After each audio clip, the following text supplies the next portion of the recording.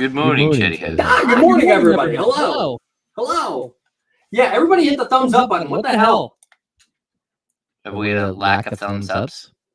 I think so. I don't know. Adam L. gets the belt. Hey, congrats, Adam L. Yeah, man. Yes. Let's ram it.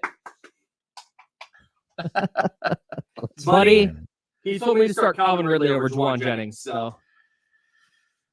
Juwan Jennings only outscored him by 40. Yep. Guess how many points I'm down? 38. Whee!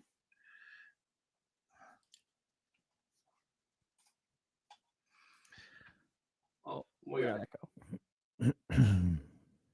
Good morning, everybody. What up? What up, Dr. David? What's up, Zabo? Johnny G. Spencer, what up?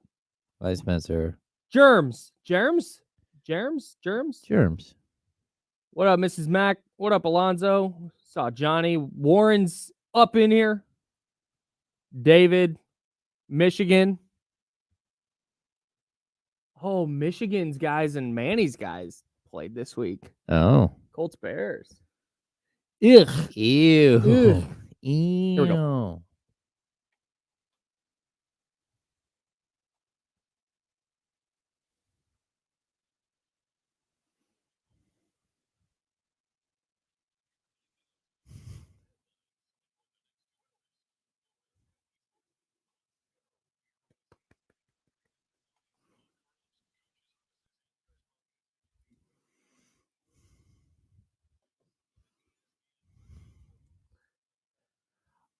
I have done about 4 hours of various audio media talking about the 49ers Rams game. Yeah.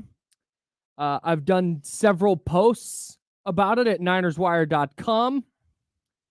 And I will confidently say that, in my opinion, the 49ers 27-24 loss to the Rams yesterday at SoFi Stadium was the single worst loss of the Kyle Shanahan era, regular season edition. Obviously, losing in the NFC title game or losing a Super Bowl is worse than losing a game in week 3. And I think it's important, too, I'll say this a couple of times throughout the show. The season's not over. They can still make the playoffs. They can still make a run, all that. They're obviously banged up, and I don't think that what they look like now is what they're going to look like in week 10. Okay, that's on the table. Now we're focused on week 3. What a train wreck. Yeah, that was a mess. Yuck. That was messy. It was messy. I don't agree that it's the worst loss. I don't know which one is. Oh, okay, perfect. But that's okay. Like, we can battle it out on whether this was like the worst loss. I think it was a bad loss. Okay. But I also think that there are so many reasons why. Like, there are excuses and there are reasons. Sure. And I thought they had reasons why this game went the way it went. And, again, they should have been better. They should have figured it out. But at the end of the day, both teams are missing a bunch of players. But it's how teams deal with missing players that I think matters. And I don't think they're dealing with the players they're missing all that well right now. I think so. Here's what's interesting about that is I didn't think the offense was a problem yesterday. There were a couple of plays they could have made, and we'll go through it. I have 8 plays that I want to run through. Okay. That really led to the building blocks of that disaster. But I didn't come away from yesterday's game going, wow, they need more help on offense. Like, obviously they'll be better once Deebo Samuel and Christian McCaffrey and George Kittle are in the lineup. No doubt. Like, that, just without question. But the reason yesterday was so bad for me is because, so there's only so many seasons we can pick from. Yeah. 2019, I didn't think they had any bad losses. They went 13-3. Okay. And they lost to the Ravens in Baltimore on a last-second field goal, and they lost an OT to the Seahawks. Like, it was just, there weren't any, like, bad losses. 2021, you have a 2-point loss to Green Bay. It was tough, for sure, but they were 2-0 going into that game. You had the 28-21 loss to Seattle. That was a game where Trey Lance had to come in because Jimmy Garoppolo got hurt, and the Seahawks just kind of pulled away. They were just a better team that day. The Niners lose 17-10 to the Cardinals in Trey Lance's starting debut. They had the bye week. Here's a contender for me. They lost 30-18 to the Carson Wentz Colts at home, coming out of their bye week. Yeah. That's bad. That dropped them to 2-4. But the reason that yesterday sticks out to me as the worst loss of the Kyle Shanahan era is because when you go look at that box score, the box score doesn't say loss. It wasn't like the Niners just didn't have it and they got outplayed. They were up 14 twice. They were up 10 in the fourth quarter with less than half a quarter left. There are so many plays that we're going to go through here that were just there to be made that they just didn't make. And to me, the reason this is so bad is that this is a continuation of last week. Where you went, man, they just didn't, God, a couple of plays, just, oof. Just they just got outplayed. Just got away from them. There was no reason yesterday should have gotten away from them, but then it did. And this is where, when you talk Super Bowl hangover, this is where it manifests to me. This is a team that did not come out with the same energy that we might have seen in previous years, where they go, all right, hey, bad loss, not a bad loss in the sense that we're talking about, but, lost to Minnesota, didn't play great. Division game against a beat up Rams team, a team that's more beat up than us. Like, we're going to go take this one is the attitude that I was expecting them to come in with. And then they go up 14-0. And you're going, there it is. Like, man, they're cooking today. This is the Niners that I know. But then that pressure builds, and there's, I think, this internal pressure to know. Deebo Samuel said it's now or never. It's this year or it's not happening. And that internal pressure builds up. So when one small thing goes wrong in a game, when Justin Jefferson scores a 97-yard touchdown against the Vikings, or for the Vikings, it's like, oh boy. Like, oh, now the pressure really ramps up. Yesterday, the Rams convert a fake punt on 4th and 6 from their own 43. And it's, oh man, oh boy. Now there's just outsized pressure that the 49ers are putting on themselves, because they know, like, hey, last year was the prime opportunity to win a title and they didn't do it. And now they've got this now or never, it's got to happen this year vibe. And that makes games like this exponentially more difficult, because you're not giving yourself any margin for error. Yeah, I totally agree that there's no margin for error. And I agree that you can't drop games early in the season. I don't think the Vikings are a better team than they are. I don't think the Rams are a better team than they are. But at the same time, I look at the accumulation of things. Like, number one, the injuries have hit them hard, right? And just because you only have injuries on the offensive side of the ball doesn't mean that doesn't impact your defense. Okay. Right? So there are multiple times in the last 2 games where their defense let them down greatly. But also, by not sustaining drives, their offenses let their defense be on the field probably more than they should have been. But even, like, the defensive issue is a bigger problem to me than, like, what you were saying about the offense. Like, the offense, yeah, they were fine. I thought that wasn't, sure, they could have won the game if Ronnie Bell catches a ball. Sure. That's just straight up. And I get that everyone wants to support Ronnie Bell, but at the same time, they should support him, he shouldn't, in a different way. Ronnie Bell is the 7th play in this list of 8 that I have here. Yeah. And was that a huge spot? Like, no doubt. And that's why I'm not going to argue with you if you think that was the biggest play. Like, no doubt. Yeah. He catches that. They're in not short. They're in 43-ish yard field goal range. They're going to have time to pick up more. They're by the end of that, they're kicking something inside of 40 yards to try and win it. Like, no doubt. And should Ronnie Bell be on the field in that situation? No. Should Ronnie Bell be on the team anymore? Probably not. Because if he's not catching that ball, what is he doing for you? No. Because he's very clearly not making plays on special teams. Nope. So I get the harping on the Ronnie Bell thing, and we will get to that for sure. But to me, this starts with, I'm going to start at the top here. Like I said, I've got 8 plays. And by the way, Raider fan that thinks you're escaping smoke. Yeah. No. We'll get there. But Brandon Ayuk, here's the first play.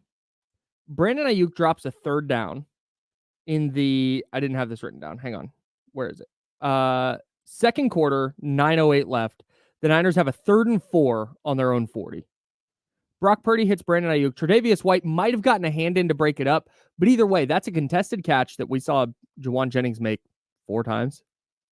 It's 2 weeks in a row that he's no. Week 1, he had the Yes. same exact drop. Yes. Where it's ball in his chest. There's a hand and a defender there, but like, dude, you're paid to make that catch. Yes. You are not Ronnie Bell. You are not Ricky Pearsall or Chris Conley or Jacob Cowing or any of these other receivers. You are Brandon Ayuk. You held in to make $30 million a year. You left a contract on the table because you wanted guaranteed money in that 4th year. You were purposely a pain in the ass. Okay, that's fine. Get your bag. Get your money. Do everything you can to get your money. But then you got to go perform, dog. Yep. And that specific play, it might not get logged as a drop. That's one you got to have. Flat out. Yeah, and it's too many times already. Like, I'm sick and tired of it already. And I'm sick and tired of seeing him on the sidelines. They keep panning to him on the sidelines. Horrible body language. And he's got this look like, poor me, poor me. No, bro, it's you. It's not anyone else. Juwan Jennings is out there going beast mode. Balling. And you're dropping balls. You're not getting open. You're not getting the separation you need. And you can complain whatever you want. Like, it's there's only one person to blame in this situation. Yep. And it's you. Yep. So, I mean, I get it, but at a certain point, like, the accountability has to be there. And like, look, he's a great wide receiver, but you're not even like in the game plan almost at this point. Do you blame Brock Purdy for not trusting him right now? No. I don't either. No, I'm throwing to Juwan Jennings. Like, he threw it to him 12 times. He should have thrown it to him 16 times. Yeah, man. Like, you needed a couple more. And I think that's one of those things where, like, we can talk about the Ronnie Bell situation. But again, you shouldn't be throwing a ball to Ronnie Bell right there. And I get it. That's the route that you had a player. He was open. Dot. Yeah, like, you were open. And I don't want to hear Brock Purdy sit there and say, oh, I could have thrown a better ball. No, bro, you put a ball exactly where it needed to be for like a 30-yard gain, and your team would have won the game if it wasn't for one guy dropping the ball again.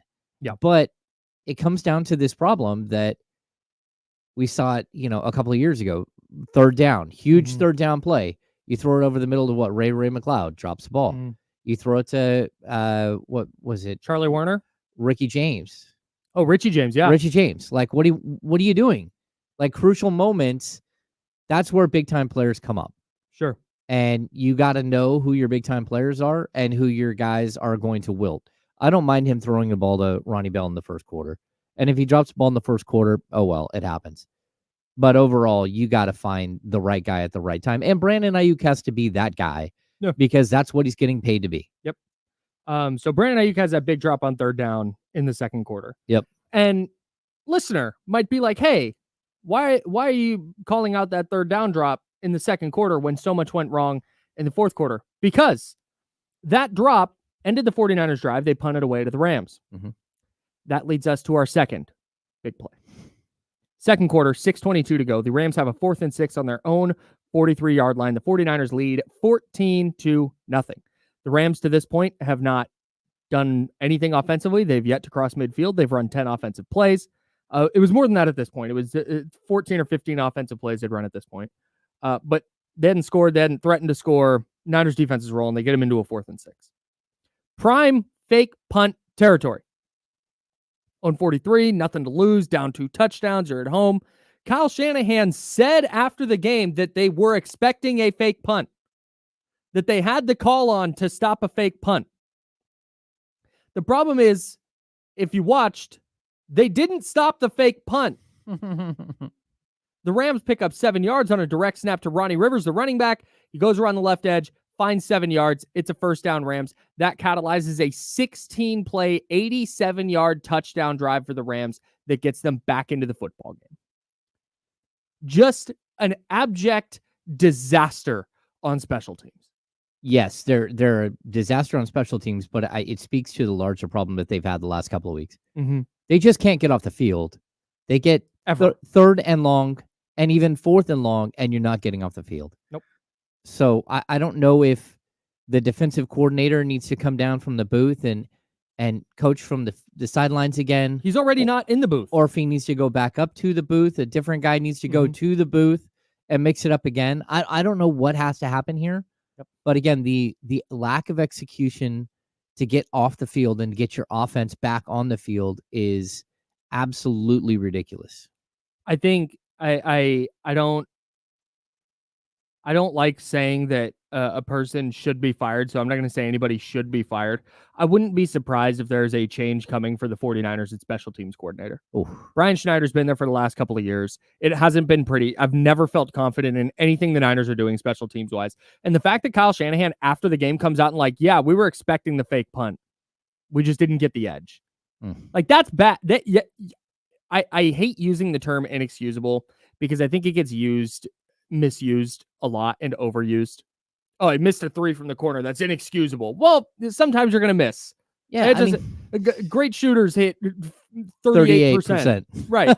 So it's inexcusable to fly out in that situation. Like, yeah, well, there's a fastball up. He thought he could hit it. He missed it a little bit. It happens. Mm-hmm.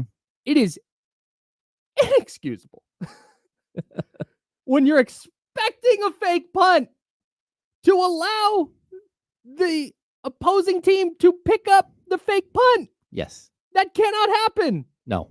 It cannot. Run your defense out there. I don't care. Go get a stop. Mm-hmm. So that was the play. That was the moment that when I was watching, because to this point I'm going, oh, they're cruising today. Like this is a 3-score win. And then they get the fake punt successfully. And it was like, uh-oh. Well, they're scoring on this drive for sure. Oh, yeah. Because defense got off the field. Defense feels great about itself. Now it's like, oh, I got to go back out there. And sure enough, the Rams just grind the Niners defense into dust en route to a touchdown. It's now 14-7. The 49ers answer. Juwan Jennings, 3rd touchdown of the game. It's 21-7. We're into the 3rd quarter now. We're more than halfway through the 3rd quarter. The Rams start a drive with a false start on Alaric Jackson, their left tackle, moves them back 5 yards. 1st and 15 at their own 25. Niners are back to cooking, right? Wrong. Matthew Stafford airs one out deep down the left sideline to wide receiver Tutu Atwell. Isaac Adams there in coverage. He's there. He's with him. Atwell's faster, had a step, but he's there to make a play and tackles him. Inexplicable. Twice that happened in that game where they just had a big play and the person just tackles wide receiver. I just don't. I don't. Again, I playing cornerback is hard, and I get that he's not trying to tackle the guy for a 46-yard penalty. By the way, 46 of the Rams' 70 yards on that touchdown drive came on that penalty, which is why it sticks out to me. Because they're backed up at their own 25, and now all of a sudden they're deep into 49ers territory because of this penalty. Kyle, it once again, this is a trend. It's not a one-off. Mm-hmm. It's a trend. The Niners had the Vikings pinned at the 3-yard line and gave up a 97-yard touchdown. Mm-hmm. The defensive backfield has not been good at all. At all. The safeties have been bad. There's been some good play by Ward, but overall, it's these mistakes in crucial moments. Again, not being able to get off the field on 3rd and 7, 3rd and 9, again and again and again early in the season. And it's not just a defensive backfield. I'll pin, just like last year, we started this exactly the same way. If your defensive line is not going to get pressure on an aging quarterback, what are you doing against an offensive line that is almost all of which is backups? If you're not going to be able to get the pressure necessary, and you're going to have to start sending safeties and cornerbacks on blitzes, there's a problem. It's silly. It's so silly. So the Isaac Yiadom flag sets up the Rams for their 2nd touchdown of the game, makes it 21-14. On the ensuing drive, not on the ensuing drive. Fast forward to the 4th quarter. There's 4 minutes and 14 seconds left. Leading up to this point, the 49ers got a 15-yard catch from Juwan Jennings, and then they go Jordan Mason for 9 yards on 1st down to make it 2nd and 1. Jordan Mason for 4 yards, 1st down. Niners have a 1st and 10 at the Rams 42. Doing postgame at 95.7 in San Francisco, and I'm sitting there with Mark Grandy, the host, and Carter, the producer, and Lorenzo Neal, who does pregame and was hanging out. Love Lo Neal. And I said, it's like, this game's over. It's like Lo Neal the entire time had been like, they got to run it. They got to run it. And sure enough, they start getting behind Jordan Mason. They start running it. They're burning clock. And how many times have we seen the 49ers do this to teams? Mm-hmm. Where late in the game, they're just grinding you down, and they're going to go get 5, 6, 7 yards of pop. And then, there's a 20-yard run. And they just break the opposing team spirit. That's what happened in this moment to me. And I said to that room full of people, I never do this, by the way. I went, this is over. Like, this game's done. Now it's your fault. 7-point game, 4:14 left. Niners 1st and 10 on the Rams 42, and they're wearing them out. And sure enough, the next play, and this to me is the biggest turning point of the game. Mm-hmm. They toss it left to Isaac Orendo, who gets the edge. He picks up 5 yards, goes out of bounds. Not great, but not the end of the world. Holding on Kyle Juszczyk. And that holding call on Kyle Juszczyk. And again, I know that people want to talk about Brandon Ayuk and Securing to Bagley sent me a Rich Madrid tweet. Rich Madrid is a Niner fan who does a lot of film stuff, pointing out that the Ayuk drop we talked about was not actually a drop. Okay, fine. But this was the play that we can talk about Brandon Ayuk. We can talk about Ronnie Bell. We can talk about Jake Moody's missed field goal. We can talk about the defensive line in the secondary. This is the one that this is where the game flipped. Because instead of 2nd and 5 at the Rams 37, the Niners have a 1st and 20 at their own 43. I'm sorry, their own 48. Mm-hmm. And now they have to throw it. And now, instead of having a short field goal to make it a 2-score game inside of 3 minutes, they have a 55-yard field goal, which we all know this is our next play that Jake Moody misses. First miss of the year. Just a bad time to have your first miss. Yeah. Push it right. I've been really hard on Jake Moody because he was the number 99 overall pick. I'm not going to drag the kid because he missed a 55-yarder. Yeah, it's tough. He shouldn't have been put in a spot where he was having to kick a 55-yarder. No, it's on the offense. Go give him another 7 yards. Yeah, man. Yeah, just put him in better range. That's it. I mean, that's, again, it's tough, but you also set up because of the 55-yarder. That's where the Rams take over, and now they have great field possession, and now position, and now it's just go down and score your score. Yep. Yeah. So the holding on Juszczyk, the missed field goal, obviously sets up the Rams with a 1st and 10 on their own 45. Niners still lead by 7, 2:43 to go, and this gets to what you were talking about earlier. Go get off the field. Go. You know the Rams are in 4-down territory.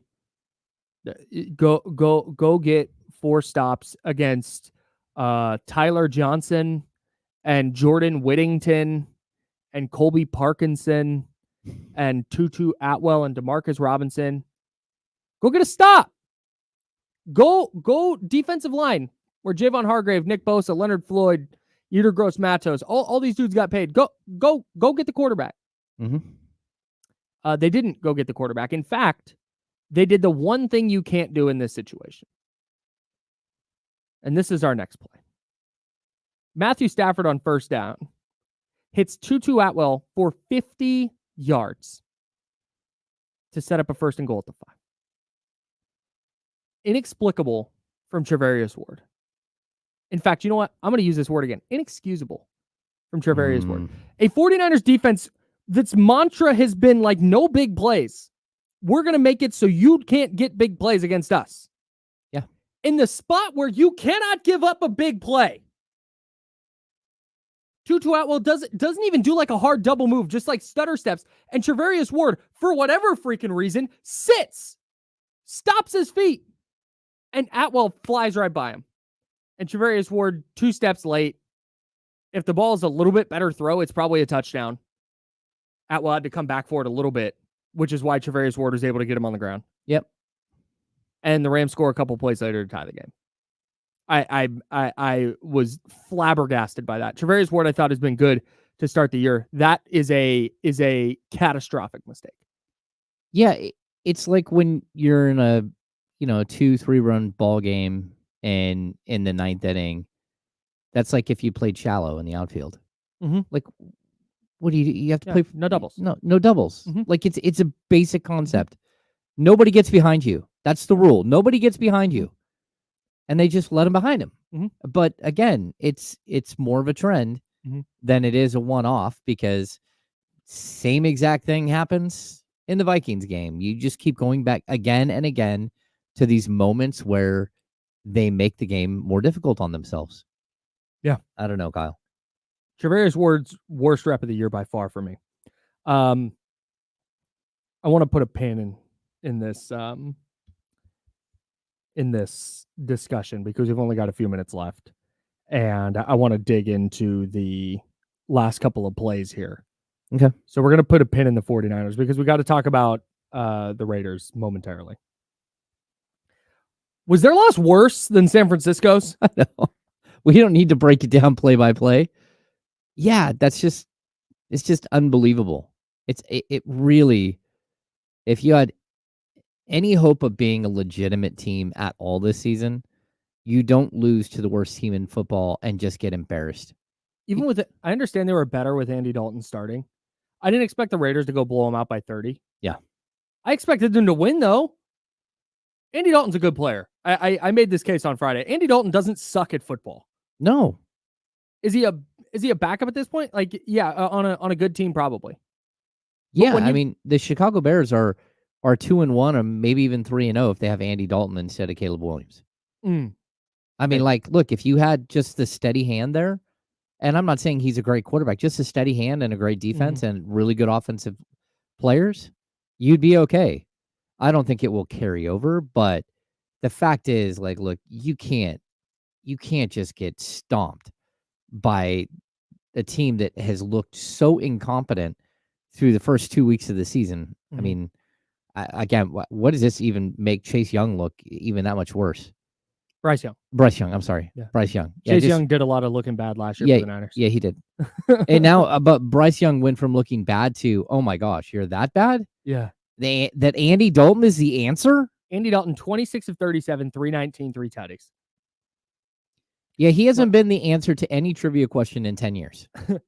The reason this is so tough for me is not that I thought the Raiders are going to win the Super Bowl or anything like that, but they go get a really, really excellent win in Baltimore last week. And you feel so good about, like, man, you get that win against Baltimore, the comeback, what a game.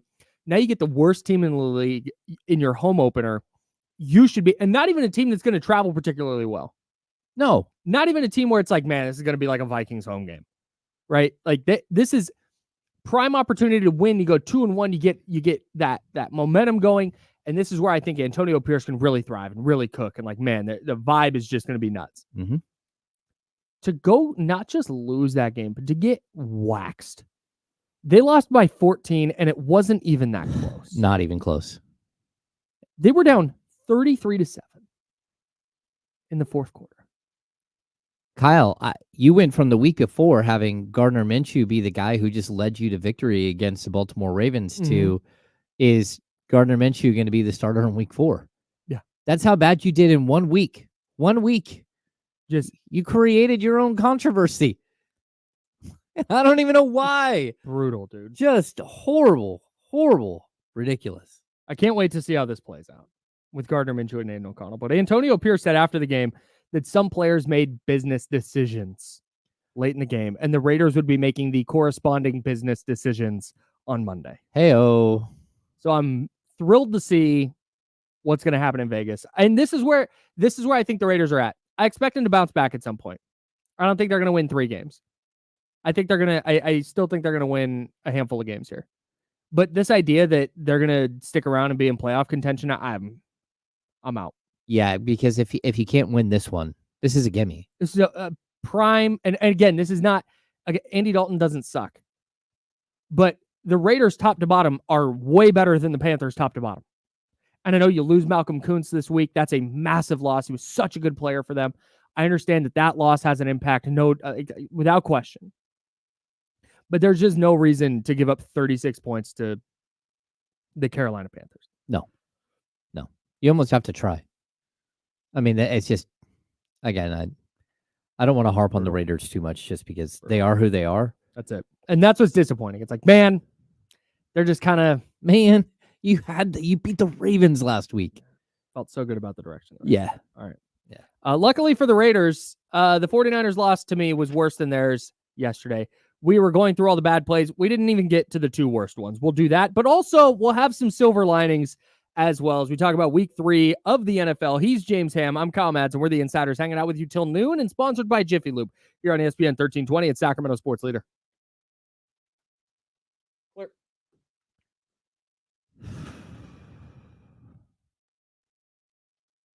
Oh.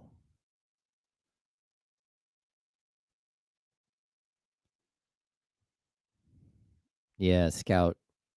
The Panthers they're just the worst team in football. Or at least they were until yesterday. You don't want to be the team that makes the worst team in football not look like the worst team in football anymore.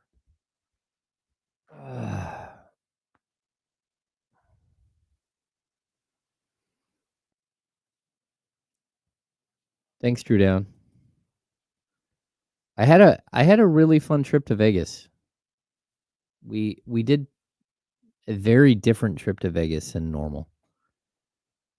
I don't know who has stayed in like the downtown area as opposed to the strip, but we had a really, really good time down there. It was fun. The vibe was cool. Leezy, I thought you said you gave up on Prize Picks. My bad. Ravens kicker cost you your 4-leg parlay. Come on, man. Betting on a kicker. And Justin Tucker hasn't been good. Oh, you had a $16 credit. You know why you had a credit? Because they're drawing you back in, Leezy. You're a fish on. Fish on.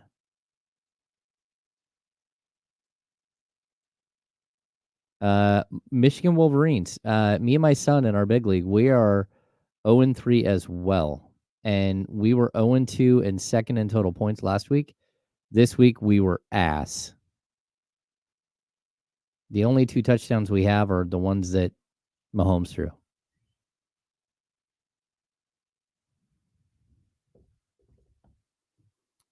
Yeah, hey, Brett, Circa. Circa was cool. The Arts District was cool. We did a food tour. That was cool.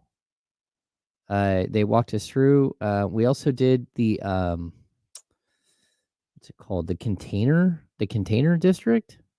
Talk about an idea that should be like repeated everywhere.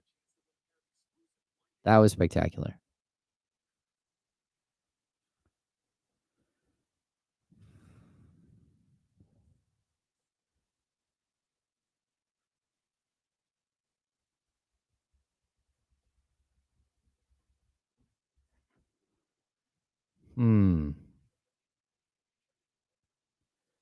Yeah, Patrick, the King's Media Day is a week from today.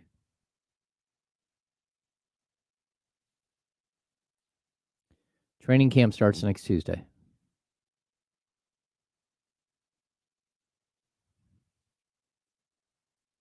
No Aces game. We were getting in and getting out. It was for birthday parties. We had 2 birthdays in the group we were with.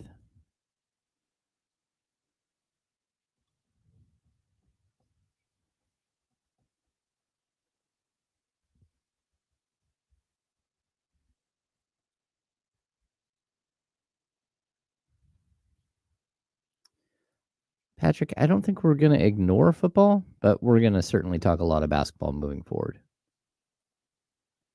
By the end of the week, we'll start building up.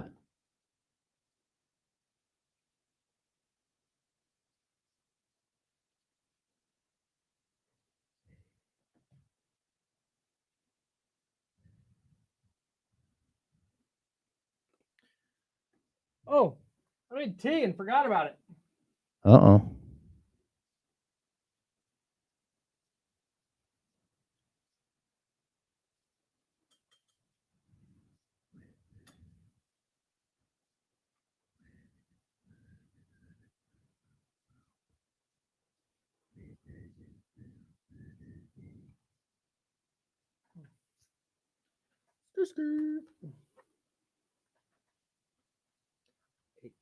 Hey.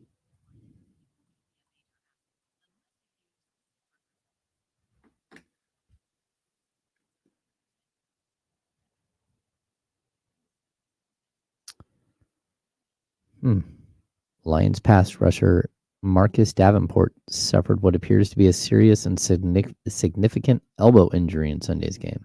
Yikes. Here we go.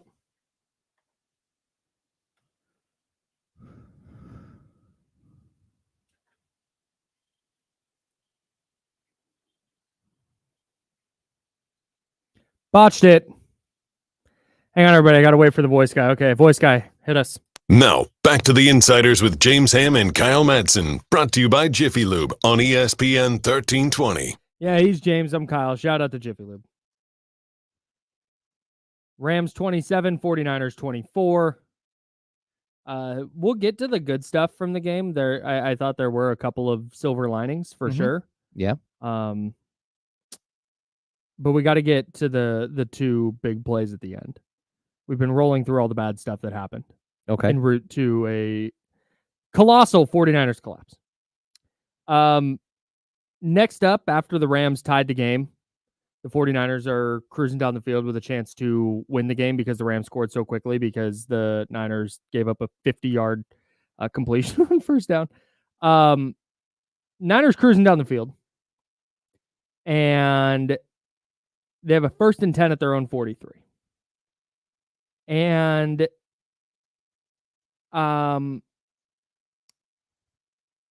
Brock Purdy tries to hit Brandon Ayuk. Okay, I'm in the right spot. I wanted to make sure I was in the right spot of the playlist. 2nd and 10 at their own 43. This is the play we've talked about a lot. This is the play that a lot of people are harping on as the biggest play of the game. As Brock Purdy throws to Ronnie Bell down the right sideline, throws a dime. Really good throw. Ronnie Bell flat out drops it. Flat out. No other way to put it. Drops it. 49ers go to 3rd and 10. Brock Purdy scrambles up the middle for a couple of yards on 3rd down. Niners have to punt. And this is where the Ronnie Bell drop is such a massive play just because he dropped it, right? Mm-hmm. Like he dropped it at the NFL officially had it at 31 yards was how far down the field he was when he didn't make the catch.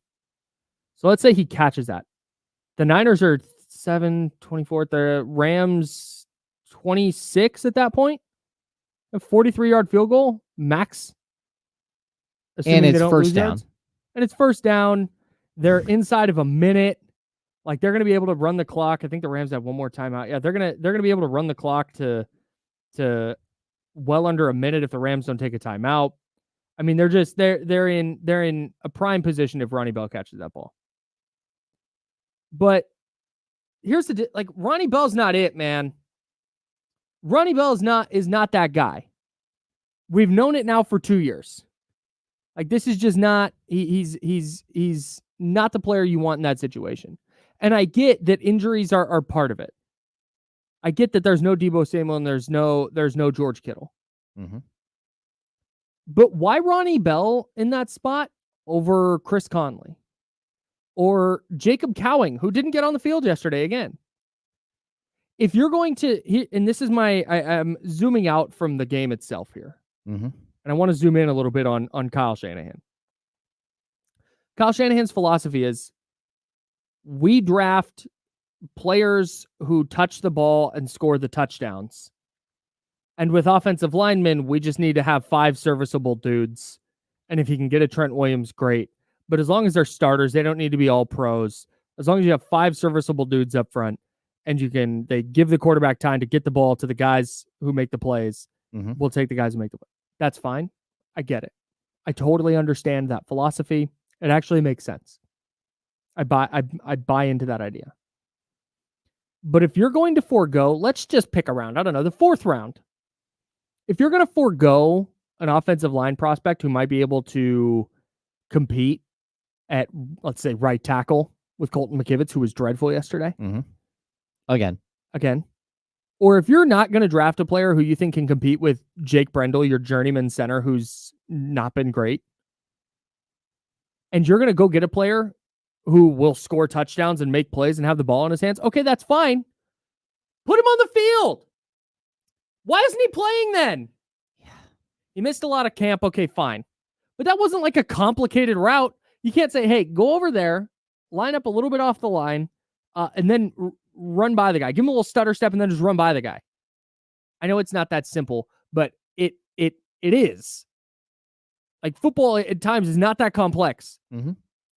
And I would so much rather have seen Jacob Cowing or literally any other player on the roster running that route than Ronnie Bell. I don't understand it. It's tough, and look, last season I was a Ronnie Bell guy.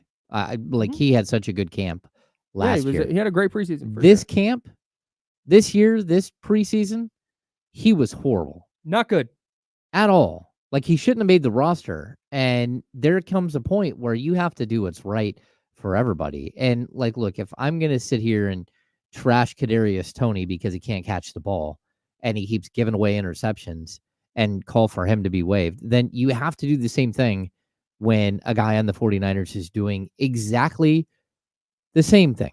Like, there's a problem that I have with Ronnie Bell, and it's this. He's not decisive. What he did on that play was, it's not what a ball player does. Go and get the ball. Come back to the ball if you have to. He didn't need to leap. He didn't need to make some extraordinary looking play. He needed to just go grab the football and keep going. It's like he built up that he's going to go jump up in the air and make some Eric Burns style dive in the outfield. Great callback. It's just that. It's the fake spectacular play guy. Man, just make the play. Rashee Rice, I watched him all weekend long for the Chiefs. He runs to the ball, catches a ball, and then goes. Mm-hmm. There is no indecision at all. That's what I saw with Ronnie Bell. Like, I'm going to go jump up. Like, why are you jumping up? It's not a ball you need to jump up for. Just go catch the ball and keep going. But no, it's this, I've got to do something extraordinary as opposed to just the basics. And that's what I keep feeling like I'm watching with the 49ers. I'm watching a team that can't figure out how to do the basics, like get off the field on 3rd and 7. Mm-hmm. Just do the basics, man. Yeah. Just tackle. Just do the basics. Yep. And so for me, this is another one of those plays where you put the ball in the hands of a guy who showed all the way through preseason he was not good enough to play for a team that is as good as the San Francisco 49ers believe they are, and they should be. Yep. He's just not. I'm sorry. And I get it, Brock Purdy, you got your guys back. Mm-hmm. That guy just cost you a game. And what he could cost you is home field advantage. And what that could cost you is a chance to win a Super Bowl. Mm-hmm. So no. I don't know why he's on the field. Yeah. Well, okay. So here. Yeah. Ricky Pearsall getting shot in the chest played a big role in Ronnie Bell sticking around, I think. Probably. He made the initial roster, but I think that the Ricky Pearsall, I'm just for injury, just for ease of argument here. The Ricky Pearsall injury is why Ronnie Bell is A, suiting up, and B, on the team. Like that's I think it. Yeah. But at the same time, we just talked about a player like Jacob Cowing, or I guess Chris Conley, who's come up with some big catches for the Niners over the last really last postseason and late last year. This adherence to players like Ronnie Bell, because like they know where to line up, and they might be good blockers. I'm sorry, bro. I get that in the first quarter when you're really trying to scheme and hey, I want to make sure that we're not giving anything away about what we're going to do here. So we want to make sure our receivers can block like heck, because we might run it, but we might also throw it. Okay, totally. In that spot, I don't give a damn. Yeah.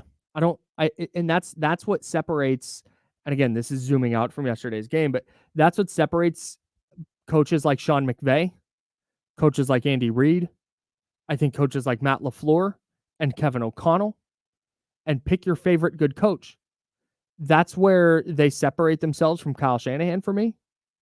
Because how many times have you seen rando guy just go make plays for the Rams or the Chiefs or the Packers or it just they put faith in their football players to be football players instead of going, well, the only way this play is going to work.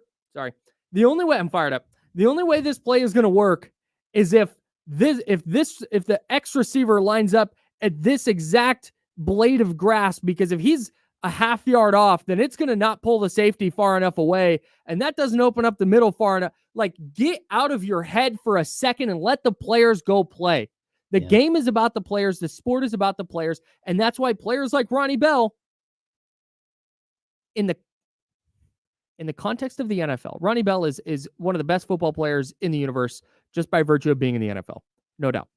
In the context of being in an NFL game and being a player that the 49ers are going to throw the ball to in a big spot, there aren't that many players worse than Ronnie Bell to be in that spot. No.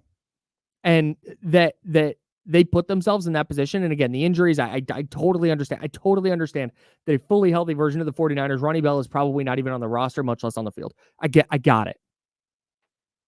But the situation they were in yesterday, they had other options. You had a guy who had 12 targets for 11 catches for 175 yards. And maybe I'm not putting enough on Brock Purdy, but he has the players who were on the field. They ran the play that was called, and he threw a dot to the wide receiver that should have been caught. Yeah. Like, that's where I'm sorry. He gets absolved for me. He did the right thing. The receiver needs to execute. No, I totally agree.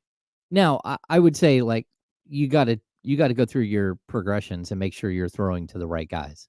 Mm-hmm. And like, look, Brock did miss the bomb that he could have thrown to Ayuk. For sure. Yep. Like, he wasn't perfect yesterday. Yeah. But at the same time, I can't have multiple games over the last 3 seasons be decided because you threw the ball to a guy who isn't a top 8 guy on your roster. Yep. A top 8 wide receiver on your or a top 8 wide receiver. Pass catcher on your roster. Sure. Yeah. Like, he's just not. But honestly, I know if you're stacking up all the wide receivers on the Niners roster, I think I'd rather have Terrace Marshall on the field than Ronnie Bell. And he's on the practice squad. So that's tough. I don't even disagree if you say he's not a top 8 receiver on the roster, because I don't think he is. Yeah. I'm not even done being mad yet.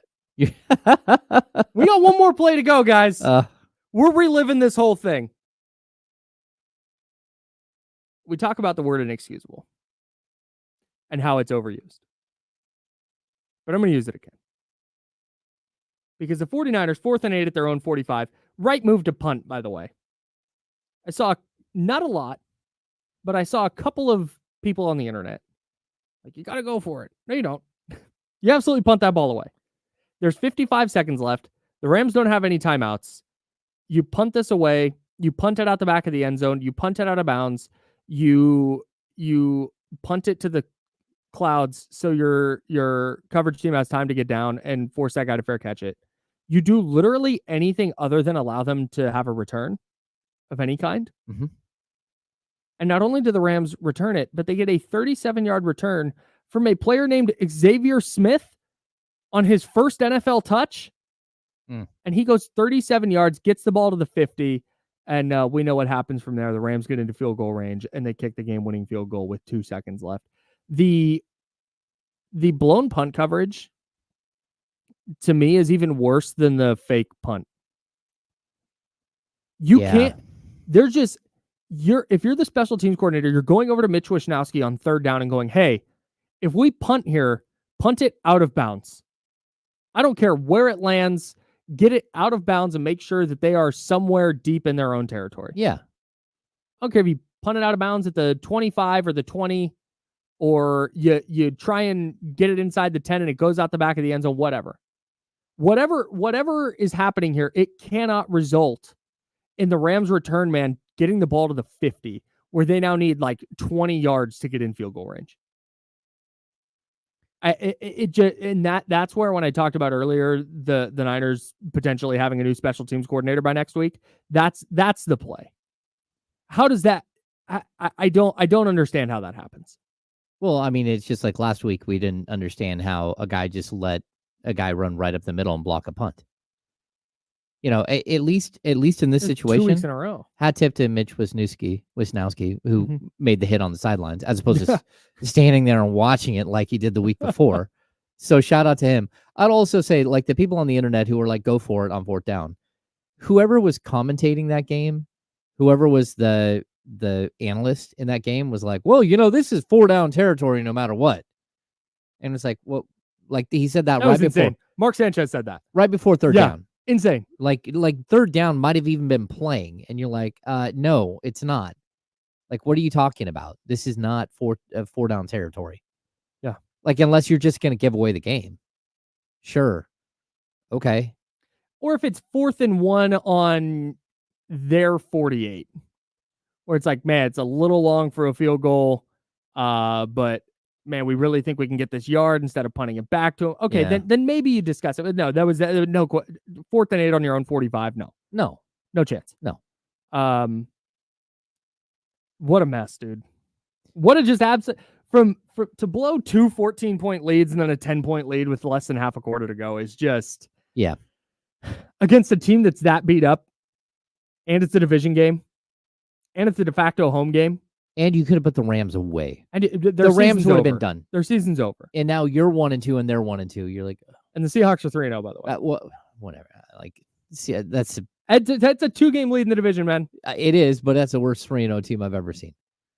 I am just I don't know if it's the worst I've ever seen, but it's not a good 3-0 team. Because I think there are two of them, right? There are two run back to the Rolodex. really, really bad 3-0 teams to start. Mhm. And you're just looking at them like, I'm not quite sure. Oh, Pittsburgh.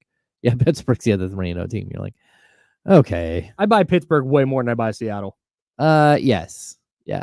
I mean, but neither one of them have played anybody. Yeah. Yeah, I think that's what it comes down to. I thought the win yesterday for the Steelers was quality. Beating the Chargers, holding the Chargers to 10 points. I know Justin Herbert's dealing with an injury, but Yeah, Herbert's hurt. I was impressed by the Steelers yesterday for sure. But yeah, not a team that I'm going, oh man, Super Bowl contender. Yeah, definitely not. Let's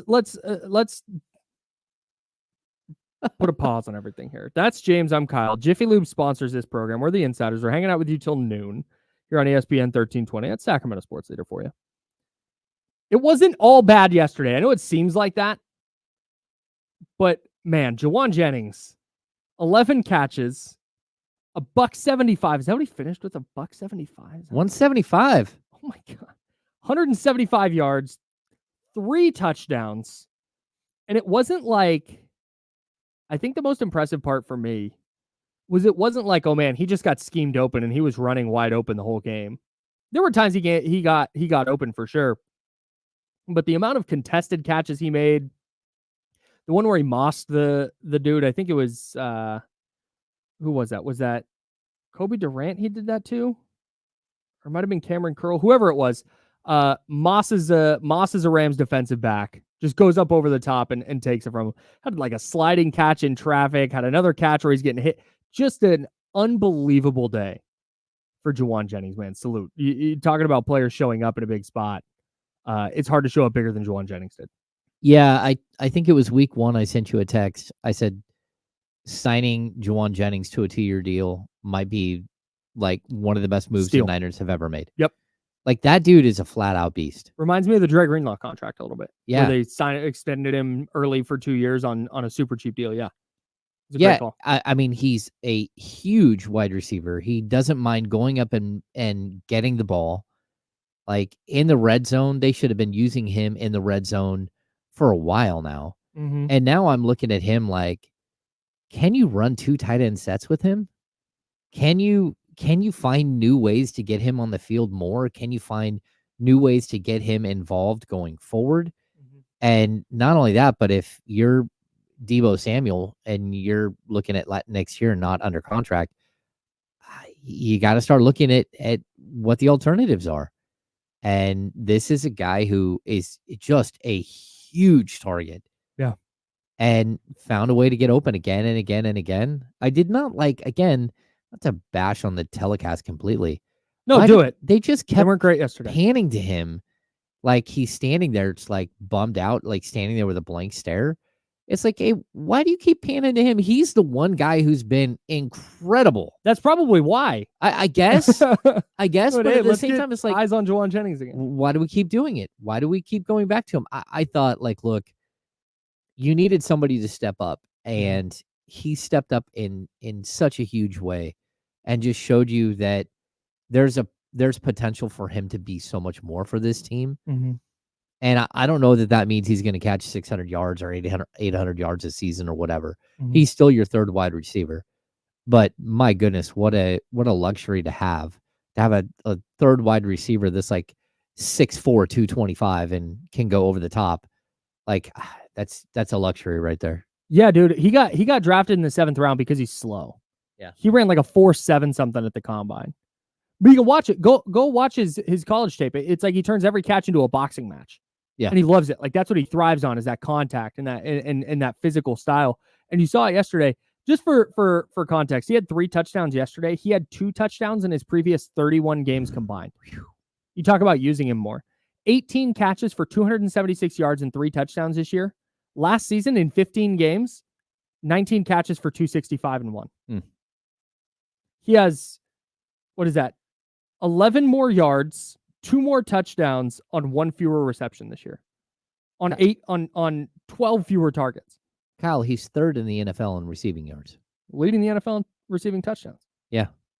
I mean, I'm right there with you. When Deebo Samuel and Brandon Ayuk and Christian McCaffrey and George Kittle are all in the field, Juwan Jennings is not gonna see a ton of action just by virtue of where he stands in the hierarchy. But I absolutely think that this is where you start talking about like different wrinkles and different things the Niners can do. I think there's no excuse to not do more 3 wide receiver stuff. Oh yeah. He's too good and too valuable to just have on the bench when the team is healthy. I totally agree, and I'm not joking. He's easily a big enough dude you can put him in the box and have him be a second tight end and run 2 tight end sets where you're throwing both of them out into a route. They basically do that, right? They'll put him in motion where they'll snap it, like basically when he gets to where the tight end would line up, and then he's going downhill when he's turning the corner, and he's hitting a defensive end, or he's going to get in a linebacker or whatever. Like, they use him like that. They've used him as a fullback where same deal. He goes kind of in motion, and then they snap it where he's between the guard and the center, and he just starts moving downhill where he's getting a linebacker in the second level, and he's good at it. And that's part of the reason they like him so much is that physical style and that willingness to go block. But I think yesterday just showed. I think everybody knew, kind of like, man, Juwan Jennings is better than his numbers. Oh yeah. Last year, 19 catches for 265. I thought he had 30 plus catches just because he's so impactful when he does touch it. Lots of first downs last year. And then I feel it's very similar to the way I felt with Jordan Mason after the first week. All of a sudden you're like, okay, how do we use him differently moving forward? How do we make sure that we're getting him involved? This just added a new wrinkle to what you're doing, and it could make you even that much better. Yeah. And so I'm here for it. I think he's absolutely, one of the guys that I'm putting on the field. Again, once you're healthy, I never want to see anyone but those 3 wide receivers with him and Deebo and Ayuk in crucial situations, and Kittle out, and then McCaffrey out of the backfield. I don't want to see anyone else getting thrown a third down ball. Nope. Unless Kyle Juszczyk's wide open. Yeah, that's the one exception for me. Open. That's the one exception for me. But other than that, I totally agree. I don't want to see Conley. I don't want to see Cowings. I don't want to see Ronnie Bell. I don't want to see the backup to the back of Saubert. Eric Saubert. Yeah. Yeah. 41 yards yesterday. Yeah. Watch out. Look at that. Did you prize pick that one, Kyle? No, I didn't. Falling the half-yard short on Jordan Mason was just brutal. And he got a yard. Yeah, on that last play. On the last play. Yeah. It was like he got his like, oh, go 1 yard. Like, no, get the ball back. Yeah, I got 3 out of 4. That's amazing. Fine. Fell half a yard short on Jordan Mason. That's okay though. All right. Shout out to Prize Picks. We got plenty more to dive into with this game. We got to talk about Brock Purdy. You mentioned Jordan Mason. I want to have a little discussion about Jordan Mason and the Niners run game. Talanoa Hufanga was back. We talk about the Niners D-line. You had a spicy text to me yesterday. About another non-49ers or Raiders quarterback. Oh. And we're going to cancel some people coming up as well. Plenty more to get into from week 3 of the NFL. He's James Ham. I'm Kyle Madsen. We're the Insider, sponsored by Jiffy Lube here on ESPN 1320 and Sacramento Sports Center. Clear. Ugh. This is funny, Kyle. These shows are so much more fun when they lose. Yeah. I have Mike Evans. We have Jamison Williams. My son decided to bench Jamison Williams, even though he had been really good for Rashid Shaheed. Rashid Shaheed. Yeah. Who has been incredible through 2 weeks. He got a goose egg, and Williams got 0.2. And Mike Evans was horrible. What, 2 for 17, something like that? Yeah, we got crushed this week. Not good. Yeah, Tabers, same thing. Shaheed didn't even. Yeah, Derek Carr just turned into a big old giant pumpkin. Me and Kyle don't want to talk about this one.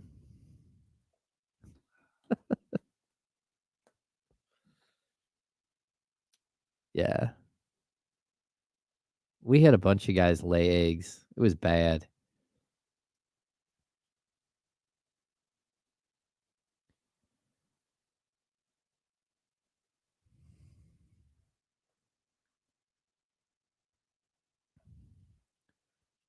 I think the most disappointing thing about Carr is this right here. Every time you have any expectations of him being like solid and a good quarterback, he reminds you that when anything is on the line, he cannot make the right throw. Like he always overthrows it. That throw on the game-ending interception yesterday was so bad. Every single time, though. Just go back through his career. Every time there's a moment, he can't make it. Oh, no. Are you kidding me? The Dolphins and Titans are on Monday Night Football next week? Oh, no. That's sad. Because what's happening there with the Dolphins is I feel bad for Jesse. And they lose Mercury Morris, RIP, on Sunday. Man, they're running out of 72 Dolphins. I don't know if my guy Frank is listening, by the way, but shout out to my friends Alex and Frank. Alex threw a 30th birthday party for Alex this weekend. And it was an absolute blast. Yeah, it sounds like you were having a good time. I had a great goddamn time. Yeah. I can tell I'm a more mature adult though, because like I got after it for sure. But about 10 o'clock, party went till 11. About 10 o'clock, it was all water, baby. Oh, look at you being smart. I had plenty to drink. Like I said, I got after it, but a lot of water. And in the morning, wake up, more water, a little coffee, a little liquid IV.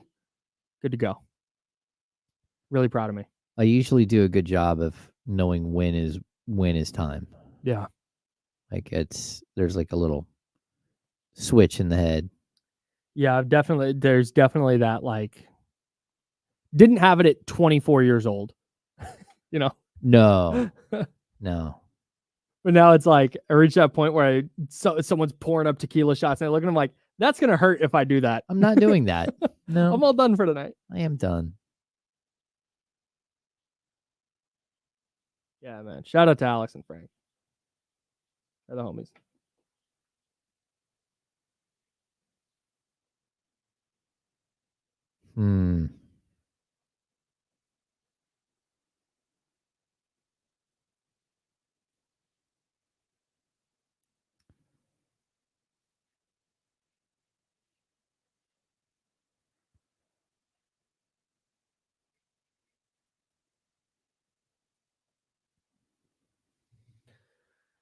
All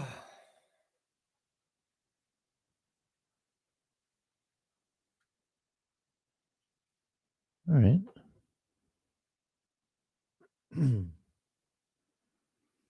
Interesting.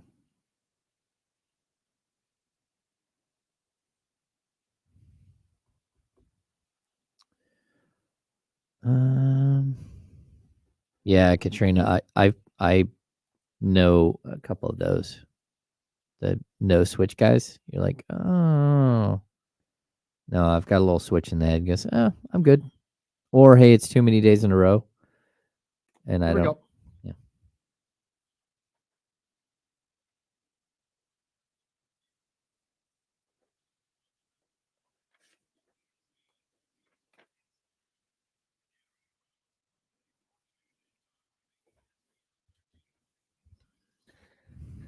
Hour number 2. That's James Ham. I'm Kyle Madsen. Sponsored by Jiffy Lube. We're taking you up till noon, then we'll hand it off to D-Lo and Casey. 49ers lose. Raiders lose. Yuck. Just a bad Sunday. Not a fun day. No. Ugh. Yeah, very odd. I don't know. There are some good games. I definitely had a good time like sitting and watching football. I was like I was not happy at all with watching the end of the Niners game or watching Patrick Mahomes just not look like Patrick Mahomes still. I still feel like every game, save for Minnesota beat the hell out of the Texans. You thought Minnesota stuck it to the Niners. Oh, yeah. What they did to Houston was insane. Yeah. 30-47 in the final there. But like the Giants and the Browns, yuck. That was close, but yuck. Mm-hmm. Indy and Chicago, close, but yuck. Oh, no, that was Caleb hideous. Williams throwing it 52 times, by the way. You know what, though? Launch Matt Eberflus into the sun. Yeah, but on occasion, sometimes I think what you need to do is let a kid just go. Just, hey, look, we're not going to do this thing that we're doing with Malik Willis, where please don't cost us a game. Please don't cost us a game. You know, that's what I feel like every single time he drops back. They've told him, if you have any question at all, then take off running. Right? Yeah, Like, just please, do. Yeah. Please don't cost us a game. Sure. Every once in a while, if you're a up and coming quarterback and you know how much talent he has, you're like, sling it, man. Just drop back and stop getting sacked, start getting comfortable in the pocket, and just sling the ball. And that's what I kind of felt like. And I'm with you. Like, I think their coach is horrible. But yeah, like I'm okay because he made some throws where you're like, oh my goodness. Yeah, no, he's clearly a talented dude. Like yeah. I'm in on Caleb Williams still. But just it was never like, I guess late in the game they were down 12, so you gotta start airing it out then. But it was never like, oh my god, there's no way they're coming back. They have to throw. Like they could have. I think they could have just utilized the run game more. But like Philly and New Orleans, yuck. Oh, shout out to Philly's defense. Yeah, it was not fun to watch. Pittsburgh and the Chargers, watched 0 seconds of that game on purpose. No. Denver beat Tampa Bay. Gross. You talked about Green Bay beating Tennessee. Tennessee stinks. We'll get to them later. Yep. Carolina, Vegas, no. Seattle beating Miami with no Tua, whatever. Detroit, Arizona, I think pretty good game. Baltimore, Dallas, not nearly as close as the 3-point final score. Dallas got like a touchdown, then an onside kick and a touchdown. Oh, no, that was just intentionally to beat me in fantasy football with Dak Prescott. Yikes. Yeah. Anyways. We got beaten week 1 by, was it Kamara with 4 touchdowns? No, week 2. Week 2 is Kamara 4 touchdowns, right? Yeah. 40 points. Yeah. Week 1 was Richardson going for like 28. Oh. And like that guy will probably never score 28 points again in his fantasy football history. He might just because of his athleticism, but man. Maybe. 10 of 20? You know, with one of the worst interceptions I've ever seen. Oh, yeah. You brought up the Vikings Texans game. Yeah. The Vikings are just, whatever they're doing defensively, they're awesome right now. They're like scatterbraining quarterbacks. Mm-hmm. The quarterbacks can't figure out what's happening. We saw it with Purdy last week and was like, okay, you know, what's going on here, Brock? Mm-hmm. And then you see it with CJ Stroud, where CJ Stroud, like they pan him on the sidelines and he's just got like this befuddled look. You're like, what in the world just happened? And they're doing something different and just disrupting everything. It's wild. Their ability to, because Brian Flores is going to blitz. If there's one thing Brian Flores is going to do, it's blitz the quarterback, right? And we'll get back to the Niners here in a second. But I think what separates Minnesota right now is that not only can they blitz their tails off and get after your quarterback, but even when they don't blitz and they drop 7 or 8 into coverage, they have the pass rushers to continue to affect your quarterback. Yeah. Where, okay, they're reading blitz. They got that. Oh, they dropped out. Okay, now I got to figure out exactly what's happening post snap. Oh, but hey, here's Jonathan Grenard flying around the corner. I have to speed up my process now. And it's just, I thought made Brock Purdy super indecisive. It obviously, CJ Stroud played one of the worst games of his career. I think Minnesota's legitimately good. I think Minnesota can really play. Yeah. I don't think this is a weird. They had 20 quarterback pressures yesterday from 10 different people. Wow. I think the only question you 10 had, guys all had pressures. the only question you had going into the season was whether Sam Darnold was any good at all, and if he could get the ball to these guys. And through 3 weeks, he's like, "Hey, I'm that dude." He sure is. Yeah, I mean, He's been really good. he has been absolutely spectacular. On the season, he's at he's shooting he's completing 67.9% of his passes. Nice. He's got 8 touchdowns, 657 yards. He's only got 2 picks. Yeah, man, he's out there. And if you looked at their schedule before week 1, you would have thought, okay, probably 1 and 2. They're going to beat the Giants, but then they had the Niners and the Texans, and like 3-0 is crazy with that schedule. Yeah, because at some point their schedule is going to lighten up. I mean, I was looking at the Steelers' schedule earlier, and it's like their schedule the first half of the season is so cupcake that they're going to have like their near 500 record like super quick because they start at 3-0. Right. Now they're just going to coast. I mean, I'm not going to coast because they're not very good, but they're still going to have they're going to get a bunch of wins because they're not playing anyone. So really interesting. The Vikings have the Packers and Jets going into their bye week. Then they get the Lions coming out of their bye week. Then they're at the Rams, home Colts, at Jags, at Tennessee, at Chicago, home Cardinals, home Falcons, home Bears. Again, man, there's going to be a real chance for them to stack up a ton of wins here. Yeah, I mean, and I was looking at the them. same with Pittsburgh. Pittsburgh plays at the Colts. Then they play the Cowboys at home, at Raiders, then the Jets and Giants to finish before the bye week. So the first 8 weeks of the season, I mean, 6-2 is sitting right there for them. 7-1 is sitting right there for them. Yeah, man. And then they come out of the break with the Commanders. You're like, okay, they got the Browns twice still. I don't know. Then it gets really difficult, and they're going to lose a whole bunch of games in a row, and we'll see if they can hold on and get that 500 record again. That's the big difference in 3-0 teams, right? Buffalo could be 3-0 after tonight, but you just painted the picture perfectly. The Steelers are 3-0, but I'm looking at them sideways. Oh yeah, yeah, but we'll look at them sideways when they're 6-0. All credit to the Steelers for winning the games. Yeah, I think that's an important part of this. You got to play the games that you have in front of you, and you got to win them. That's the point of the sport. How you do it doesn't matter. But when you start projecting out and what are these teams going to look like by the end of the year, I'm not buying the Steelers as a serious contender. I am very much, obviously, Kansas City 3-0. You're buying them as a serious contender. Minnesota, I think you have to buy them right now. Yeah, they're way too good at everything to think, oh, this is flash in the pan. This is fake. I can't get there. But anyways, Brock Purdy, as we get back to this Niners debacle against the Rams. He wasn't perfect yesterday. Thought he missed location on a couple of throws.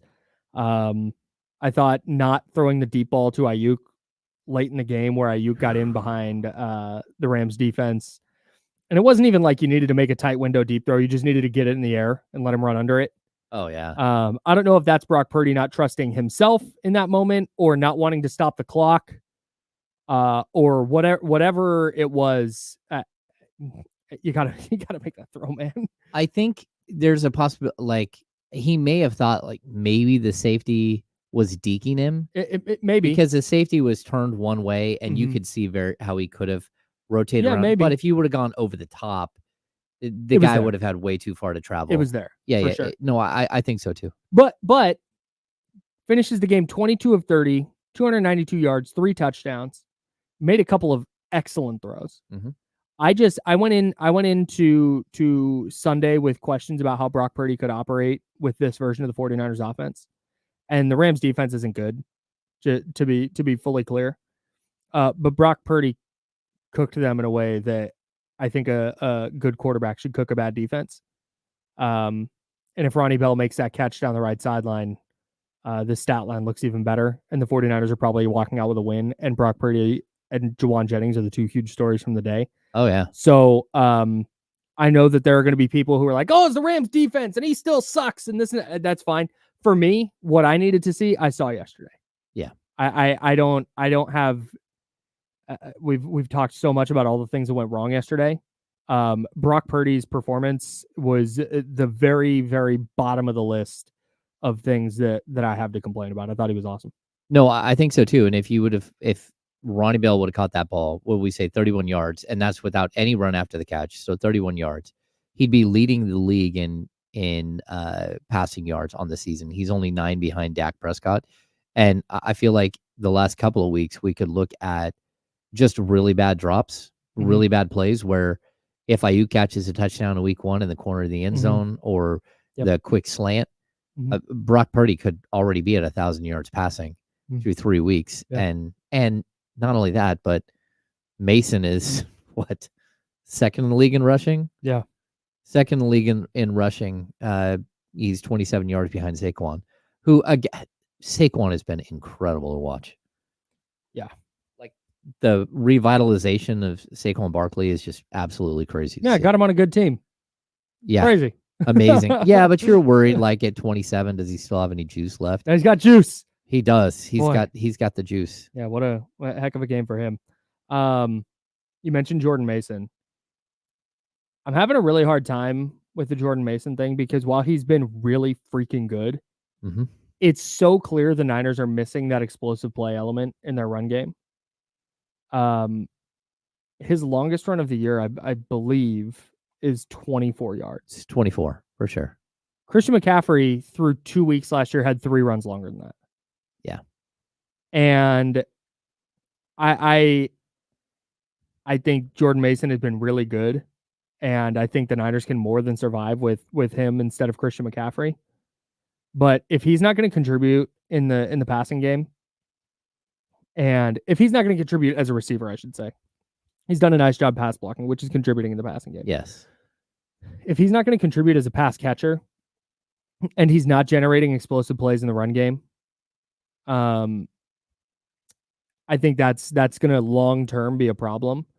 And it's a big part of the reason that you look at Christian McCaffrey and go, man, he is going to be, this is why he's a difference maker. This is why Christian McCaffrey matters so much, is because the Niners just really miss those 2 things that he brings to the table. Oh, yeah. I mean, I don't want to take anything away from how good Christian McCaffrey is. Yeah. I think McCaffrey is, one of the top 5 players in the NFL right now. And the 49ers are a much better team with him. But that doesn't mean that Jordan Mason shouldn't be on the field running like 8 to 10 rushing plays from here on out. I mean, he showed you how good he can be. He's, again, second in the league in rushing yards right now. 2 huge 100-yard games already, and then 77 yards this last week, and he could have had more, but again, penalties took away a couple of yards here and there. Yep. I get the need for him to have the big play, but I also feel like right now the 49ers offense, teams are keying on taking away the middle of the field because they're so banged up, and because McCaffrey's not there, and because Debo's not there, and you're not nearly as tricky. I mean, you can't do an end around right now. And I don't know why. Cowing must just not be. He must just be terrible in practice. He must really not have like a head on his shoulders like early in his career where he's like figuring things out. Yeah, for sure. Because if not, like, why not run him around the edge? Because it limits what your offense is doing. And then Saubert as opposed to Kittle. I mean, there's a bit of a downgrade there. I mean, you're watching a guy who's not a pass Slightly, catcher yeah. at all. Yeah. Yeah, I mean, it really, if you look at some of the positions that they're struggling with injuries, the replacements, because they are so good, because you got to pay a guy $30 million to not catch a bunch of passes, and you're paying another guy $35 million who can't seem to get to the quarterback anymore. Like, that's where you see it. You see it that you have this bad linebacker who can't track and is taking bad routes the whole time and gets a horrendous PI in a crucial moment of the game. It's because you can't pay the extra guy to, you can't pay someone better. And that's where depth comes into play. And it's why, again, your right tackle isn't great. You can't go out and get a better right tackle. You can't go get a better center because all your money's in your specialty players. Well, these dudes, they've got to step up and be there. And when you lose 2 or 3 of them, I mean, they're playing without three guys who make a ton of money that are in the top 10 in their position, the top paid running back, top 5 tight end, and then Debo's probably top 7 at this point, maybe 8 as far as receivers. That's a lot of money sitting on the sidelines. Yeah. And I totally, just to be clear, once Christian McCaffrey's back, I very much advocate for Jordan Mason carries. Oh yeah. It's just right now, when I watch the Niners offense, it's like, man, that's just as good as he is, like, that's the one thing you would love to see is, hey, can you break a 40-yarder? Can you really just flip the field in the run game and not make everything so laborious offensively? But that's why Christian McCaffrey gets paid. That's why Christian McCaffrey matters so much. So not having that guy's big, though, because in the last couple of years, Elijah Mitchell or Mostert, those guys had that big play capability. So when you didn't have your star, you still had a guy who could pop off for some crazy run. And you also had Debo who could get that crazy run. Yep. And that's why I think they fed Garendo 5 times yesterday for 19 yards. And he had the one carry that on the Kyle Juszczyk hold that we talked so much about. But he has that home run speed. And that's why I think they're trying to really get him integrated into the offense. Because even if he's not going to do between the tackle stuff, it's, hey, can you give him 5 shots a game to get to the edge and break a big run? That's what I really think you're going to start seeing with him. I thought Shanahan showed a lot of faith in him too, because he went to him late. Yes. He went to him in a crucial time where I was like, what are you doing? Yeah. What are you doing? And it's like, well, we got to give it to him at some point. Yep. We got to, we got to give him an opportunity at some point. Man. All right. I want to get to this text you sent me yesterday. I have a couple of guys I want to cancel from the Niners, but you have somebody you want to cancel from the Titans. Oh yeah, I'm so done watching Will Levis play. I mean, that dude is just not good at all. And I think we all got, like, he was fun. Like, oh, look, he's fun. Oh no, he's not fun. He's bad. He's fun in the bad way. Well, I mean, he's got 2 pick sixes to start the season. Both of them were so egregious, just horrendous plays. And you're just watching a quarterback who just, maybe there's some way that he's got something, but I don't know. And I'm also like, I like watching, going through and finding like the history of the game and where guys rank and all that stuff. Do you know how close DeAndre Hopkins is to being like one of the great wide receivers of all time? Like, if he plays 2 more years and has roughly 1,000 yards in each year, he'll be in the top 10 wide receivers yards wise of all time. Like, he'll pass, I think it's Isaac Bruce. Like, he's right, or Torrey Holt, one of the two. Yeah. Like, right at number 10. He's been really good for a long time. Yeah, he's been really good. And the fact that he just can't find that guy, like, in really crucial situations, and then he makes like some of the most bonehead plays where you just put your hands up and they pan to him and he takes his helmet off and like these quizzical looks. It's like, man, that was horrible. If you didn't see the cornerback just sitting on your out route on that, on the pick six, if you, like, everyone in America saw it, like, oh, he's not going to make that. Oh, bro. Like, as the ball was floating, it's like, oh, that's not good. Yeah. And maybe it's just like my hatred for watching Daniel Jones play football that's causing this, because Daniel Jones is like the king of the pick six. but it's just so like what is happening? Like I can't the horrific plays where you actually have a shot in a game and then you do something so egregious to cost your team any chance. That's where I get frustrated with players.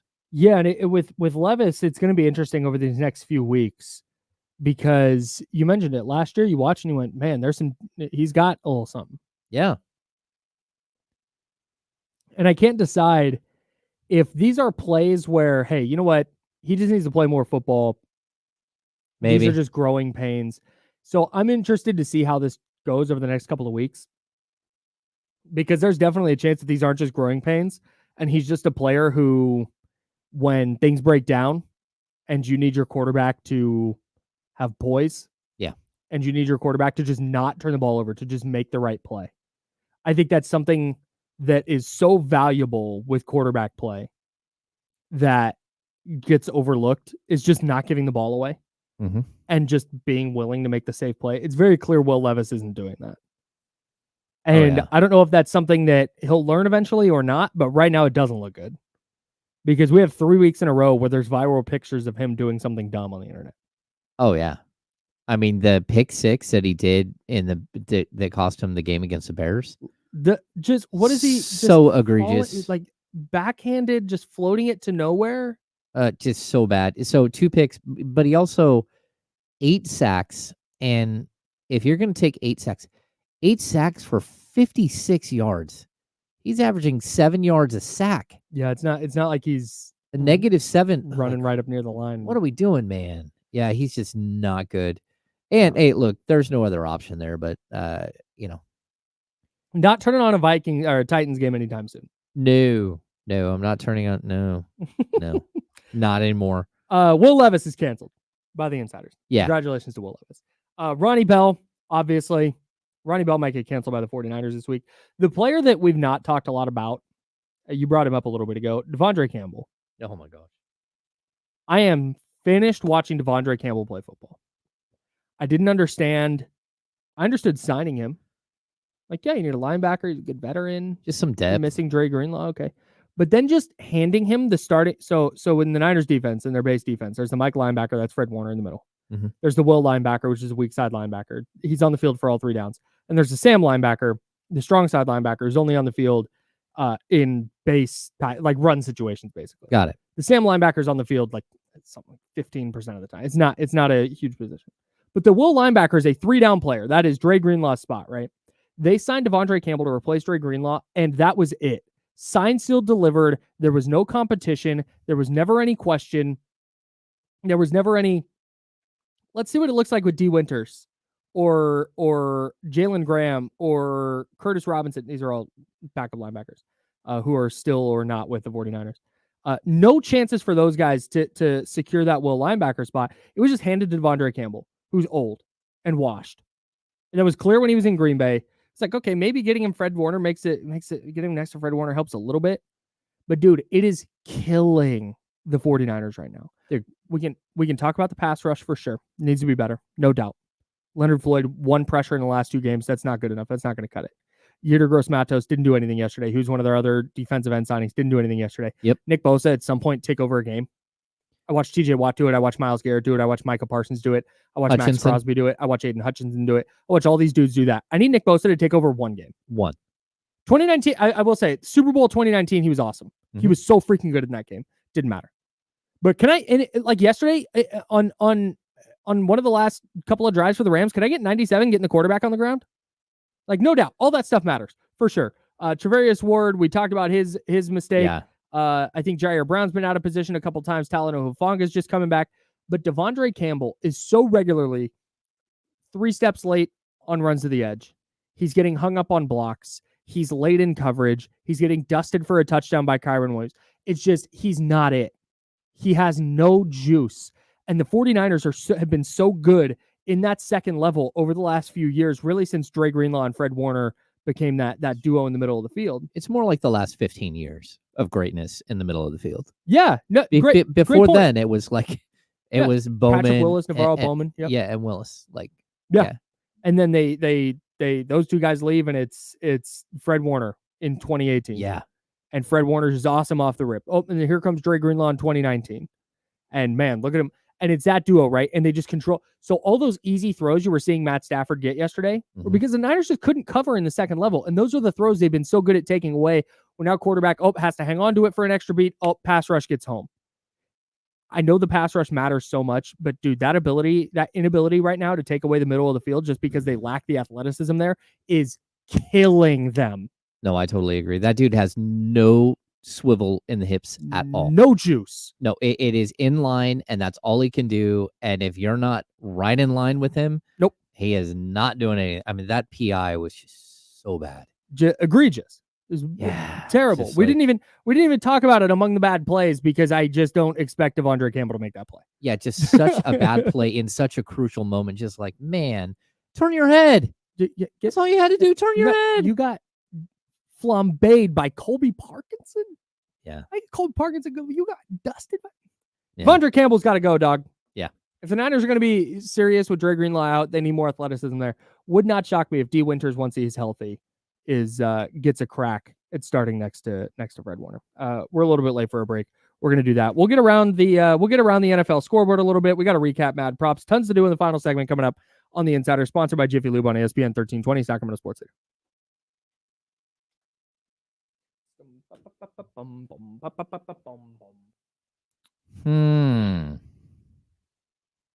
Okay. Is that computer on? Oh, shoot. Do that. I need to run to the restroom real quick. Go for it. Hey, hit the light on the way. Oh, yeah. In the corner. They both just get washed. Hey, guy. How are you?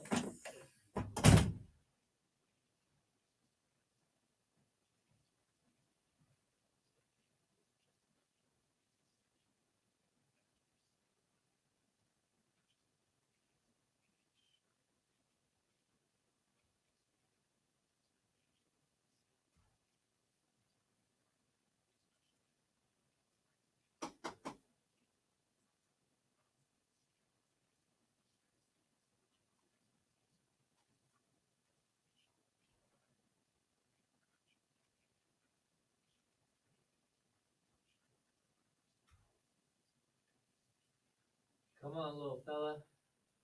I'll be right there, good people.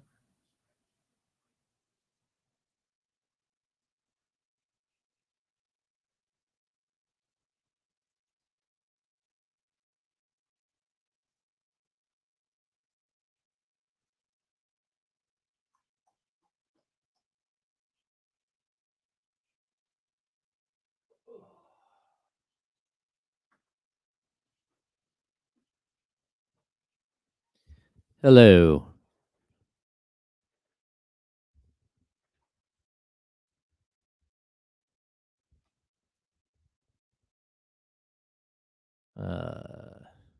Hey, I thought Stafford was really good, in all honesty.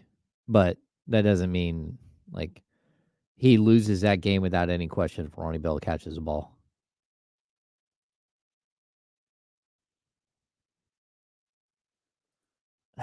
No, it's too early. It's too early to say that, Sal. I need to see where their wide receivers are after, like, the next 2 weeks to see if they can figure some stuff out.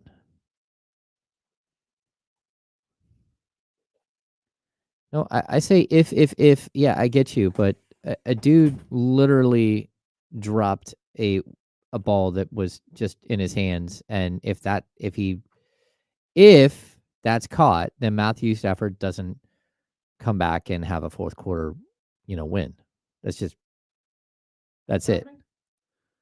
Oh, somebody just saying, we keep saying if. It's like, yeah. Yeah, that's There's the no- discussion. Yeah.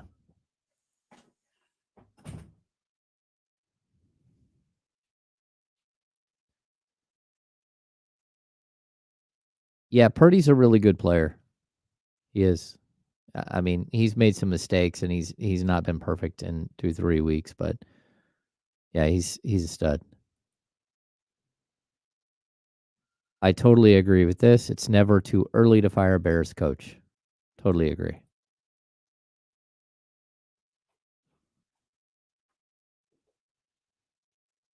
I get you were facing a really hungry team. You're a hungry team that would have lost the game if just a standard wide receiver catches a ball. I get you. I think both teams were hungry for a win.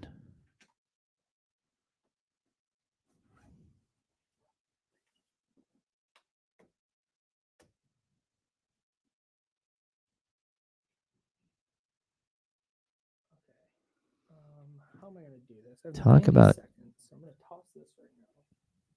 The neighbor's catch was like very similar to that. Man, that kid is a stud. That body control Yeah. to get up and get around and then get the God, I was sick. Yeah. Oh.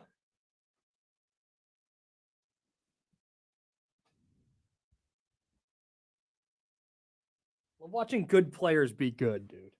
Yeah. Well, I think Jennings like went up and made that play too. I mean, that was it's a great catch. I don't know if it would have been a pick or not.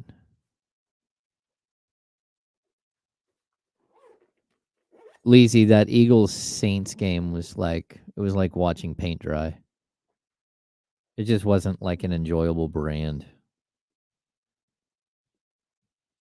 I'm so tired of all the field goals. So many field goals.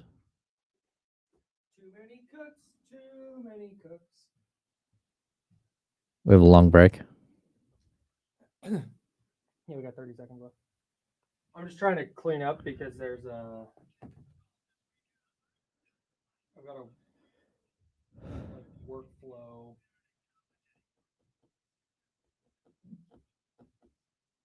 Thing to figure out.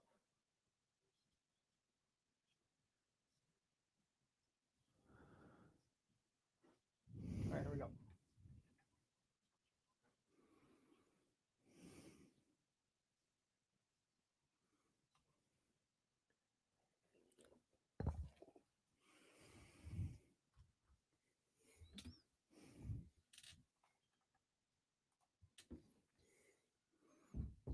Now, back to the Insiders with James Ham and Kyle Madsen. Brought to you by Jiffy Lube on ESPN 1320. I haven't even mentioned.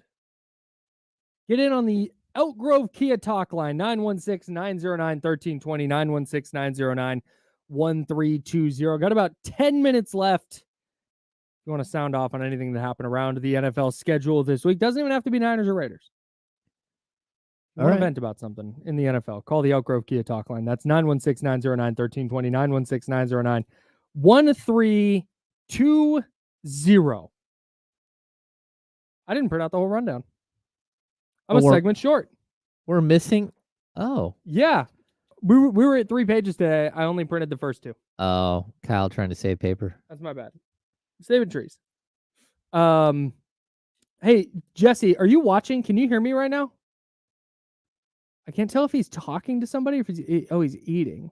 I wanted to get Jesse in here for Mad Props because he did Mad Props this week.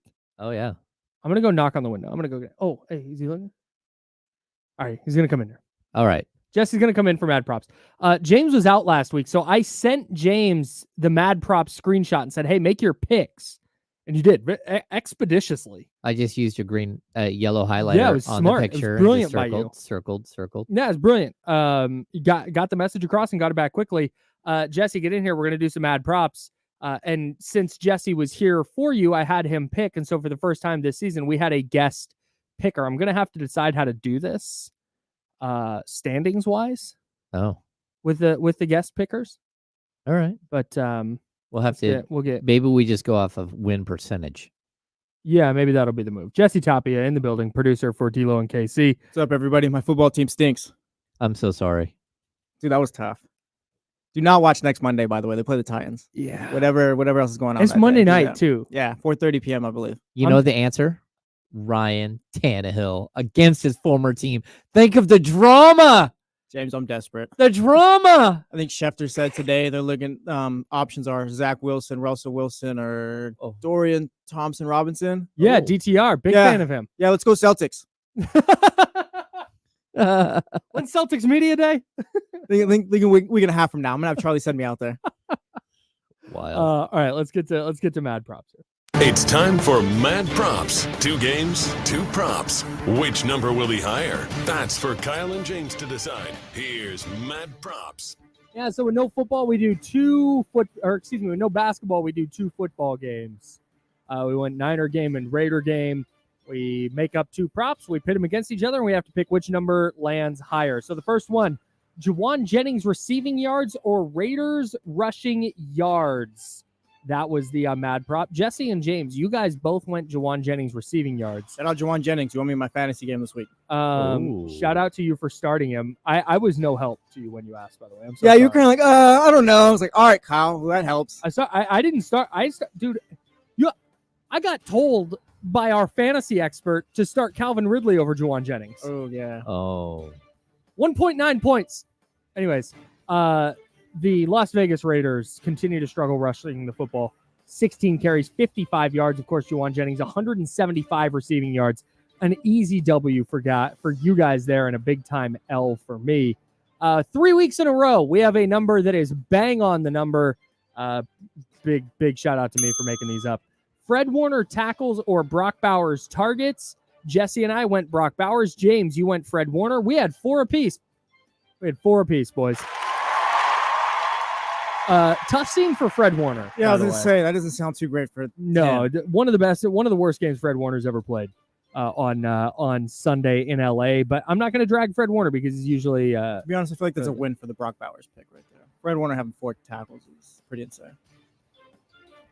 Wait, what do you mean? These those Brock Bowers targets and Fred Warner tackles, right? Yeah, they were both number 4. Yeah, I say give that to us.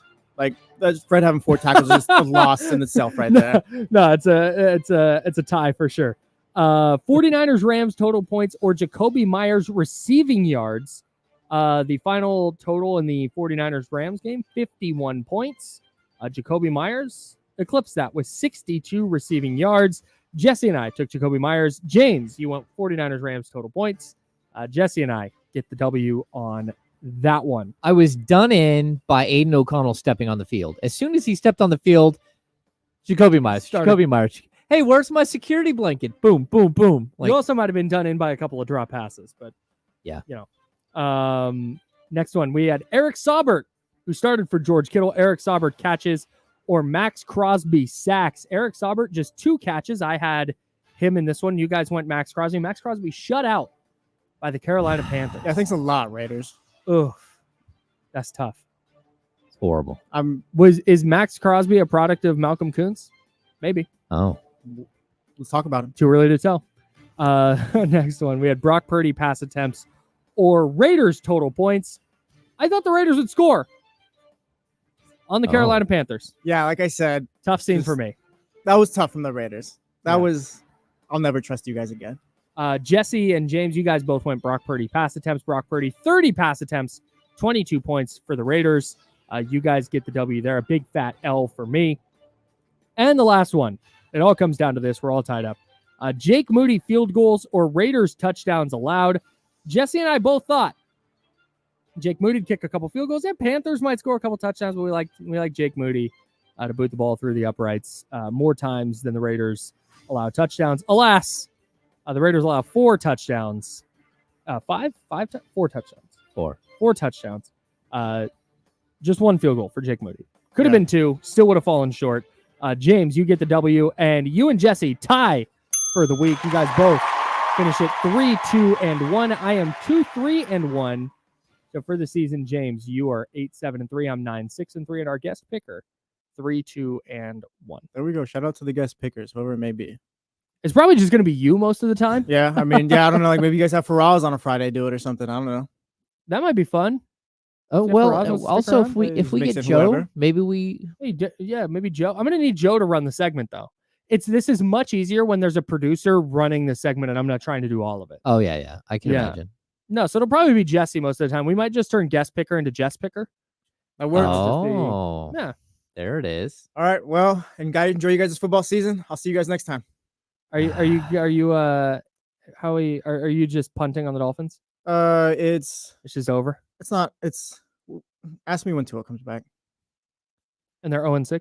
That's the thing. Like I don't know. Like we'll see when Tua's back or whatever. That was disgusting. Skylar Thompson. Like You've been Oh, the backup for 3 years, and Can we- that's what you did. Can we stop That's sharing how the you photo look? of Braxton Berrios' ass, by the way? Yeah, I'm not really. Yeah, I'm so uncomfortable with that. Did you see this? I missed it. it's pretty gross. Braxton Berrios got tackled and his pants came like, it wasn't like, oh, a little bit. Oh, It was full the ass, yes, whole hairy thing. Yes. And people are posting, it's like, wow, what a Yeah, I don't funny know why you photo. guys keep retweeting that and Like, all that. Like, hey, stop. this That's is not- gross. It's disgusting. I don't want to see this. Oh, that's not good. Is that like funny in the moment? Like, oh my God, his pants fell down. Like, yeah, I don't need to see the still image. It's disgusting. Wow. Anyways, I'm sorry, Jesse. Chester DeRozan Jackson puts that message in the chat. The Dolphins punted on Jesse. I think so. They punted on me. Well, yeah, they can't score, so That's tough. makes sense that they're punting. Yeah. Shout out to the Seahawks, I guess. Whatever. No, Whatever. thanks, Jesse. Jesse Tapia. You can hear him from noon to 4 with D'Lo and KC. He is our guest picker. I think I'm just going to have Jesse be the guest picker all year. Okay. The bit is going to be that it's a guest picker, but it's always going to be Jesse. Okay. That's going to be the running bit. Just so everybody's in on it. I'm here for it. We talked a little bit about the Vikings-Texans game. Let's rip through these games real quick. Giants-Browns, anything from that one? Yeah, neighbors. Malik Neighbors is good. And Also, Deshaun Watson stinks, bro. he's just horrible. And it sucks for the Browns that they're committed to him, but you know what? You reap what you sow, you know? Yeah. Colts, Bears, Oh, it's just hideous football. so bad. I got nothing for you. Yeah, that like bad quarterback play exemplified, just like young, inexperienced quarterback play is just everywhere in the league right now. And that game right there was just like, oh, Yep. Oh no. Vikings, Texans, we talked about this earlier. Vikings are good, man. Yeah, they might be the team right now that's playing the best in the NFL. I called Kevin O'Connell a top 5 coach last week, and I feel so good about it right now. Yeah, I agree with you.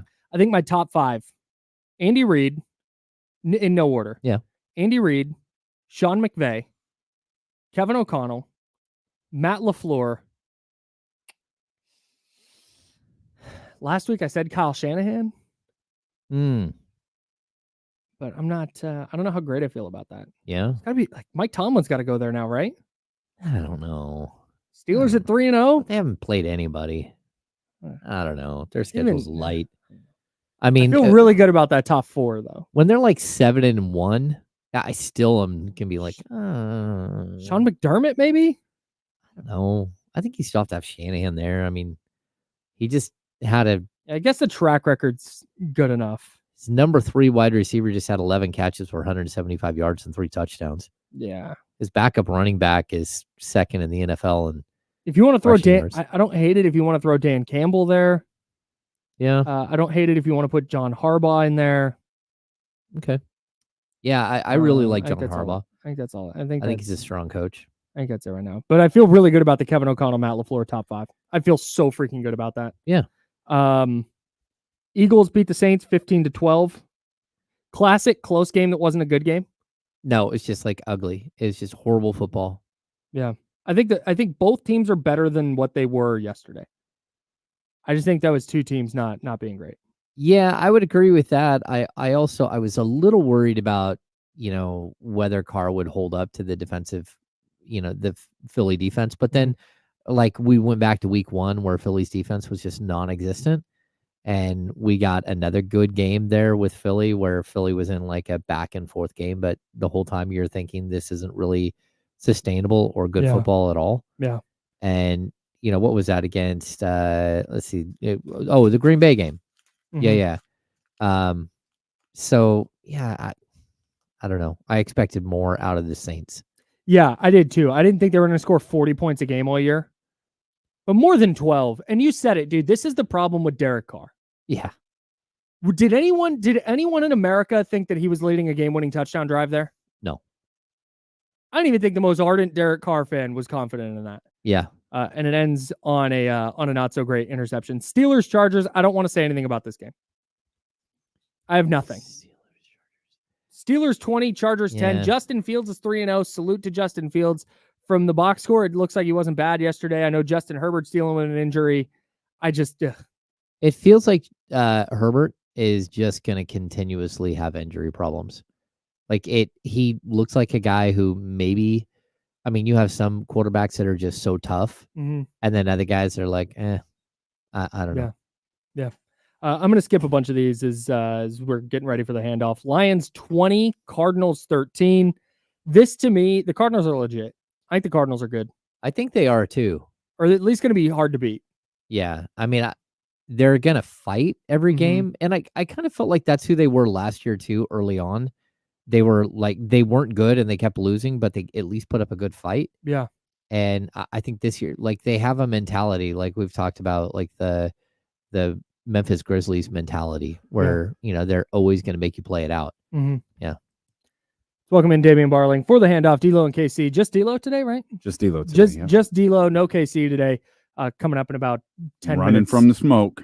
I can't say anything because I had COVID the day after the Super Bowl, so I can't make those jokes.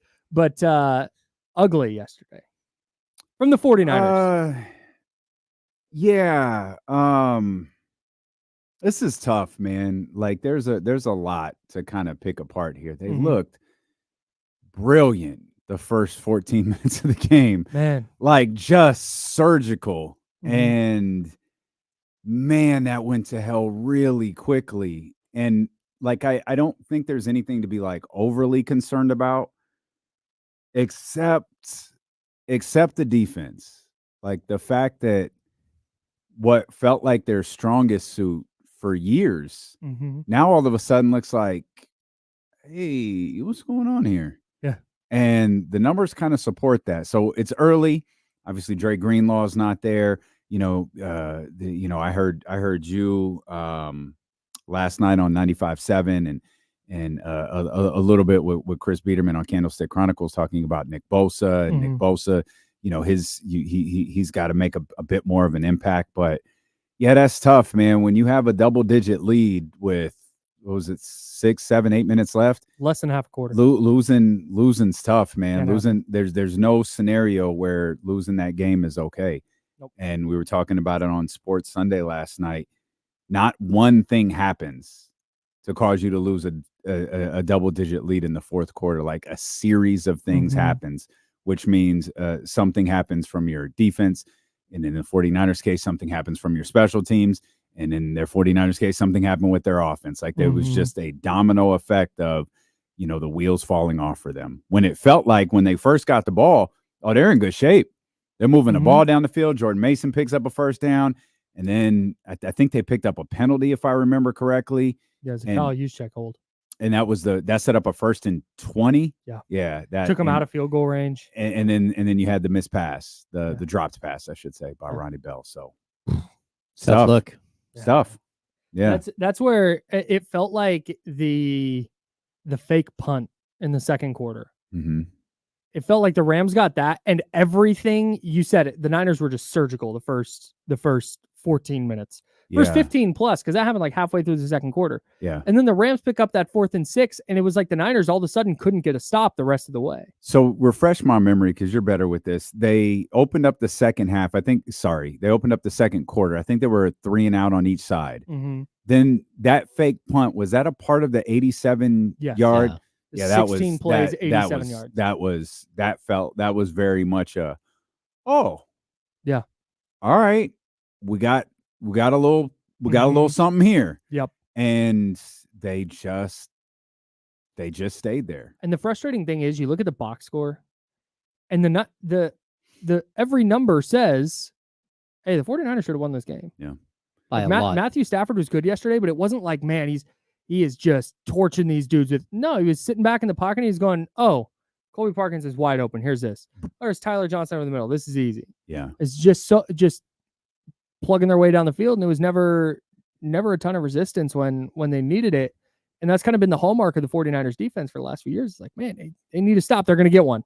Yeah, the Shavarius Ward blown coverage was horrible. Yeah. And then the PI on Yadam. Yeah. And on the linebacker PI. Oh, on Devondre Campbell. Yeah. Oh, yeah. Just horrible. Just like inexcusable. Their defensive backfield's a mess, and they're not getting any pressure on the quarterback. They've got some things to figure out, but I also think that they're still one of the better teams in football. They're not that far away. Yeah, I'm starting to wonder if their offense is one of the better offenses in football, and we still have some things to figure out on the defensive end. Oh yeah. I mean, as Mhm. long as I got 54 over there, I'm gonna feel pretty good. Mhm. But and he was pretty critical of his team last night. Um, but you said on Friday, Kyle, they're not getting to the quarterback. Mhm. So it wasn't just yesterday that they didn't get to Matt Mhm. Stafford. It's so far in this first 3 weeks of the season that they're not getting the quarterbacks. Nope. And because of that, that's what they did so well last year that minimized a lot of concern about the secondary. The quicker you get to the quarterback, I think you know what I mean by this. The quicker you get to quarterback, the less your secondary has to work. Right. It's a yeah. far less Mhm. of a concern when you have to, guard your man for 2.5 to 3 seconds versus 4.5 to 5. Right. And that is a glaring miss spot for Mhm. the San Francisco 49ers right now. Yeah. Glaring. They have to fundamentally change what they're doing defensively Mhm. because you're relying on a defensive line to get pressure. It's like, okay, well, that's not working. So whatever's happening in the back end has to be different because right now it's not working. And that goes to, we were talking about Devondre Campbell and the importance of the second level of that. They We have gotta to go in a find minute. ways to scheme Bosa available. That he just has to be more impactful, man. Like he's not bad. That's the thing. He's not playing poorly, but he's playing like a pretty good defensive end. But so I recognize like TJ Watt just seems to kill it on a day-to-day basis. Yes. Right. But how much of that is because of what the Steelers are doing versus what TJ Watt is doing? Sure. Like everyone game plans for Nick Bosa. Mhm. Every single football team the 49ers play game plan for Nick Bosa. Nick Sorensen, Kyle Shanahan, John Lynch, for God's sake, somebody needs to come up with a plan to counter that and allow Nick Bosa to get a little freedom and get moving there because they're game planning for him and it's working. Yeah. They're 3 for 3 this year. Getting freedom is one of Nick Bosa's very favorite things, I hear. D-Lo and KC coming up next. Yeah. ESPN 1320. James and I will be back tomorrow with the Insiders, sponsored by Jiffy Lube on ESPN 1320, Sacramento Sports Editor. Bye. See you guys. Terrific line. See you, Fred. Absolutely terrific.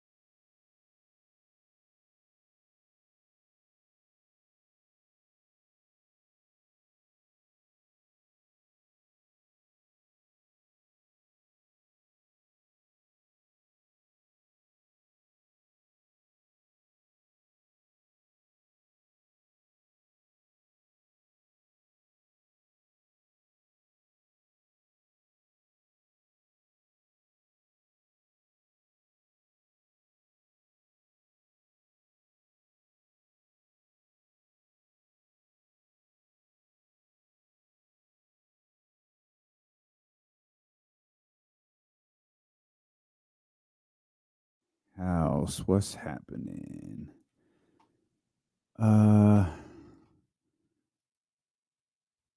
Switch profile.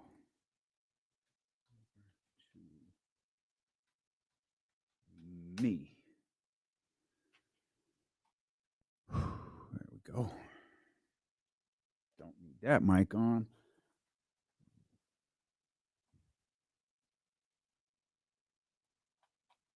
Mondo, sorry, SmackDown was.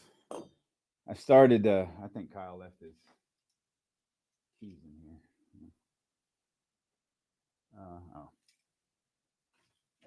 Can you let Kyle know his keys are in here when he comes in?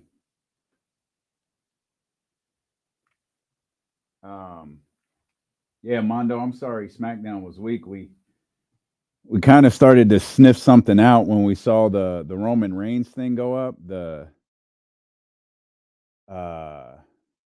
Georgia Tech thing, and it was like, I don't think Roman's going to be in Sacramento. I'm glad Cody was, because I was worried neither one of them were going to be.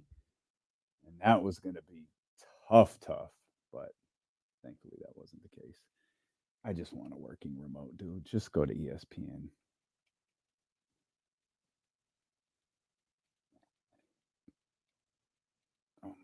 Almost there. Boom. Yeah, that remote setup or whatever you guys got in there is kind of trash. It's not a good look, and I don't know how to fix it. I've tried charging it. I've tried putting it out there into the sun, and like nothing works. Just L's.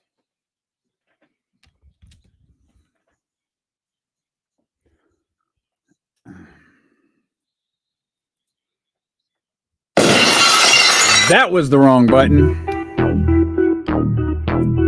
Hey, Riggs. Yeah. We got him screaming D-Lo, KC, D-Lo, KC, D-Lo, KC, D-Lo. We got him screaming D-Lo, KC, D-Lo, KC, D-Lo, D-Lo. We your number one spot. We your number one spot for some sports, huh? Got the city going crazy when we work, huh? We top two, but we ain't two, we in first, huh? And when you need the real, we is who you search, huh? D-Lo, KC, D-Lo, KC, D-Lo, KC, D-Lo. We your number one spot. What's good, baby? We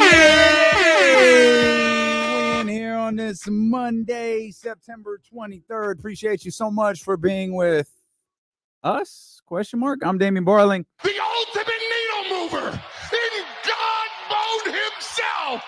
He's not here. Acknowledge me. And we are live. The worst slums of Sacramento. KC's out today. Boy, that's bad timing on my guy's part. But to stall my brother out. Scheduled rest from KC today. So he's out. He will not be here to relish in the misery, unless, of course, you're Ramsey, of the San Francisco 49ers 27-24 loss to the Los Angeles Rams. He will not be here to wallow in the misery of that ass whooping that the Las Vegas Raiders got. And I sincerely apologize to Raider fans because I'm I understand I bear responsibility in what I said about the Raiders last week and how I felt about the Raiders last week, when in actuality, what happened yesterday with the Raiders, we all should have seen coming. Why did we trust them? We don't. Why did we do that? Great. That's a great question. I feel like Raider fans knew better than we did. You know why? Because they did. They know their team better than we do. Two, it was written in bold print on the wall what was going to happen on Sunday. We'll explain when we get there. But that was a brutal loss for the San Francisco 49ers. And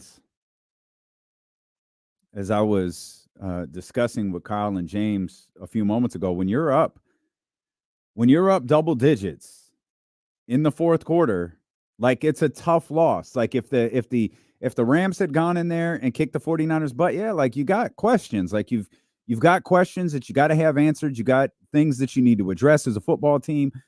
But when you go in there and you you are as surgical as the 49ers were in those first two drives. I mean, after the 49ers' second touchdown, they had the ball. The time of possession in that game was 11 minutes and 42 seconds to 1 minute and 30 seconds. That is two lengthy, sustained San Francisco 49ers drives. And I think it was a 3-and-out for the Los Angeles Rams. That's what the first 13 some odd minutes of that game looked like. And then, it kind of settles in a little bit after that. Like, you're feeling really good. I think the 49ers, when they got that third possession after the two long drive, they got a chance to put this thing away. Like, you go 21-0, you put this thing away. And we got a couple of 3-and-outs, and then that led to the Rams having their first moment of the game. It was an 87-yard drive, but the story was the fake punt. And you look at the fake punt, and it's like, all right, hey, great play call by Sean McVay. Great play call, great execution by the Los Angeles Rams. You give credit where credit is due until you get to the fourth quarter. Until you get to the fourth quarter, you get that poor punt coverage, and then you realize, okay, wait a minute. I think the 49ers might have a special teams problem. And in the moment, that's tough. You react instantly. Damn. Just getting off the field. Like, you had him right there. And then the Rams ultimately convert on the fake punt, convert on that drive, and all of a sudden, after what felt like a dominant 14, I'll take that back. After what absolutely was a dominant 14-0 start, suddenly it's 14-7, and we've got a different type of ball game here. And there's a series of things that go on throughout the course of that game, but everything changed with that 87-yard drive because that kept the 49ers offense off the field. That kept their defense, which now I think it's fair to have a lot of questions about, on the field, and exposed the first issue of the San Francisco 49ers special teams problems, which reared their ugly head again later. So in the moment, it's frustrating. In a bird's eye view, though, now you see it differently. Now you're looking down on it, you're looking at this differently. Like, all right, we've got a series of problems. I go back to Kyle's remarks on Friday. You're 2 games into the season on Friday. Kyle's talking about, they're not. I'm talking about Kyle Madsen on this show on Friday, talking about, the 49ers aren't rushing the quarterback. They're not breaking through that offensive line and putting the pressure they need on the quarterback, and that's putting more pressure on the defensive backs. Again, start the game, it doesn't really feel like a big deal. You want it to be better, but it doesn't feel like the worst thing in the world. Oh, you got to correct these things and you move along. At that point, we're thinking, now you need to win one. You got to correct those things as you move along.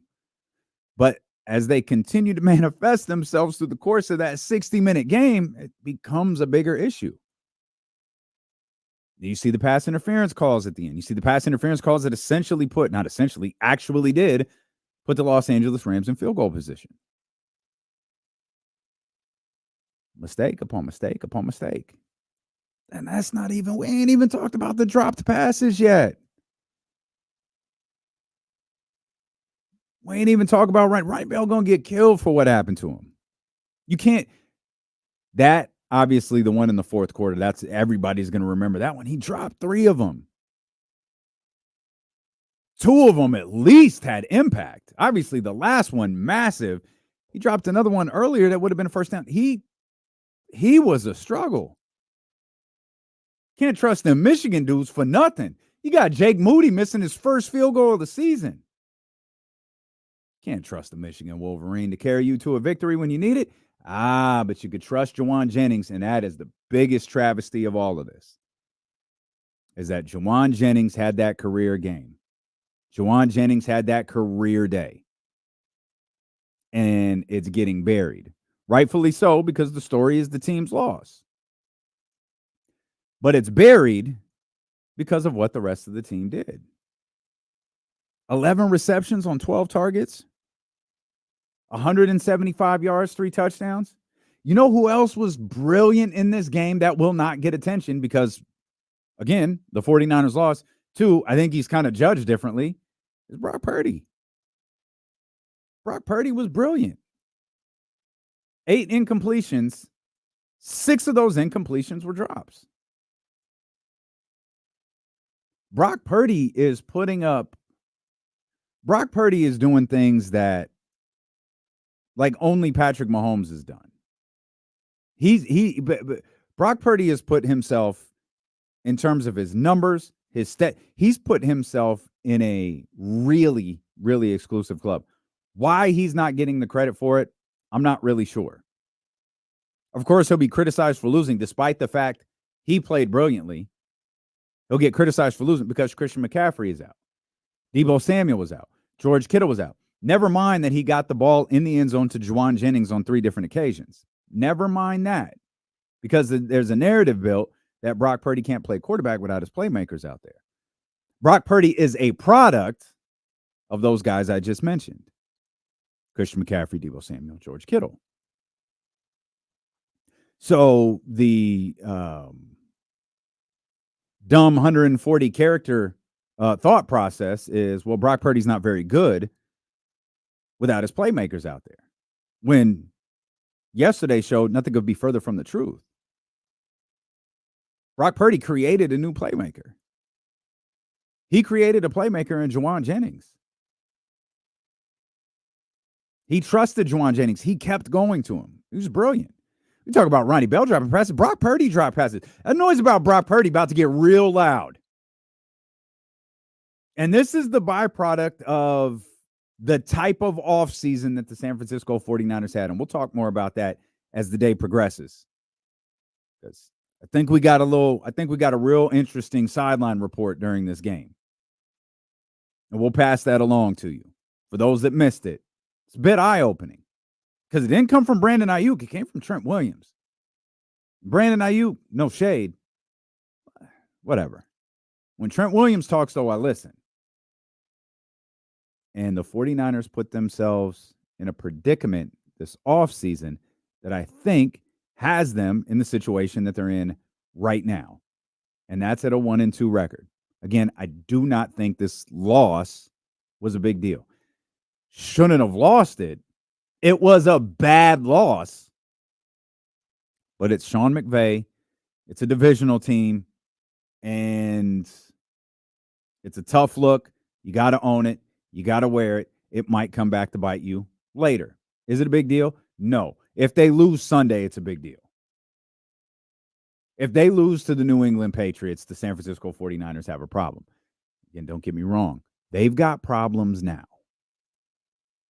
I don't know how long-term their problems are, though, because I have years of evidence to show that a defense anchored by Nick Bosa and Fred Warner is very good. I have games to show me so far this year. Maybe it's not. Or maybe it's not anymore. Or, as many 49er fans and media are speculating, maybe they're missing Dre Greenlaw way more than we can imagine. They're playing their first games without Eric Armstead. Maybe that's a bigger problem than we imagined. Maybe we do think it's entirely too simple to just plug and play. Pause. But it's a popular NFL term. I don't know that it always works. To be truthful, I'm not sure that it ever works. We got a lot to talk about regarding this game. I do know what always works, and it's trainwithmap.fit/ESPN 1320. It's a great website that our man Greg has built for us over at Train with Map. I got a chance to see Greg this weekend. He gave me a sample of the new creatine gummies that he created for everybody. He's working on getting the labeling together now, but I've got them. They are incredible. I've tried creatine gummies in the past. They were awful. All they did was stick to your teeth. You wind up spitting half of it out like it just doesn't work. His are on point. Trainwithmap.fit/ESPN1320 is your resource to get in better fitness condition or to just get in better health. I know my man Norm went in there. He got some sleep enhancers. He got some protein shakes. He got some protein powder. Norm, salute. Appreciate you. Hopefully you've taken advantage of the free nutritionist consultation, maybe the free macro calculator. All of that is available over on trainwithmap.fit/ESPN1320. And there's a link right there on Maptrition, or there's a link right there to maptrition.com, which will allow you to get all of the supplements that we talk about here regularly, whether it's thermogenics in the strength enhancers, which I take, in addition to the protein powder. It is all right there for you. We're going to come back. We've got a lot to talk about with this 49ers loss. We've got a lot to talk about with that embarrassing performance in Las Vegas. And we got a lot to talk about with everything that happened across the NFL. We're thrilled you're here with us. It's D'Lo Solo on D'Lo and KC on Sacramento Sports Leader ESPN 1320. Creatine powder definitely works, John Poles. I just kind of get tired of it, to be honest with you. Yeah, I'll take that flag. That's my bad. Securing the bag. That's my bad.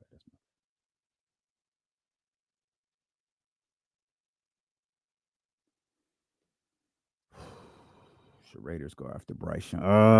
That's a good question, Leezus. Yes, 1000% yes. I'm gonna save that.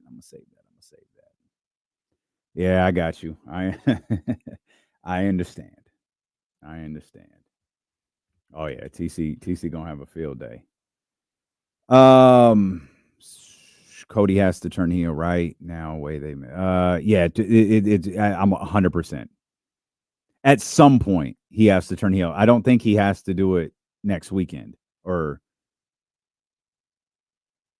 the weekend after, ? The 5th, the bad blood. I don't think he has to do it there.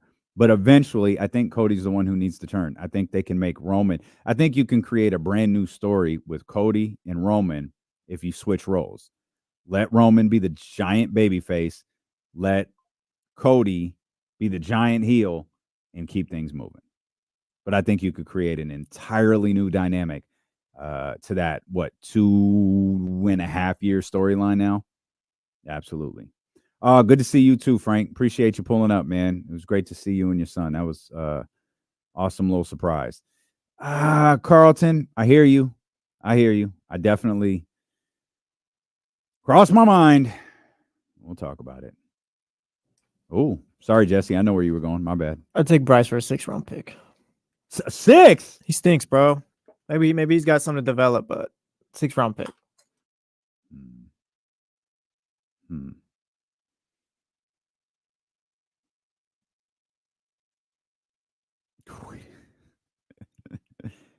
That's crazy.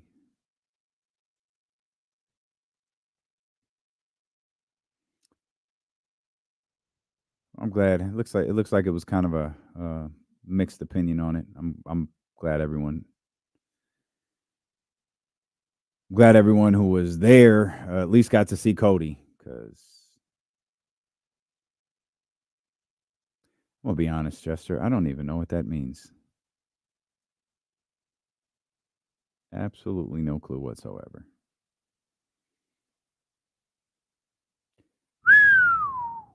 Man, we'll throw that into the show somewhere this week, but man, salute to the Minnesota Vikings. Slowly. It's been a difficult few weeks, Michigan, especially since the football season started. I really only have one day to get a long run in, and if I don't, I just miss it.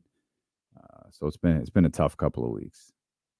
Making excuses, need to get better. It's been a tough couple of weeks. Oh, got you. Okay, all right. I don't know the scripts. I'm with it. Duck and smoke, Mr. Rancho. He's duck and smoke today. That's what he's doing.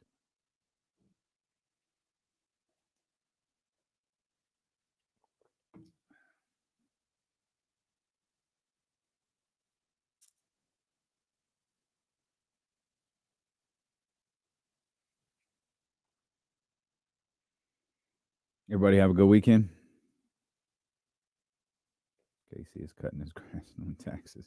Very well might be.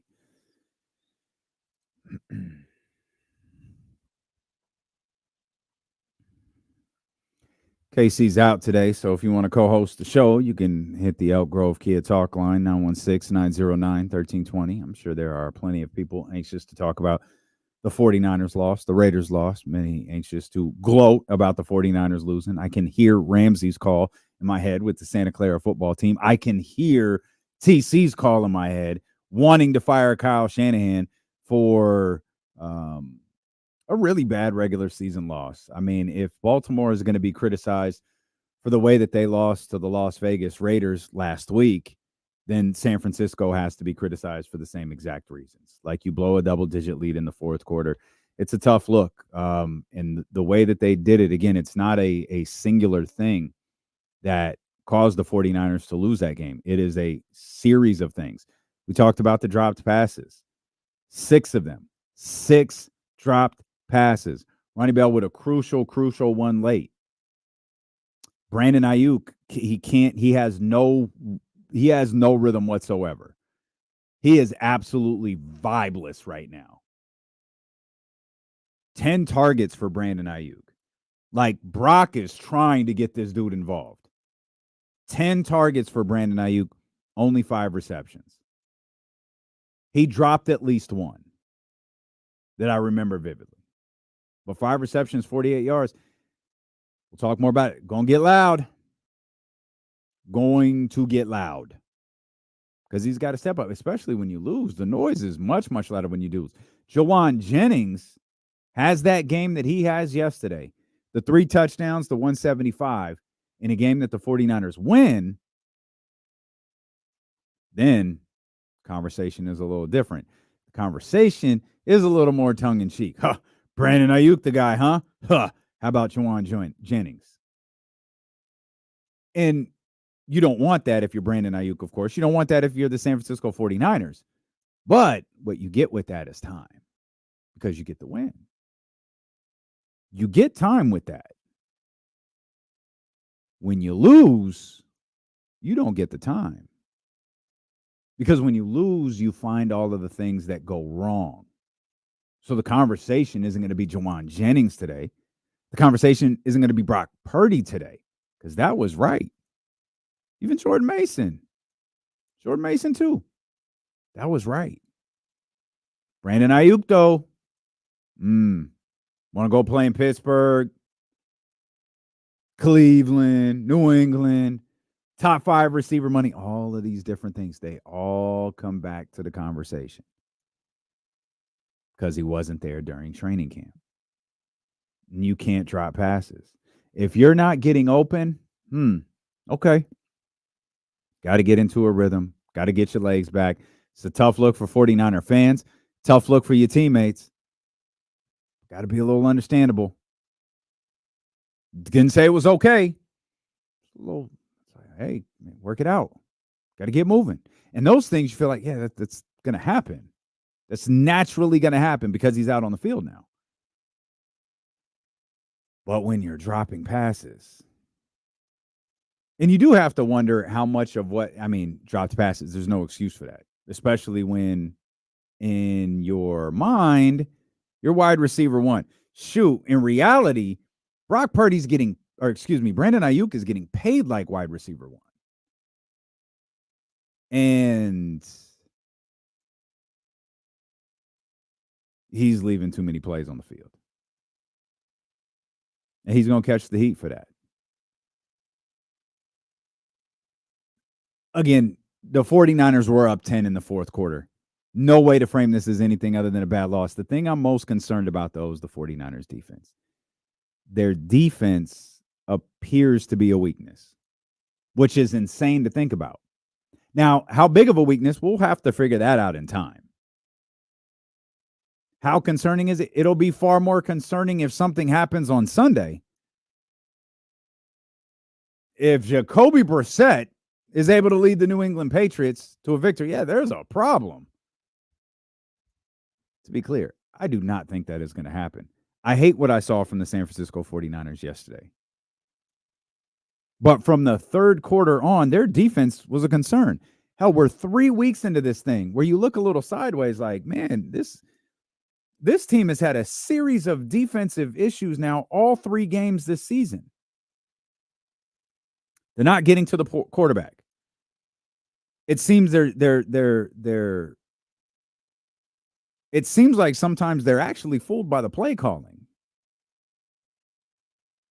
It feels like the aggressiveness that they had in years past is gone. Now, I felt really good. Again, the notes that you take during a game, I didn't even realize this till about probably after the Chiefs-Falcons game. The 49ers, score on those first 2 possessions, and I noticed the way I took notes for the rest of that game until the fourth quarter when I pretty much stopped note-taking at that point. They were all skewed with the idea that the 49ers are going to win this. Now, I make notes about how they go cold and how they got really cold in the second quarter, but had that big possession in the second half. Another touchdown from Juwan Jennings. Like, okay. I realized the way I saw that game, I was writing it. I was taking my notes as if the San Francisco 49ers were going to win this game. Even looking at Hargrave. Hargrave had a sack that took the Rams out of their offense. I thought, aha, all right, here we go. That's what the 49ers needed. It's a good look. And in the end, it didn't matter. They had, sorry, Jesse. I was going to say, are we just watching them take a step back a bit? Because they've been the elite of the elite for the last, just dominant for the last 4 or 5 years or whatever. Maybe they're just not as good as they've been. They might not be. And I'm not saying they're not Super Bowl contenders, but more so they're just, instead of being on a tier by themselves, now it's just kind of, all right, you're with the Lions and the Packers, whoever else you want to throw in there. So I think it's a fair question. I think it's too early to answer that, though. The evidence is, again, there's more evidence that they're a good defense than a bad one. The problem is all of the evidence that says they're a good defense hasn't happened this year. And it's with Eric Armstead out there. It's with Dre Greenlaw out there. It's just guys who aren't on the field right now. And so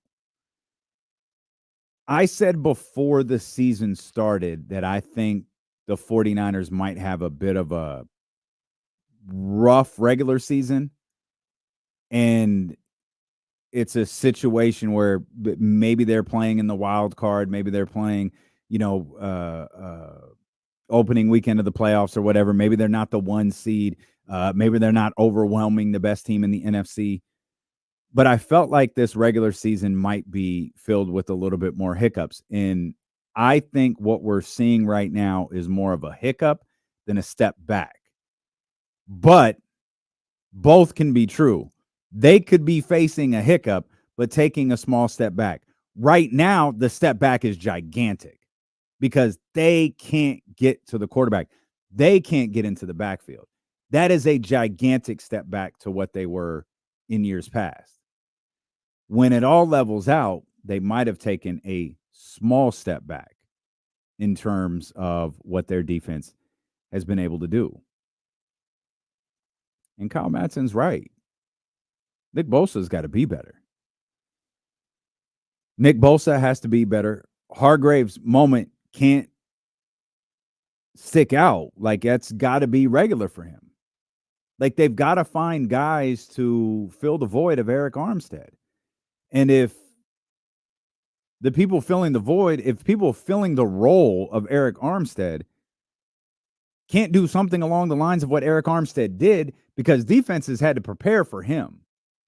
If defenses don't have to prepare for you, Nick Bosa's cooked.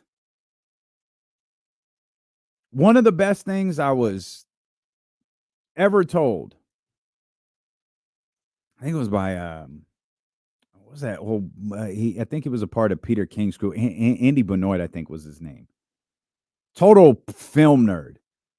And we were talking to him during when Khalil Mack was still on the Raiders. And, Khalil hadn't had we were probably 6 weeks into the season. And Khalil hadn't had a moment yet. Like, he wasn't racking up stats. And I was like, Who right now is the best player on, at the time, the Oakland Raiders? He was like, oh, it's Khalil Mack by far. And it's Khalil Mack by far because he draws everybody's attention. And when you look at the All-22, you see that Nick Bosa's, he's getting that attention. The problem is, so is TJ Watt. TJ Watt is getting the attention of every team that he plays. But Pittsburgh is finding a way to make sure that TJ Watt is impactful. Now, maybe some of that is TJ and maybe some of that is Pittsburgh. But right now, Nick Bosa isn't finding a way to be more impactful.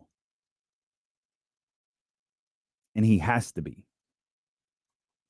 Fred Warner's impact is, to me, more as an orchestrator.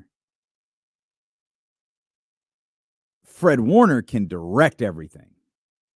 Not that he can't make plays. We have seen already this season that he can make plays. Didn't make a ton of them on Sunday, but who did? Especially on the defensive end. Besides the Hargrave play we just mentioned. The 49ers gave up 23 or more points 4 times last year. Though all of last year, the 49ers gave up 23 or more points 4 times. They've done it in back-to-back weeks so far this season. They're not getting their ass kicked. But their offense, their defense doesn't look like what it did last year. You're not doing it against the strongest competition either. Sam Darnold's good, but like Justin Jefferson left that game mid-game. Jordan Addison didn't play. They were without their top 2 guys. Rams were without their top 2 guys. You're not going against like these star-powered offenses. Like I said, I'm not trying to take away from the Vikings or anything. Sam Darnold's played well, but I mean, for what the Niners defense has been over the years and all that, like you'd expect more. And if you're looking for a scary part to the conversation for the 49ers, it's kind of what Jesse just said. They haven't gotten to the tough part of their schedule yet. Like, they got the Patriots coming up. Patriots stink. The quarterback position is a disaster. They're not a good football team by any stretch of the imagination. Patriots are not a good football team. And you can, I mean, I feel like the Vikings might be showing us something right now. Like, they're for real. This is legit. Take them seriously. Again, it's early in the season. If I'm not going to panic to a San Francisco 49ers loss, I'm not going to overreact to what the Minnesota Vikings are doing. But Minnesota looks good. But they haven't hit a difficult part in their schedule yet. They got Kansas City and Dallas before their week 9 bye week. You can feel however you want to about Dallas, and I understand. Kansas City is defending champions. You still got Buffalo on your schedule. You got Green Bay on your schedule. In a couple of weeks, so you got New England coming up, and then this might be the point where things start to get a little dicey, because you got New England coming up this week, and you have to take care of business there. Then you got the Cardinals, who seem to be showing themselves as a good football team. How good? We'll see. But they're not a pushover. They have weapons. And if Jesse's talking about Justin Jefferson being out, Madison, all these different guys being out, we know how many guys, how many receivers, how many top tier players were out for the Los Angeles Rams this weekend. You got Marvin Harrison Jr. in the lineup on the opposite side of you. That's scary. Kyler Murray, a playmaker. Scary. Then you got Seattle. Feel how you want to. It's an undefeated football team right there. Then the Chiefs and the Cowboys, as we just mentioned. Bye week, coming out of the bye week, you got my boy Baker. That was an ass whooping they got yesterday. We'll talk about that later. You got another matchup with Seattle, the Packers, and the Bills. That is a tough stretch of football, which makes, it makes Sunday's game even more critical, and it makes yesterday's game even more frustrating. Elk Grove Kia Talk Line. Be my co-host today with KC out. 916-909-1320. Been waiting for this one. TC, What's going on, baby? D-Lo, what's up with my brothers, man? It ain't the two, man. So actually, Jesse in the back, man. What's up with my two brothers, man? It's good. We good, baby. We good. What's on your mind? Hey, man, just the Niners, man. I'm gonna keep it short and sweet. Short and sweet, D-Lo. Hey, man, I keep trying to tell you about this dude. I know we had drop passes, this and that, but why is that dude in the game, right? It should be County or the boy Conley, right? But you want to get too cute. We already knew about Jawan, right? Third and Jawan. We knew about J.P. Mason. Brock came in already. He was the last pick. So, like, what credit is this dude getting, though? You know what I mean? Like, what credit can we give this man? Other than, dude, you just keep blowing it, bro. And it's starting to come out, and people are starting to realize it. Jesse, you on point today. D-Lo, you are too, though. Listen, people are starting to see this dude, bro, for what he really is, man. And that's all I'm going to say. I'm not going to get into too much, D-Lo. You already know we already did that. But people are starting to see the true color of Kyle, bro. I'm telling you, man, this dude's not it. Okay. All right. And that and I thought we were gonna go the whole call without him saying his name. He We're hitting new status. He hit him with the so-called beef with you know who. That's solid work right there from TC. Look, hey, while I think TC might have gone a little overboard, like Kyle's not absolved of this loss. Like he's not absolved of blame, I should say. Like he deserves blame just as much as anybody else for what happened yesterday.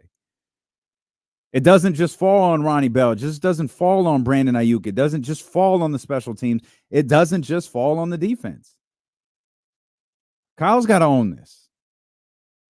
The whole coaching staff has got to own this. They've got to figure out, again, what we saw yesterday from that San Francisco 49ers defense wasn't the first time we saw it. It was the third. And though they looked better against New York on opening night, part of that is because their quarterback can't move, and that offensive line still isn't very good. Though I know everybody wants you to believe Aaron Rodgers is back because they beat one of the worst teams in football on Thursday night. But forgive me if I'm not ready to put the crown back on him yet. But that's who the 49ers have this weekend. They have that same team that made Aaron Rodgers look the way that he looked. Kyle, I think, said post-game they had a feeling a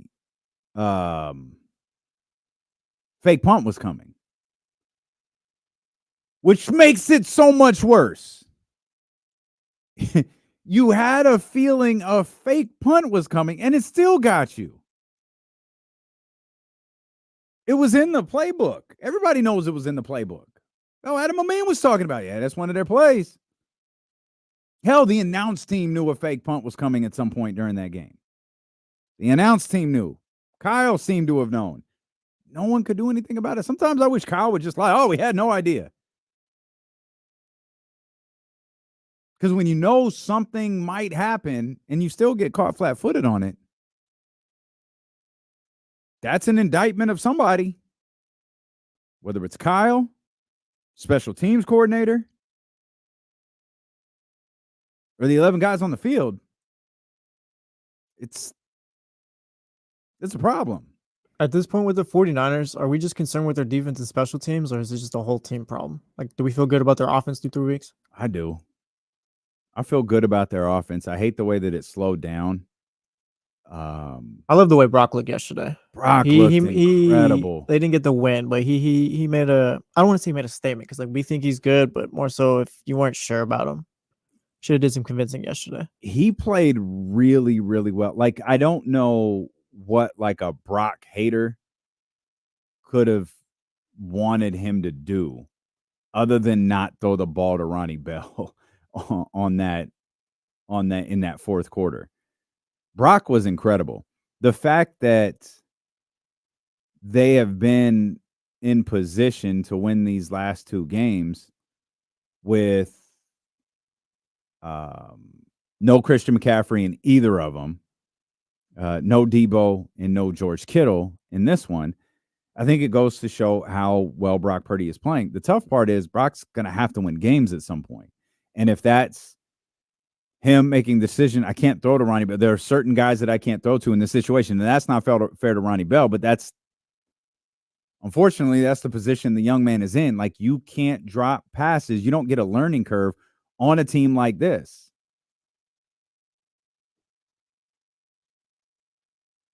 You know who was obnoxious yesterday? I'm looking at a remark from our man Bryce in Twitch. Mark Sanchez was really difficult to listen to yesterday, because the thing that was killing me was Mark Sanchez talking about Brock Purdy scrambling. He was referring to Brock Purdy scrambling as theatrics, as if he was doing it for drama's sake and not because he was trying to find Brandon Ayuk or Juwan Jennings or find a guy open down the field or, hell, find anyone open. He was doing it for theatrics. People love to, it's such a cliche line. Brock continues to hold the ball way too long. Who the hell do you want him to throw it to? If Brandon Ayuk is slow out the gate, if Juwan Jennings is covered, Debo's gone, Christian McCaffrey ain't there, they're not running anything for Jordan Mason out of the backfield, what do you want him to do? Like, what do you expect the repercussions of that to be? Because Brock has thrown the football as if there are none. But this idea that he holds the ball too long is the lamest thing I've ever heard. Pull up the all 22 and tell me, who should he throw the ball there? Now, he's missed Ayuk down the field sometimes, and I'm not saying that Brandon Ayuk doesn't miss guys. I'm not saying that. What I'm saying is that the idea that him holding on to the ball too long, him scrambling, is theatrics is absurd. And Mark Sanchez was so hung up on that in the second half of the game.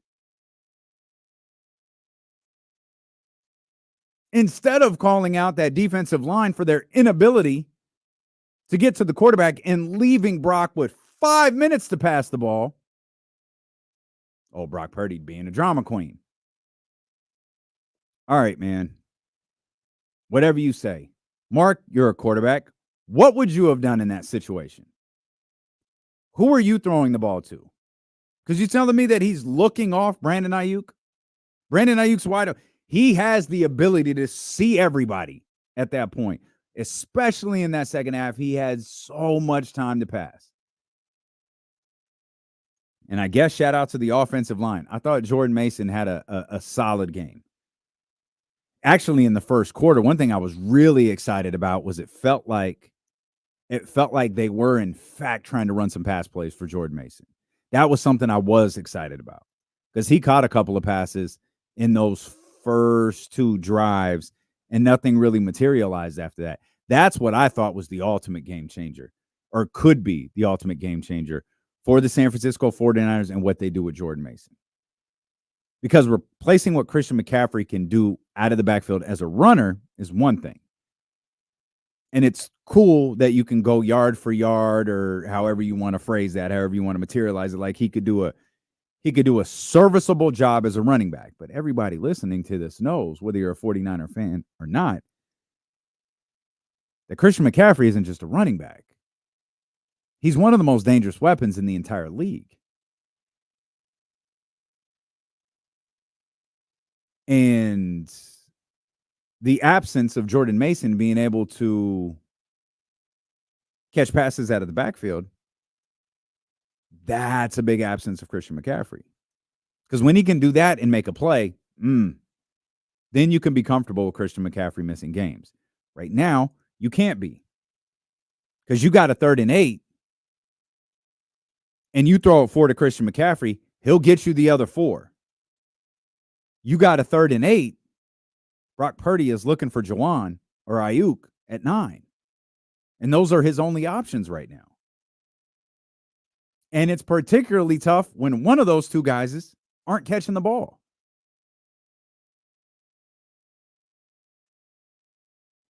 Christina Pink had a kind of a eye-opening sideline report yesterday that we'll pass along to you. In it might tell part of the story of this season. So we'll talk about it. We'll come back. And then I'm sorry, Raider Nation, but we're going to have to get into this conversation about your football team. And again, as I said at the start of the show, I'll say it again. It's my fault. Raider fans, y'all knew better. I didn't. I will cease my line of thinking to you moving forward. So I apologize. We'll talk about it. We're thrilled you're here with us. It's Elo and Casey. Casey ducking the smoke today here on Sacramento Sports Leader, ESPN 1320.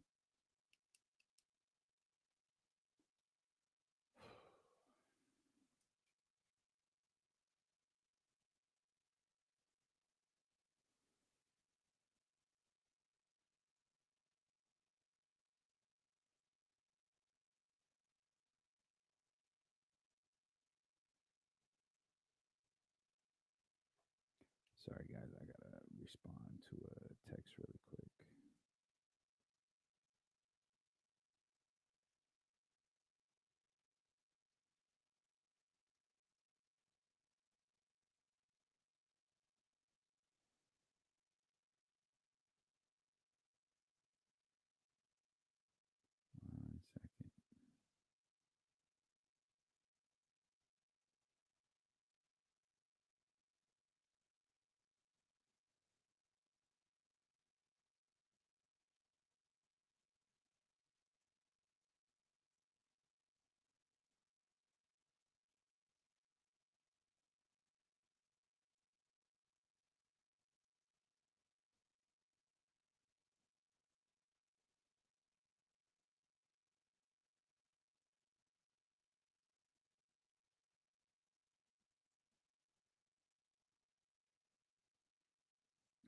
Sorry about that, guys. Yes, sir, young Sav. I'm with you, bro.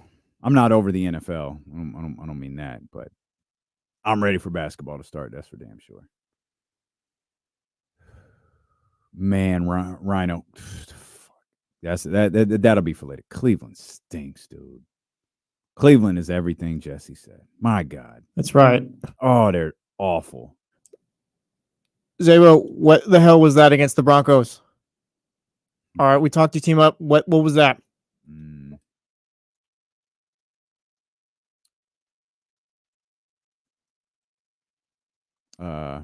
Sorry, Campo. I think it's the lighting. Here. Sorry, bro.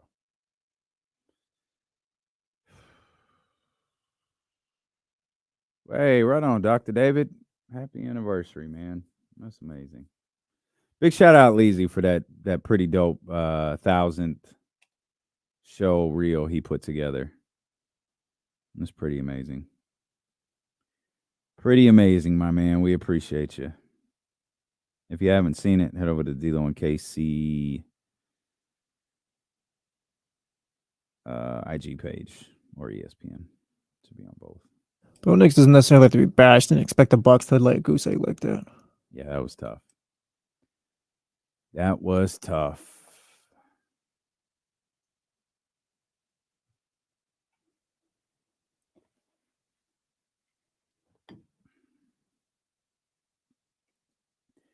That game actually hurt my feelings. With the exception of the Panthers, South had a tough day. All of a sudden, Patriots couldn't score anymore.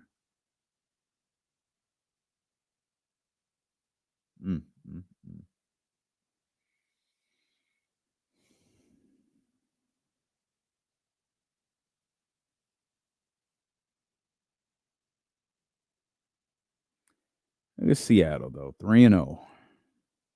Good for them. Yeah.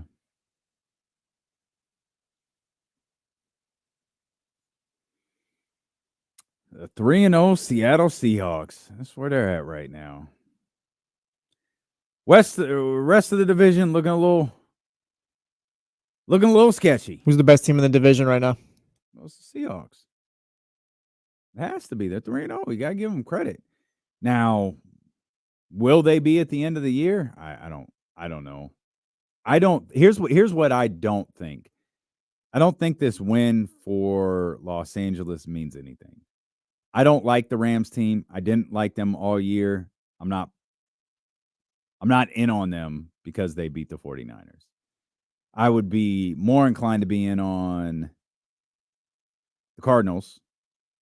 And I'm far from out on the San Francisco 49ers. What's Michael McDonald's team? What's Geno? What's that Seattle team? I'm not sure. But they're 3-0 right now, and got to give them respect for it. That's the team in the division. In the end, I still think it's the San Francisco 49ers. In the end, I still wonder if it's the Arizona Cardinals that are nipping at their heels. But the Seahawks continue to earn my respect week after week, despite the fact that I really haven't got to sit down and watch an entire Seattle game. I kind of catch up when the game is over, and it's like, all right, you win. That's kind of all you could do. Like, you go out there, you win the games, you're 3-0. I mean, yesterday they had their work cut out for themselves. They didn't really have to do much besides just don't lose it yourselves. As far as how bad Miami's offense was. Yeah, I mean, Seattle's taking care of business. I think that's what you can ask them to do at this point. And Geno's solid. Like, maybe if you cut down the turnovers a little bit. They had a couple picks yesterday, but they're there. They'll be about. They might be a wild card team this year, I think. Okay. Are you in on the Cardinals or no? Sort of. Like, I see the vision there, but I'm not gonna just say like, oh yeah, they're the second best team in the division right now. They need to actually like do it, I think. Okay. I think they might end up as the second best team in the division. But I'm going to give Seattle their due, see what they wind up coming up with. We're going to get to the Raiders here really, really soon. Christina Pink had an interesting sideline report yesterday during the course of that telecast. She talked about Trent Williams. She said that Trent Williams told her that missing training camp and kind of diving right into games has been really, really difficult for him. And that shouldn't come as a surprise to anyone because, well, let me rephrase that. The idea of that shouldn't come as a surprise to anybody because it was Trent Williams last year who said, headed into where there was question whether the 49ers, who had already kind of solidified their playoff spot, they had the bye, all of these different things, and it was Trent who was like, yeah, I don't really want to go that long without getting hit. Like, I want to stay in the flow of football. I want to continue to play. So the fact that he started this NFL season without being able to get into the flow of football, and we talk about guys being in shape, we talk about guys staying in shape and all of the work that they do during the offseason, particularly guys through these holdouts. Like, I don't question for 1 second whether Trent Williams was working during his holdout. I don't question for 1 second whether Brandon Ayuk. I don't question for 1 second whether Brandon Ayuk was working during his holdout. But that type of work versus football work is very, very different. That type of work, especially for Trent Williams, is very different. You've ever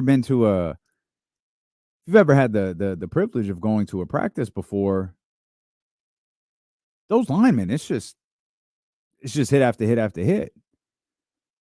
They're not trying to destroy each other, but they are trying to accomplish a goal. Right? It's first team versus first team. So it's not a jarring moment when you get out there against your first opponent because you've already gone against a first team defense, your own.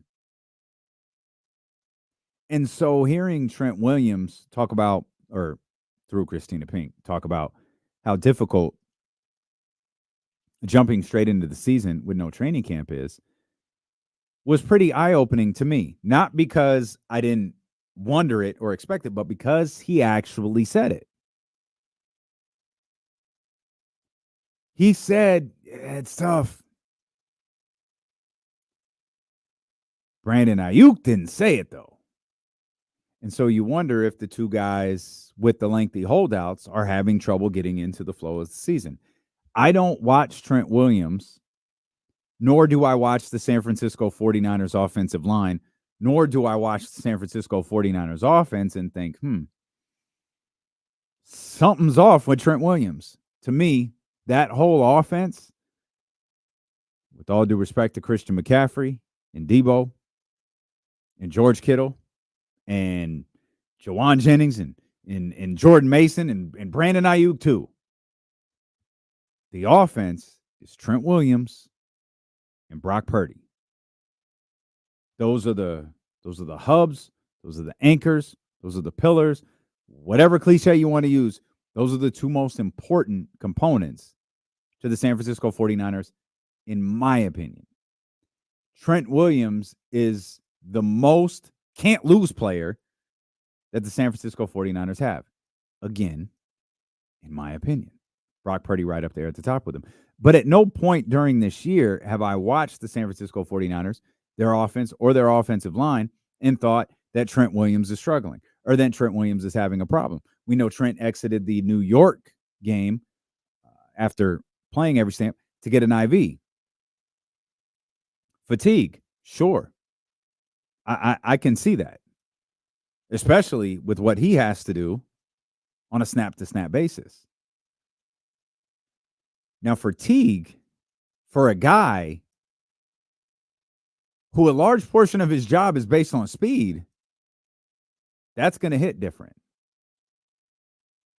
Brandon Ayuk said a week ago, I think it was, that I feel like I'm about 85%.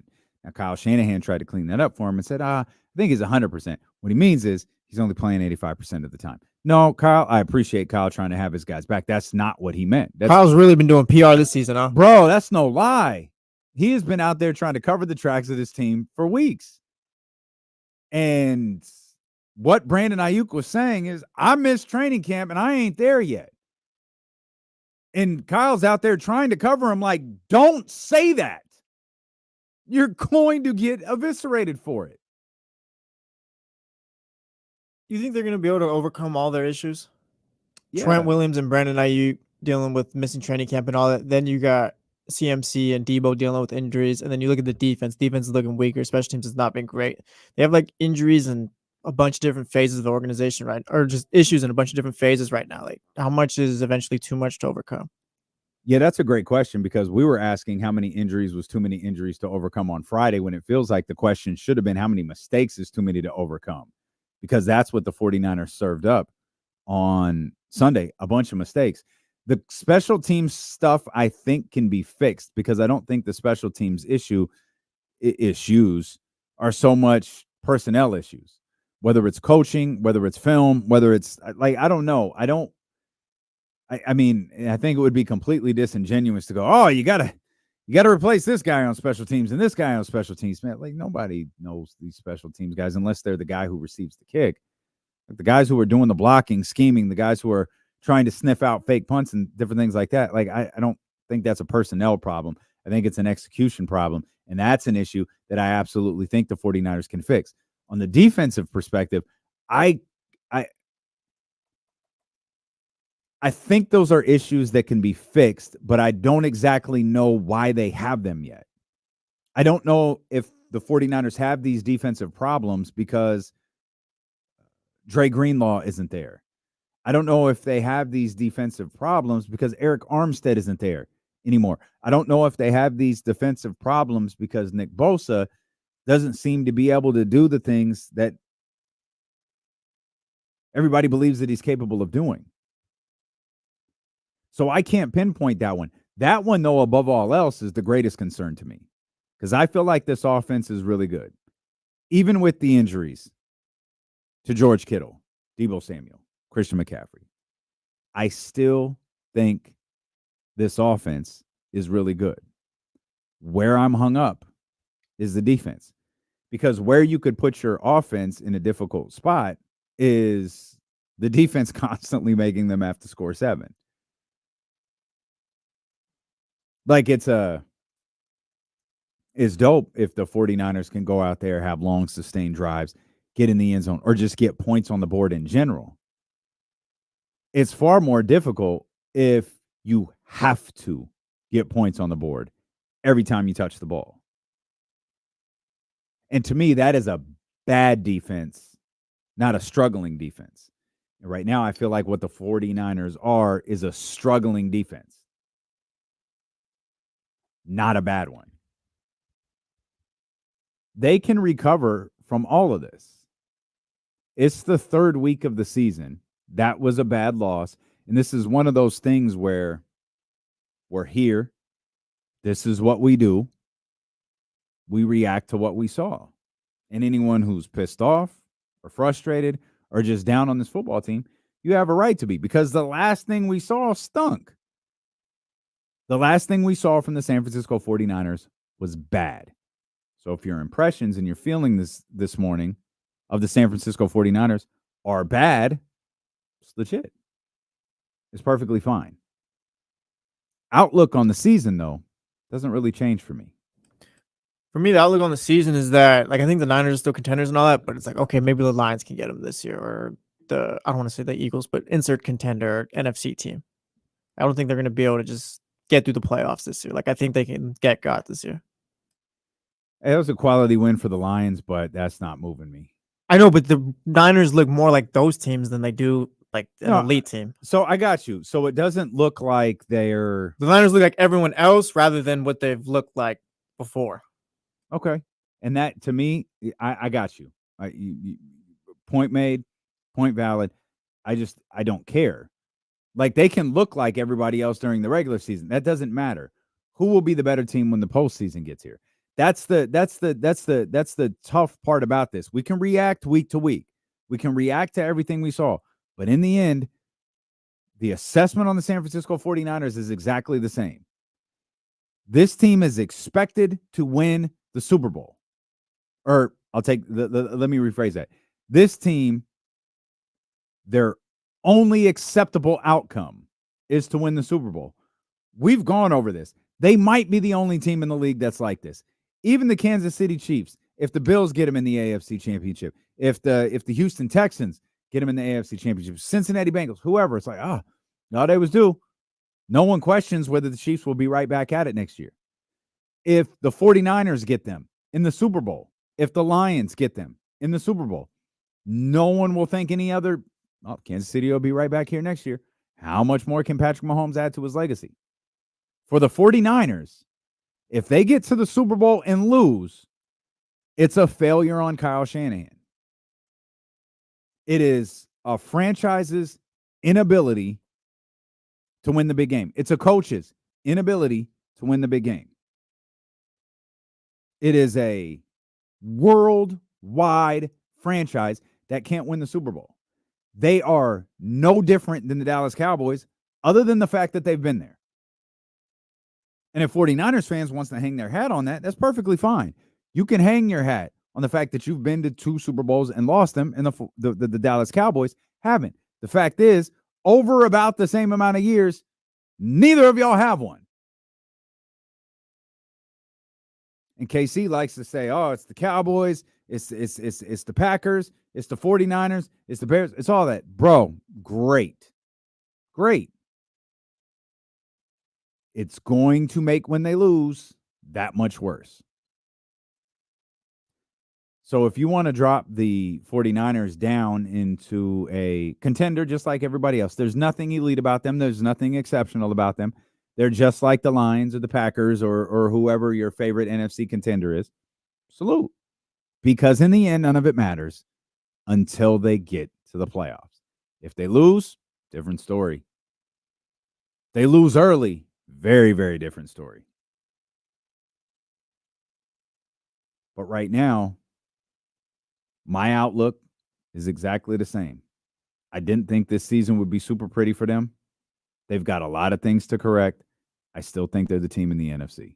Doesn't that matter, though, if you go through a rough regular season in the NFL? Like, I'm just generally asking, like, can teams just turn it up come playoff time? Like, Well, we've seen, like, Eli and those guys did, I guess, coming from the wild card and all that. But well, that was different. They were in the playoffs for like 8 or 9 weeks. Yeah. And that's different. 'Cause I mean, like, if the Niners Pittsburgh, I think Pittsburgh did it one year. I think Pittsburgh won as a wild card one year. They had to win their way in and just kept winning. I'm not even saying like the Niners, like, not like they win in the wild card or get get a wild card spot, get into the playoffs. More so, like I don't know how much I buy. Just they'll be healthy come playoff time and just turn it up. Then I'm not saying they can coast. I'm not saying they can turn it up. I'm saying, like, if they're Detroit and they go in and they play Detroit and beat them, that's not turning it up. It's just beating Detroit. If the two teams are on the same tier, if these are two teams that you look in your mirror and you go, these are kind of identical teams, and the 49ers just beat them, all they did was beat them. Now, the narrative will be they had the experience. Maybe they're more skilled. Maybe Christian McCaffrey got help. Maybe this happened. Maybe that happened. There are all of these hypothetical situations that you could have that have nothing to do with turning it up or nothing to do with all of a sudden being healthy. If it's teams on the same tier, one of the teams has to win. I think the 49ers are going to be able to do that. If the case goes, you asked if teams have struggled, and been able to come out and win a Super Bowl.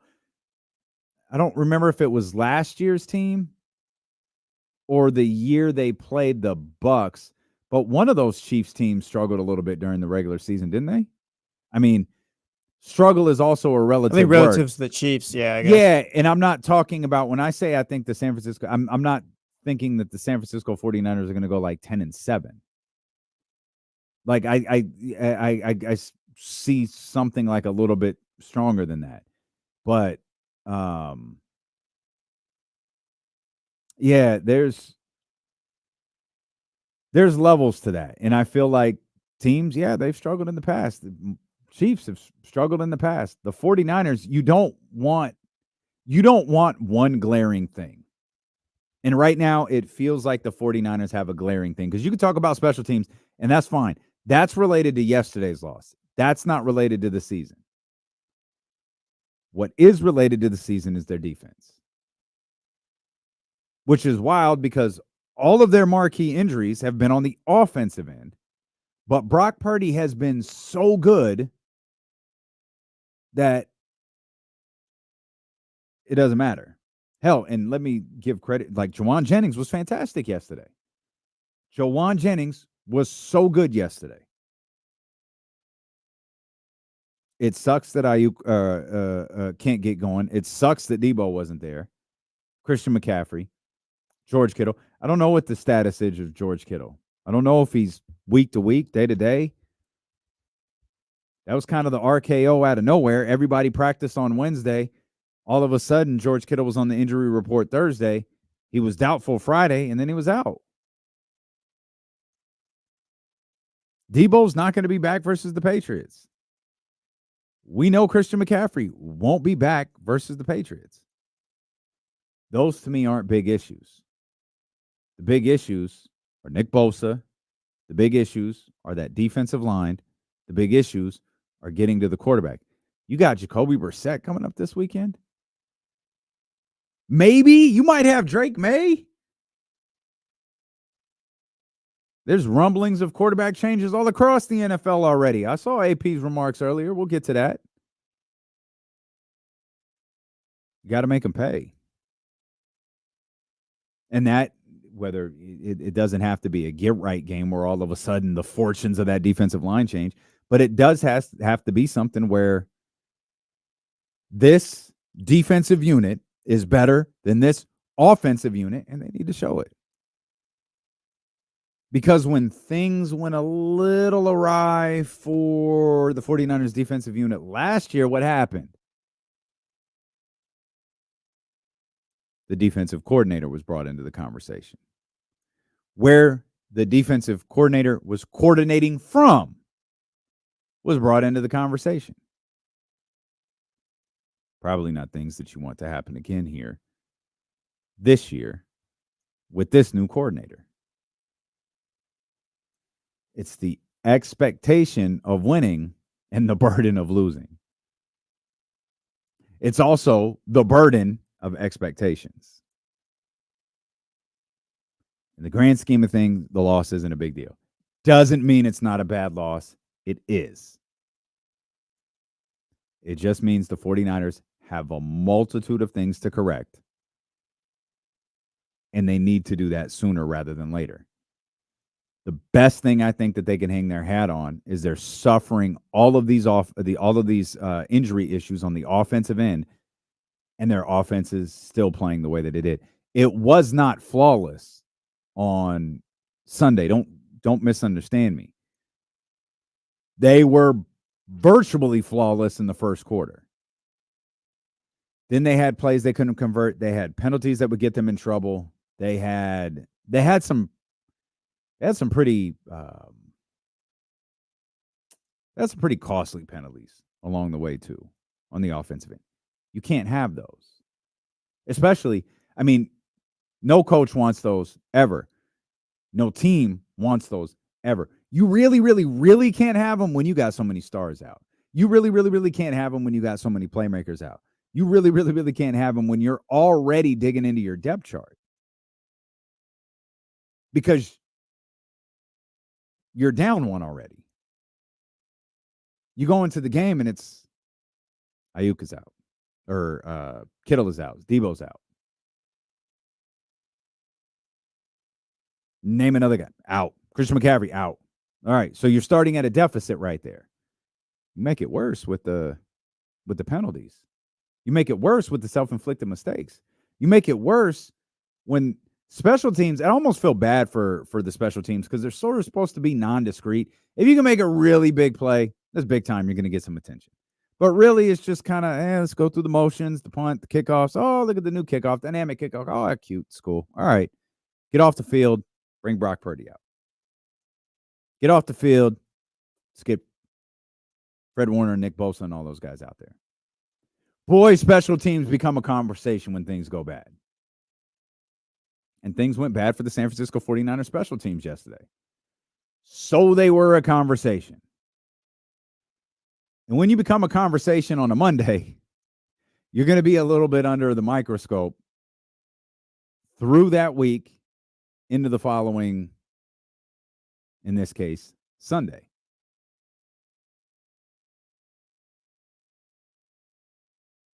It's a tough look for the 49ers.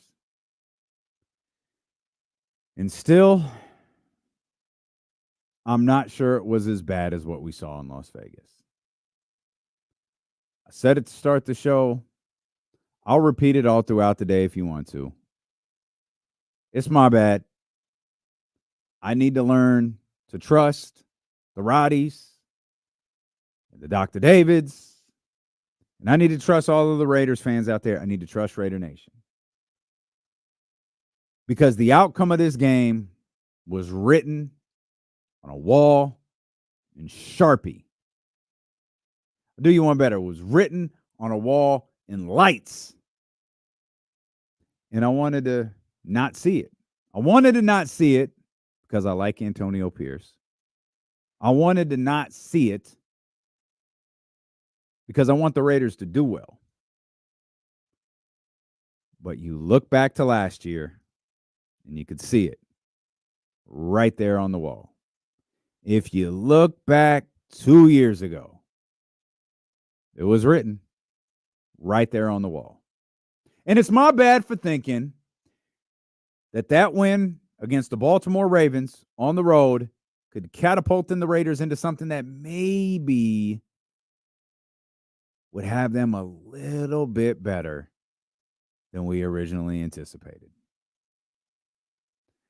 Unfortunately, Raider Nation, we're going to dive into that Raiders loss here. In the meantime, if you want to focus on better health because your football team is making it bad, head over to trainwithmap.fit/ESPN 1320. The best way to jumpstart your fitness, the best way to jumpstart your overall health is by switching up your diet a little bit. And trainwithmap.fit/ESPN 1320 has offered us a free nutritionist consultation. Whether you want to meet in person, whether you want to meet on Zoom, whether you just want to exchange emails with somebody.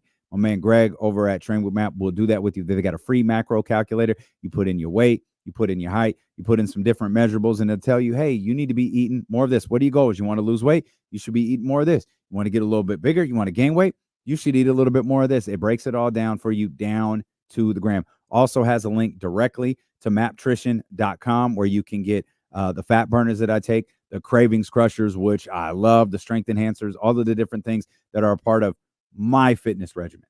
So again, head over to trainwithmap.fit/ESPN1320. It is a site that was built specifically for us. Trainwithmap.fit/ESPN1320. And we'll come back with more on Sacramento Sports Leader, ESPN 1320.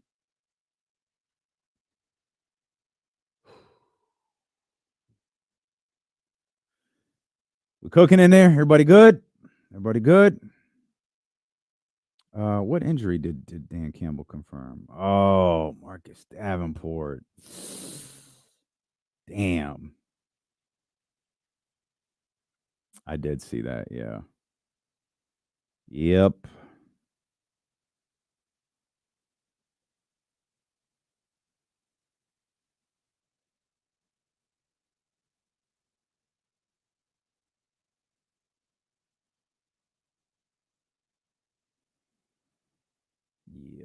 Yep.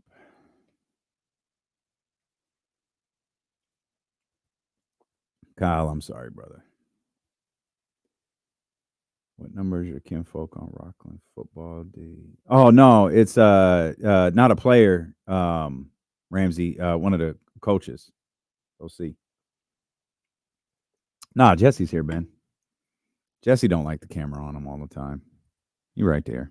You don't like the camera on him all the time. Yeah, he's a coach, not the head coach. He's the OC. Yeah, and that was a tough one. Rockland got their ass beat. I saw Folsom run up the score. That's all right.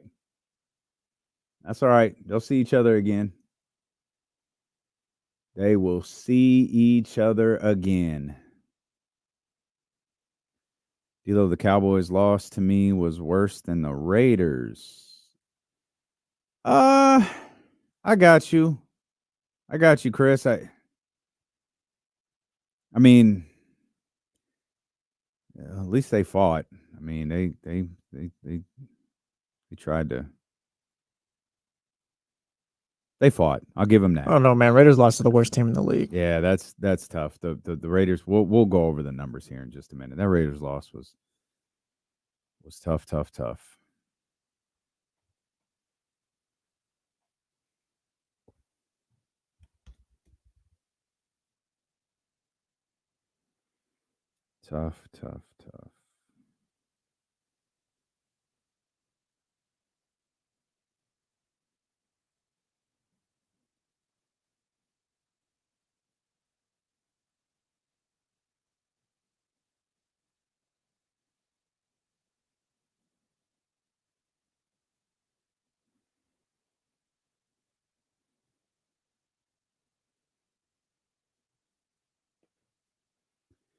Raiders got the belt for the worst team now. No.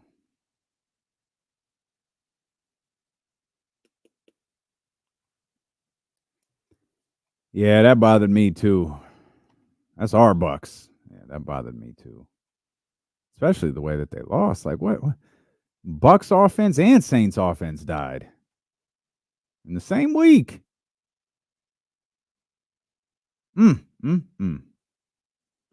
The game I really need to go back and kind of watch somewhat in its entirety is the Vikings one. I need to. They whipped that ass for 60 minutes. Man, that's all you need to know. I need to see like how they. We'll talk about the other things that happened across the NFL throughout the day. I just mentioned there's some games that I want to go back and kind of watch, like actually watch the whole game. It's going to be difficult because there's 2 games tonight. Obviously, the WNBA playoffs are going on. Like, I don't know that I'm going to make watching the Vikings and Texans a super priority, though I'd be really interested in seeing how the Vikings ran the score up on the Texans like that. Was able to keep a bit of a close eye on the Eagles Saints nonsense, how that game came to be. So we'll get to all of that. Of course, the very interesting conclusion to the Baltimore Ravens and the Dallas Cowboys, and for all of those that were tuning in, hoping to hear a Jerry Jones impression based off of Jamie Foxx's Instagram video. I was shocked to find out that was real. I thought like someone was making a joke or something on Twitter, but all right, Jared. I don't even know what to say about it, man.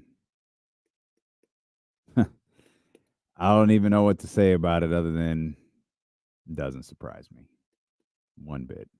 If you don't know what we're referring to, you're just going to have to go see it for yourself because I have zero interest in hashing that out.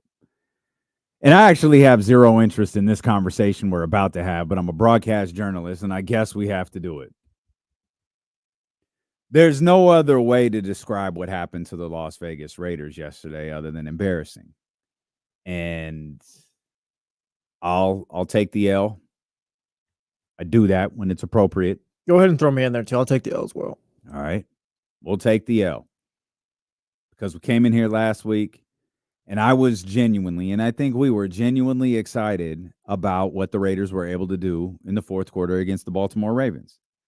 Now, just as the 49ers blowing a double-digit lead in the fourth quarter to the Los Angeles Rams was a bad loss for the San Francisco 49ers, the Ravens blowing a double-digit loss to the Las Vegas Raiders at home was a bad loss for the Baltimore Ravens. But that doesn't matter. The Raiders got the dub. And you looked at that and you thought, man, maybe this isn't the same old Raiders. Maybe there's enough. You don't want Gardner Minshew to have to win quarters for you. You don't want Gardner Minshew to have to really do anything but kind of manage the situation. And I'll give him credit. Against Baltimore, he had to help them win that game. A big reason that the Raiders were able to win that game in Baltimore was because of what Gardner Minshew did. Deserves credit for that. Asking him to do that on the regular is a tough look. Asking him to do that on the regular is not realistic. But I bought it. I bought it because I bought the defense. I bought it because I bought Antonio Pierce. And we said all of last week, going into this weekend, you have the opportunity to go 2-1. You have the opportunity as you look ahead to the schedule. Oh, you got a chance maybe to bank a couple here. You got a chance to maybe get ahead of some things as the schedule starts to get tougher. I don't know what the Denver Broncos are. Got them in a couple weeks. You got Cleveland next week. Cleveland stinks. Cleveland is everything Jesse says that they are. They're awful. It's not hate. Just been telling the truth. And that quarterback is cooked. My God. I have never seen a fall off in any sport greater than Deshaun Watson's final year playing for the Houston Texans to what he is now. He was him that last year in Houston. He is awful right now. That's who you got coming up. Oh, man. The Raiders might be able to get a couple here. All right, dude. And this is where Roddy, this is where Raider fans, this is where Raider Nation was like, D, chill out, bro. It's not how this works. Nah, pump your brakes. Exciting win. Great win against Baltimore. Great win in Baltimore. Slow down. Don't do that. Because history says what you're thinking right now, the exact opposite will happen. You thinking that the Carolina Panthers are going to go in here, a disaster of a team that just made a switch at the quarterback position. You think they're going to walk in on the home opener and the Raiders are going to have their way because they're riding high off of the win in Baltimore. That's the thing, too. Like, the Raiders aren't even going to, like, Kansas City or anything like that. So, oh, yeah, the Raiders can, like, beat the Chiefs maybe or something like that. No, it's just, hey, Raiders are playing the worst team in the league this week. They can build some momentum and maybe be legit. 73-13. You know what that is? Anybody know what that is? Let's say I'm gonna go out on a limb. It's a rushing yard total for both teams. 73-13 is what Carolina was outscored by the first 2 weeks of the season. That's tough. 73-13.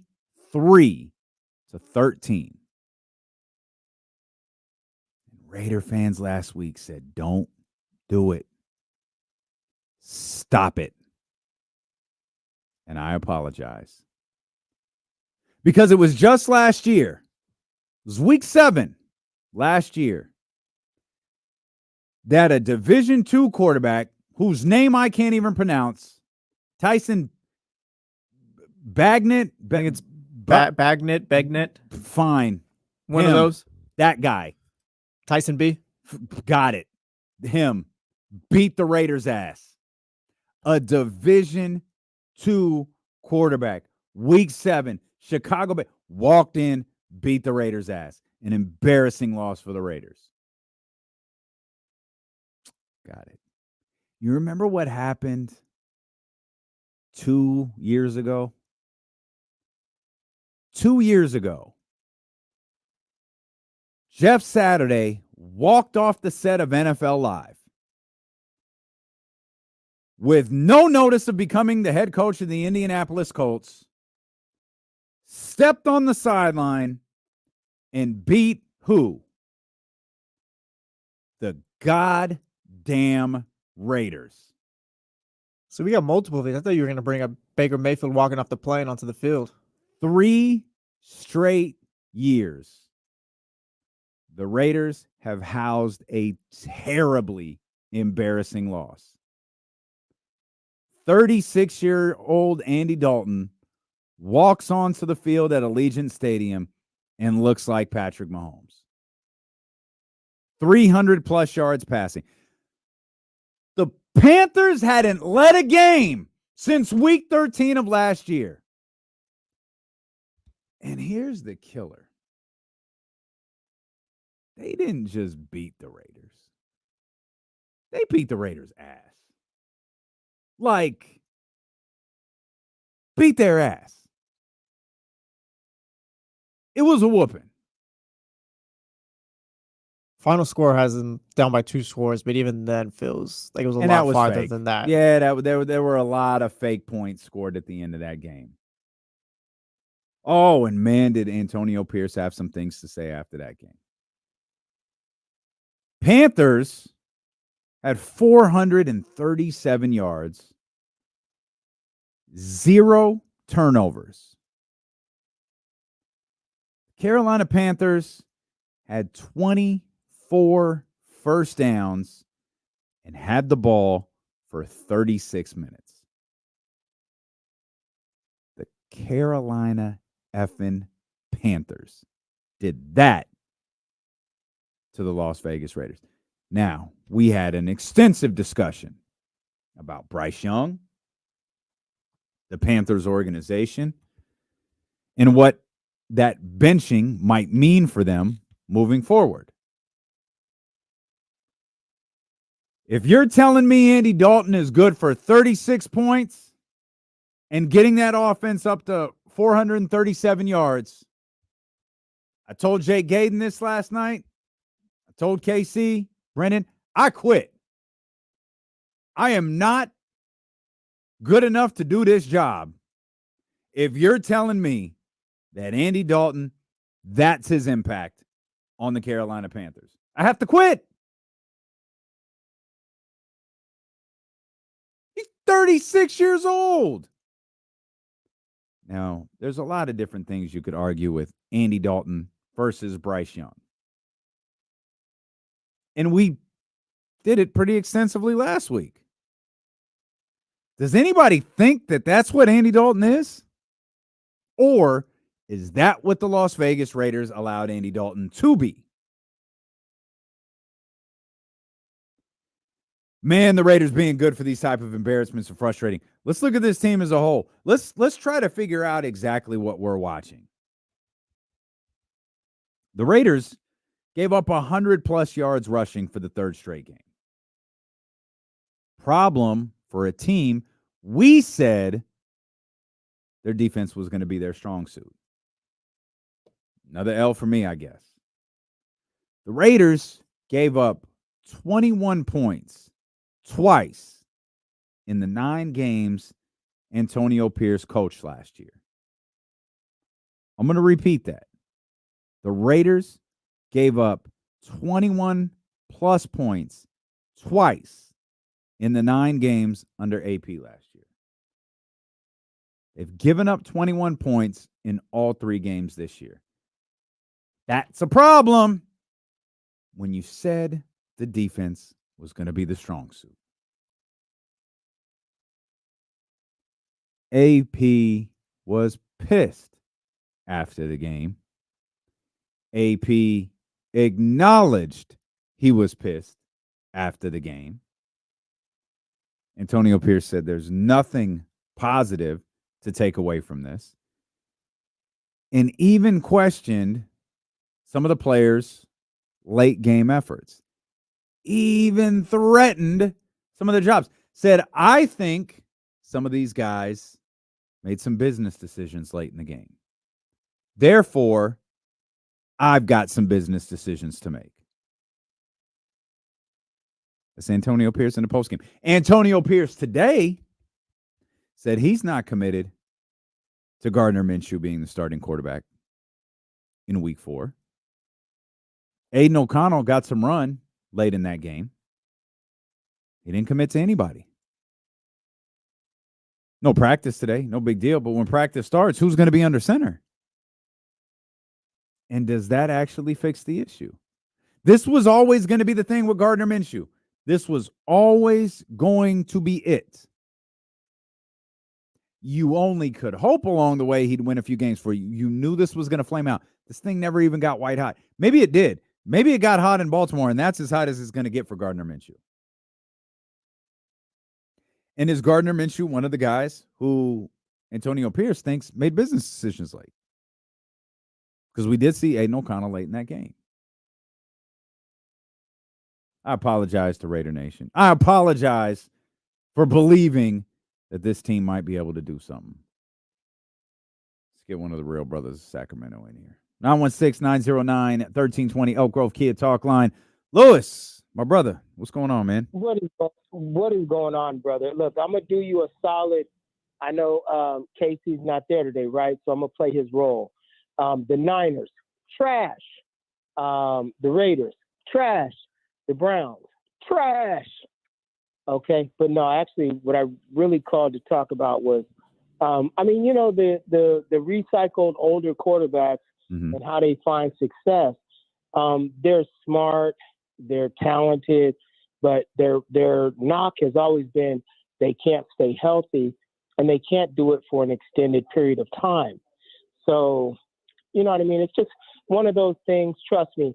The Golden Bear, whatever they call him, in Charlotte right now, he'll fall off.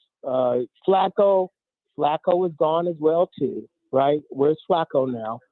It just happens. So don't worry about it. Justin Fields is the truth.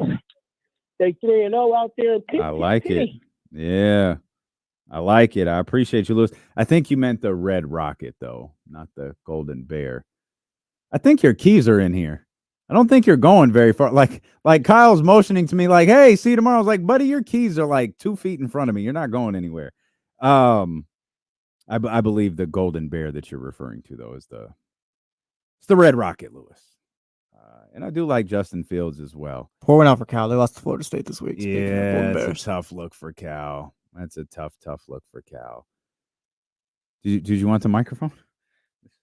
Hey, man. Hey. Are you to break right now? No. Oh, you're on the air? No, that's on the air. I didn't want you to walk all the way. You were calling me out for my keys. Well, no, I didn't want you to walk all the way downstairs and realize, oh, I don't have my keys, so I'm just going to put you up on screen because otherwise they wouldn't be able to hear. I appreciate the heck out of that because I parked at the electric car chargers. Okay. Not to brag. And it is so far away. Yeah. I leave my house at a different time to account for the walk from the electric car chargers to the building. Good thinking. Thanks, man. You got a hell of a commute between the drive and the walk. Yeah, the walk is the worst part. For sure. Yeah, man. No, that would have been the gaff of walking all the way there without my keys. Would have been tough. It would have been like Ronnie Bell, me, 1-2. Ooh, well, yeah, not good. Yeah. Raiders, Kyle, same. Oh, yes. It's a 2A, 2B situation there. Definitely. Yeah. Definitely. Raiders should be thanking the Niners, by the way. At least from a content standpoint on this station. Yeah, the Raiders loss is tough, man. It's tough. That was ugly. It's not good. But also, Andy Dalton doesn't suck at football. Jesse and I talked about this on Friday. He's not great. He's not going to win a Super Bowl or playoff game or anything. He threw for 300 some odd yards, dude. And 3 touchdowns. Against a defense that was supposed to be good. Yeah. And there is far more because, you talk about the defense of the Las Vegas Raiders, the defense of the San Francisco 49ers. I think the 49ers have things they need to correct. I don't think that they're bad. Mm-hmm. The Raiders defense this year has been bad, especially compared to what they were with Antonio Pierce last year. They're giving up 100-yard rushers every game. They're giving up more points so far this year than they did with Antonio Pierce last year. Mm-hmm. There's more evidence that, hey, something's a little off with this Raiders defense than there is with the 49ers, in my opinion. Yeah, maybe, but the expectation for the Niners is just so much higher. And I also think with the Raiders, I do think the Malcolm Kuntz things matters. Losing a player like that, losing your second best edge rusher like that is really, really tough. Mm-hmm. But it's still no excuse for 319 and 3 tutties from Andy Dalton. Is that like Armstead? Is that the equivalent of Armstead being gone? It would be like the equivalent of man. Let me ask that in a different way. Is Armstead's absence proven to be a big deal? No, I don't think so. That's not been the biggest issue for me with the 49ers. But it doesn't help. Losing good players stinks. Trey Greenlaw's absence? That's the biggest one. Yeah. That's the biggest one for me. Okay. That's the most glaring. But you don't have to stay. You can go. You got a long day. All right. You got another whole other radio show to host. I can't wait. You actually cheat on us for those that don't know. You do have a show, multiple shows on 95.7. Yeah. It's amazing. Thanks. Chatty House, go infiltrate 95.7. What time is that show tonight? Oh, no. 6 o'clock. I don't know. I can't guarantee it's going to be on YouTube, though. It wasn't last week, but I don't know why. Oh, okay. It might be this week. Oh, okay. But I'm not sure. Yeah, you're that little Chatty House, the little group is lame. I logged in just to see the chat, the chat. It's like these dudes. Well, no, I logged in to see you, but I couldn't help but notice the chat and that they suck. So okay. Yeah. I don't want to disparage anybody that's listening. That's to me a good idea. About no, sports, that's a good idea. Salute to everybody. No, in there. it's a very good idea. That's like the Chatty apartment, though. That's facts. This studio apartment. Not that there's anything wrong with a studio apartment. No. It's just, that's them. Yeah. All right, get out of here. All right, appreciate you guys. All right. Kyle Madsen, right there. He now has his keys and he can go home. But there are losses. No, good. All right. No, he actually didn't have his keys. He left them for a second time. That's great. And Frank Askin. So this is funny. Frank Askin, has Ronnie Bell been cut yet? Boy, has that become a conversation today. Take that back. That was a conversation last night. Feel bad for that brother, man. Feel bad for that young man. You can't miss. You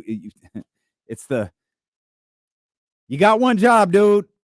You got one job. And when you fall short, man, it can be disastrous. It can be costly, and it can cost you your job.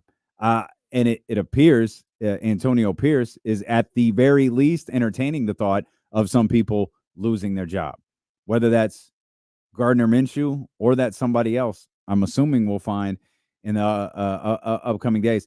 I'd rather see. It appears that this Raiders offense, isn't very good to begin with. They're not. I'd rather see Aiden O'Connell than Gardner Minshew. I know that's hate. I know I've never liked Gardner Minshew. I know I'm never going to like Gardner Minshew. But I'd rather see Aiden O'Connell fail. 100%. I'd rather see Aiden O'Connell fail than anything else. Because I know Gardner Minshew is going to fail. And I think Antonio, is it unfair to start questioning AP? No, if dudes are going into business for themselves and all that, he clearly doesn't have a hold on this team like they all say. I was wondering if I think the I feel like the Raiders maybe were trying to fix a previous mistake and potentially made another one. I don't want to. I know the players really liked Antonio Pierce. Maybe Antonio. I think Antonio Pierce is probably a hell of a motivator. I think he's a hell of a locker room guy. I think there's. I don't think it's ridiculous to think there might be a little bit more that goes into coaching than just those two things. Those are things you have to balance. I think Mike Tomlin might be one of the best examples of that type of coach. I think he's a locker room guy. I think he's a motivator. I also think he's a disciplinary guy. He's also an X's and O's guy. Like Mike Tomlin is one of the great coaches the game has ever seen. I was hoping AP would be able to find that balance and strike that balance. And he's 9-12 games into his career. Doesn't mean he can't. Doesn't mean he won't. But he's in a tough spot right now because he's got to learn along the way. And this team, this Raiders team, this Las Vegas Raiders team, they're not very good. They're not. And I don't know how some of this gets corrected. I know when you look, I know the schedule doesn't matter anymore. Like when you lose to the Carolina Panthers, it doesn't matter. Who's next on your schedule doesn't matter. Cleveland is next. Doesn't matter how bad Cleveland has been. Because no matter how bad Cleveland has been, they weren't worse than Carolina. There's no measurement you can use anymore for the Las Vegas Raiders where you're talking about other bad football teams. The Panthers were the worst. 73-13. The worst. So as bad as Cleveland is, as bad as Deshaun Watson is, doesn't matter. And while I think this is true for the Raiders, it's true for the San Francisco 49ers, it's true for every team in the NFL. I understand why we do it. It's fun. It's content. It's what fans like to do. This is why you don't look at the schedule and try to figure out wins and losses. Who knew Carolina was going to make a switch in the third week? Who knew that the Raiders were going to fall that flat at home besides virtually every Raider fan on the planet? Who knew Sam Darnold would lead Minnesota to a 3-0 record after Sam Darnold was brought in to be the backup quarterback? Realistically, anybody have Seahawks at 3-0? Anybody have Pittsburgh at 3-0? Anybody have Dallas looking as bad as they look? Anybody have Baltimore getting their first win in week 3? Especially with said Raiders being the team they played in week 2. That's why looking at the schedule is tough. It's why trying to map out wins and losses is virtually impossible.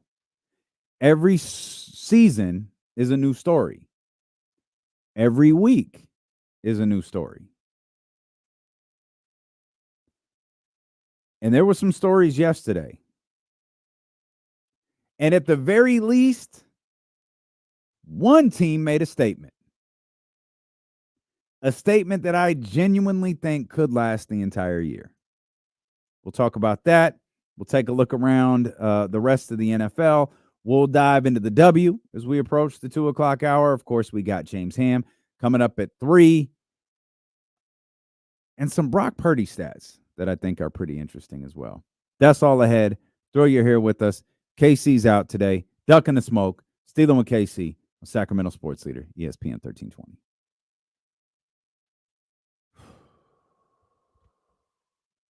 That's right, Ramsey. Week-to-week league, man.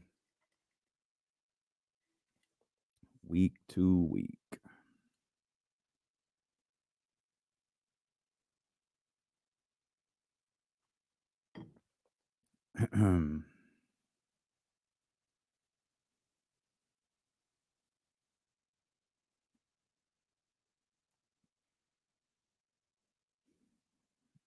Anything I missed on that Raider game? Where are we at here? Where are we at? It's a lot different when Casey's not here because there's no sidebar further comment. Like I have to create the sidebar myself, or Jesse does. Yeah, I see you, Roddy. I know you were never a big fan of the Antonio Pierce hiring. AP was with Herm, right?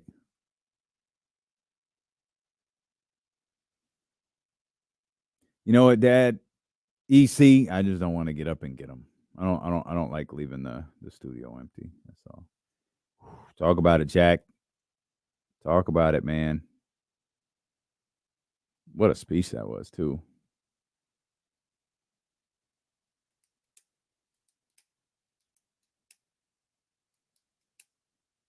Yeah, Roddy, that's right. That's what I thought.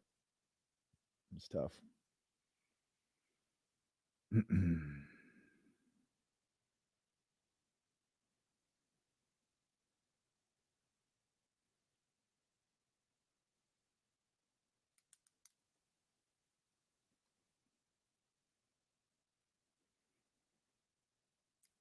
2 games tonight. It's hard to even look at stats and websites and stuff in case he's not here.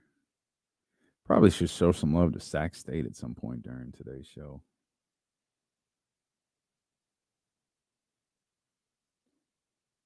No damage to Sam Darnold. That's good. Man, the Arch Manning era has begun. My goodness. Not that there was really any doubt, but goodness gracious.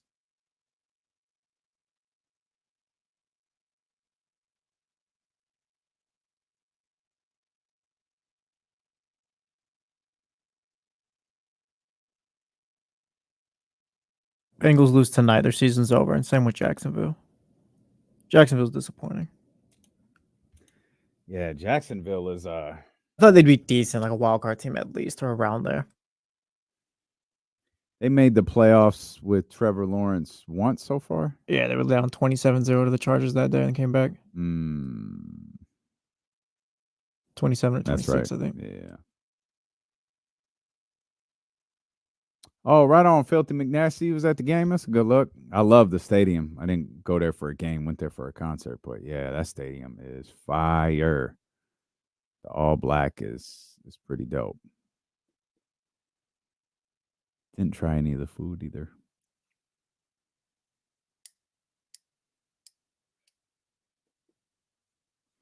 Man, I saw John Pohl's message. We were having a conversation during the commercial break. Quinn Ewers will be the starter when he comes back from injury. Man, I thought the Arch Manning era had begun there in Texas. I don't think so, because I saw some mock drafts that have Quinn Ewers as like one of the top picks or whatever. So I figure if he's good enough for that, he'll get his job back now. I mean, I guess. I don't know. I thought they were just waiting for this moment with Arch, and it's here. I mean, Texas is Texas again. Like this is old school Texas right here at the top of the college football rankings right now. And I think there's a rumor, or at least there's conversation, that Ewers will be back from that oblique injury this week for Texas's, I think it's their SEC debut this week. But man, I don't know. Arch looked pretty damn good to me. Looked pretty good to me. Georgia at number 2, Tennessee at number 3, Ohio State at number 4. Ohio State falls every week. It's hilarious. They don't play anybody, but it's fine. Alabama at number 5, Ole Miss at number 6, Miami, Penn State, Oregon, and Utah. I wasn't as locked in on college football this week outside of Texas. That's the only team I was really kind of keeping an eye on. That and then it was at our Thursday, or was it our Friday night game? The Stanford one. I didn't watch that sorry ass USC Michigan game either. I would have had it gone the other way because best believe I had that on DVR. If KC wasn't so scared and told me to put some money on Michigan, could have got that wedding paid for. But Yeah, that dude better not say anything about those sorry-ass Wolverines because he was surprised they won too. Weak. Whatever. No statement made from Michigan this weekend. But I think a statement was made by the Minnesota Vikings. You know, that's a term people love to use. Statement wins, statement moments. That was a big-time win against the team I really like. they had CJ Stroud scared for his life out there. That Yeah. defense. Yeah, man, they didn't beat the Patriots. They didn't beat like some scrubs. They beat a team that I think a lot of people feel like can compete in the AFC. Now, the run game's going to have to get stronger. Cam Akers had a rough day, but this is all a credit to Minnesota. Everything that we saw yesterday is a credit to what the Minnesota Vikings did. CJ Stroud, 2 interceptions, not like him. That's a credit to what the Minnesota Vikings did. Sam Darnold threw for under 200 yards, but still managed to throw for 4 touchdowns. Got hurt in that game. And Minnesota said today it's no structural damage, nothing like that. But that's a big-time win for the Minnesota Vikings. Of the 3-0 teams, I mean, try that again. Strike that from the record. Of the surprising 3-0 teams, the Pittsburghs and Seattle. Minnesota's the one where it's like, because obviously Kansas City's 3-0, Buffalo has a chance to go 3-0. They're the team where it's like, yeah, I think this is sustainable. Maybe, sorry, Jesse. I was also going to say they're the most surprising 3-0 team because let's be real, we all wrote them off after JJ McCarthy got hurt. Absolutely. Yeah. Absolutely. I wasn't sure how good they were going to be with JJ McCarthy. The idea that Sam Darnold is coming in and playing well isn't crazy. The idea that Sam Darnold is coming in and is playing this well is not something I really expected. Let's get Manny in here. Elk Grove Kia Talk Line, 916-909-1320. Host of the Chatty House After Party. Manny, what's going on? Hey, and don't forget to tune in this Wednesday, 8 p.m. We have a lot to talk about, talk to NFL and stuff, and we have a surprise guest that everybody loves in Sacramento, so make sure you tune in. Wow, booking guest already. I like it. So, like you're talking about Sam Darnold, looking at players like him and Fields, and you see what can happen when there's a belief in that player, and when somebody gets to just change environments, they need somewhere new to get a fresh start, right? And Bryce Young seems to be on the verge of that also, where maybe he goes and sits behind someone. It might even be behind Andy Dalton for a little bit, which should have happened last year. He should have been, when he was struggling, he should have had a veteran take over for a little bit, show him the ropes, and then get a fresh start, whether it's there or somewhere else. But you see what happens when it's not always necessarily, that person or their skill level, or they're not capable of playing in the NFL. It's the organizations a lot of times that are at fault with how they handle these guys and rushing them into the spotlight because they're so worried about that next contract. Mm-hmm. Well, I don't think it's I don't think there's a concern. Like, the organization doesn't care about the next contract. The organization cares about winning and losing. And Manny, one thing that I think you're 100% right about is, and I've said this for years, there are more good quarterbacks ruined by bad organizations than anything else in the NFL. And is Sam Darnold the product of that? It kind of checks out for me.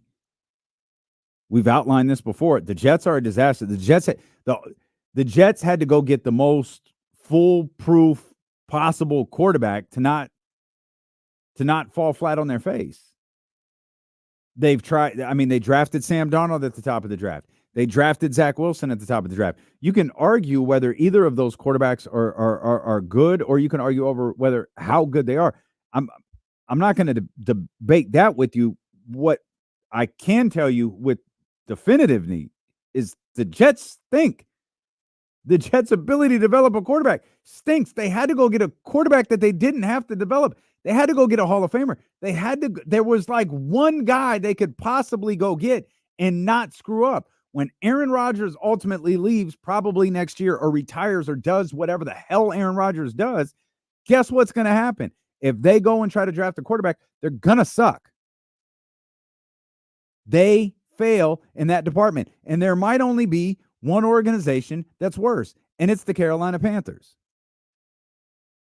Sam Darnold played for who? The Jets? And then the Panthers. Shocking. It didn't work out with either one of them. But he gets to San Francisco, and everybody's marveling over how good he looks. Now, some of the conversation about him being the starting quarterback and all of this nonsense, that was dumb. But there's nothing wrong with saying, hey, man, Sam Darnold looks really good in camp. As if they're surprised by it because they saw him look like ass in a Jets jersey and a Carolina Panthers jersey. But he looks good now. He looks great with the Minnesota Vikings. Man, he's spot on. It's the organization. You talked about Justin Fields. We talk about statements. Did the Minnesota Vikings make a statement this week? Sure feels like it to me. And this is much of a credit to who they beat. They beat a team, and maybe it's just me, because they beat a team that I believe in. They beat the Houston Texans. They beat up the Houston Texans. What about Justin Fields? I don't think Justin Fields was going to be the starting quarterback this year. Russell Wilson might have lost his opportunity to be the starting quarterback this year. What's Mike Tomlin going to make a change for? It's a 3-0 football team right now. And Justin Fields may have just had his best game as a professional quarterback yesterday. Is it a team buying in? Could be. Is it a better situation? Could be. What's the conversation around Caleb Williams right now? Oh, maybe they should bench him. Maybe they should bench him until they figure this out. Well, why wouldn't you? He's facing the same issues that Justin Fields faced last year. So unless he was a marketably better quarterback, how did you expect the start of Justin Fields, the start of Caleb Williams' career to be any different than the start of Justin Fields? And when was the last time the Bears had a good quarterback? Who was it, Manning? For real. Was it Jay Cutler? Who was the last? I like Caleb Williams, by the way. And I think Caleb Williams is going to be a very good quarterback. But I don't feel like these narratives follow teams as much as they should. Baker Mayfield is another great example. Baker was really good in Cleveland. Played a large portion of a season, played a postseason hurt. Played a large portion of a season and missed out on the postseason. Hurt. We can upgrade him. Let's go get Deshaun Watson. You think they want that one back? Because again, let's look at this. Baker plays well in Cleveland. Goes to Carolina. Not good. Not good at all. Gets to the Rams. Performs fine in his role.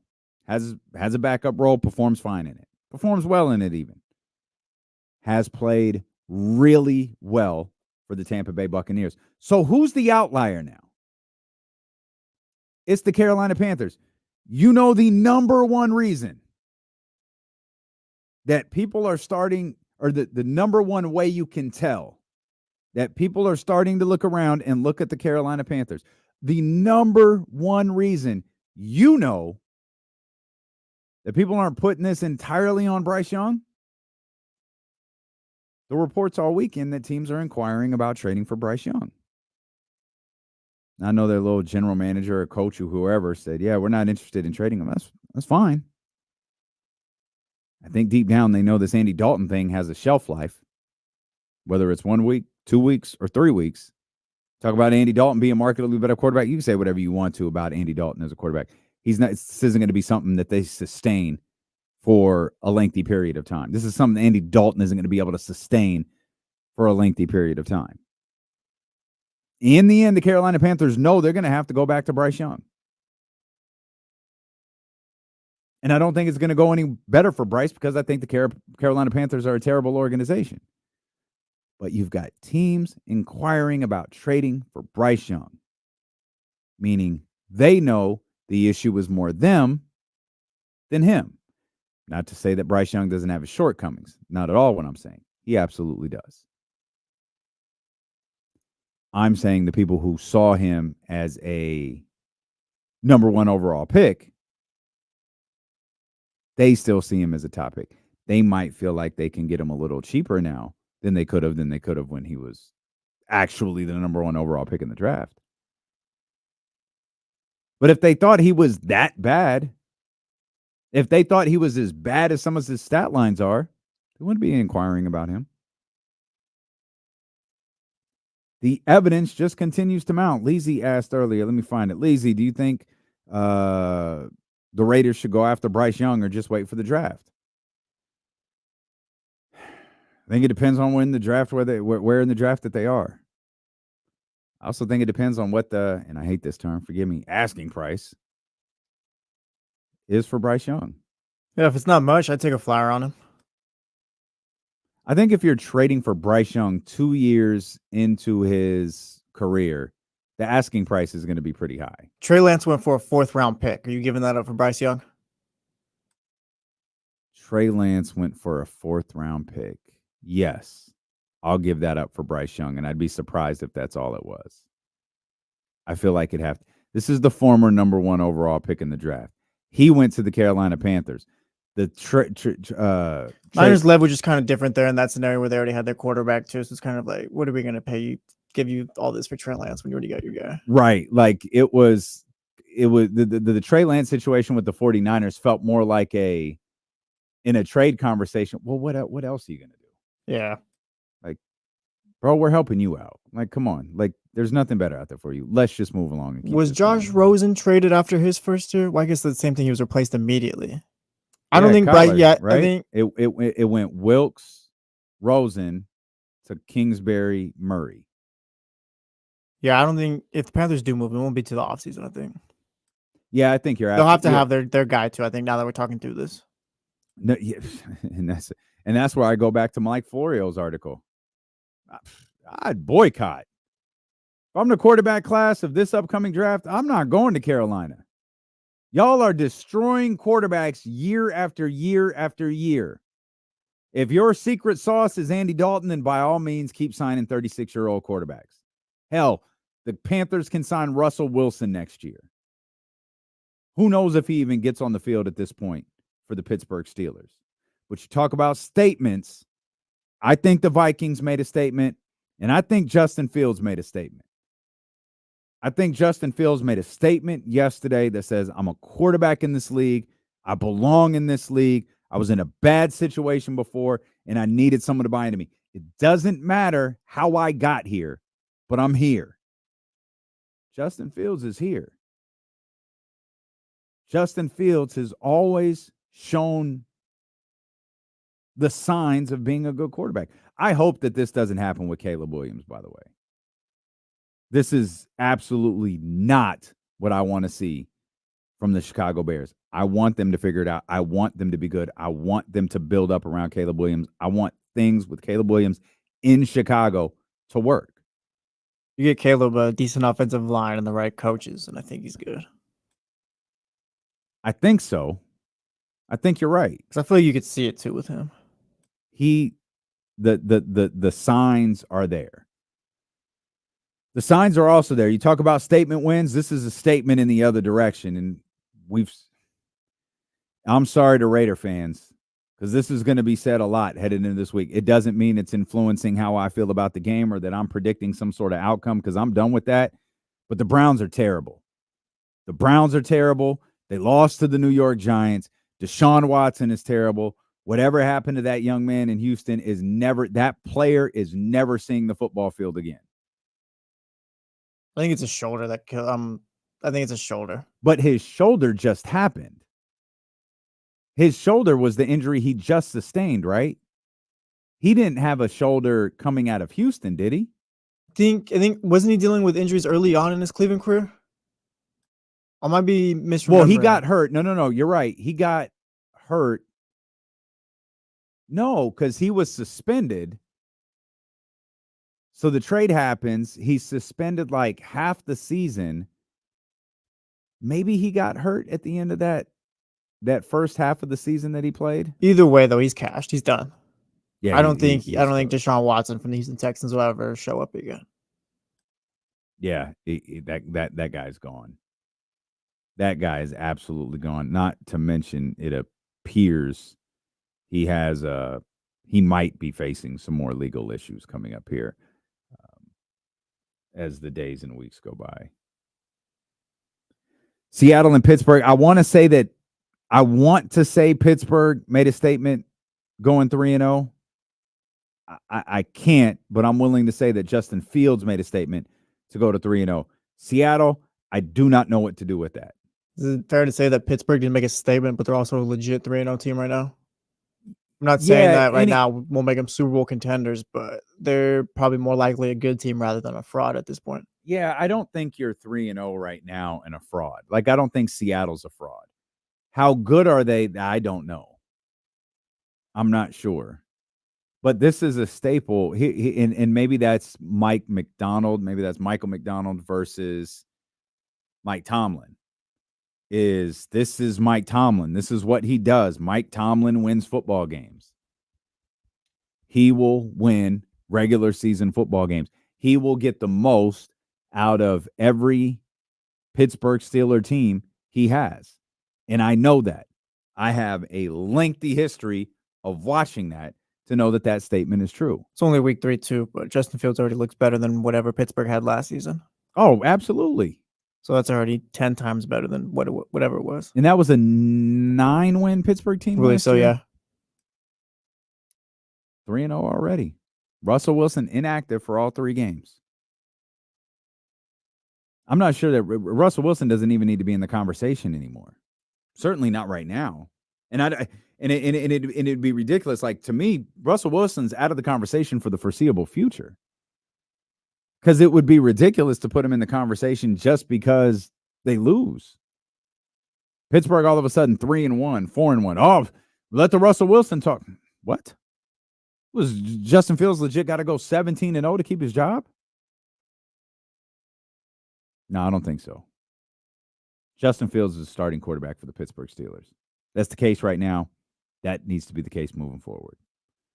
At some point, I'm going to have to give Seattle credit. I'll take that back. I do give Seattle credit for being 3-0. At some point, I need to watch Seattle closer to figure out how they got to 3-0.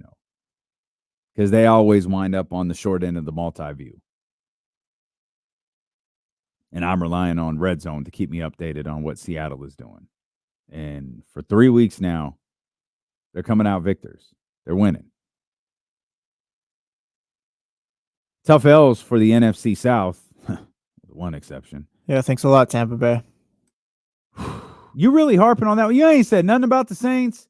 You ain't said nothing about the Falcons. You keep killing my Bucks. Yeah, Tampa Bay comes out of that Lions game win. I'm like, oh yeah, they're a legit NFC team now. They're no longer an NFC South good team. They've graduated. And then you go and you lose to the Broncos at home. Yep. Not even in Denver. You were at home. The Saints, I watched that one in its entirety or whatever. Like, that was a good defensive game right there. Philly schemed up a good defensive game for Kamara. He had nothing for him. Shaheed had nothing the entire game. I feel like the Saints did what they could. Carr's last interception on that final drive was tough. You could tell as soon as he threw, it's like, oh, this is not going to work out or whatever. And the Falcons, I don't know what that last play was at the end of the game yesterday, but yeah, Tampa Bay, like you can justify the other 2 losses, but Tampa Bay, like, what are you losing the Broncos for at home? 26-7. Yeah, that's the thing too. They were never in it. Like, Baker didn't look good. It was just a tough game. 3 straight scoring drives for the Broncos. The Bucks finally get in the end zone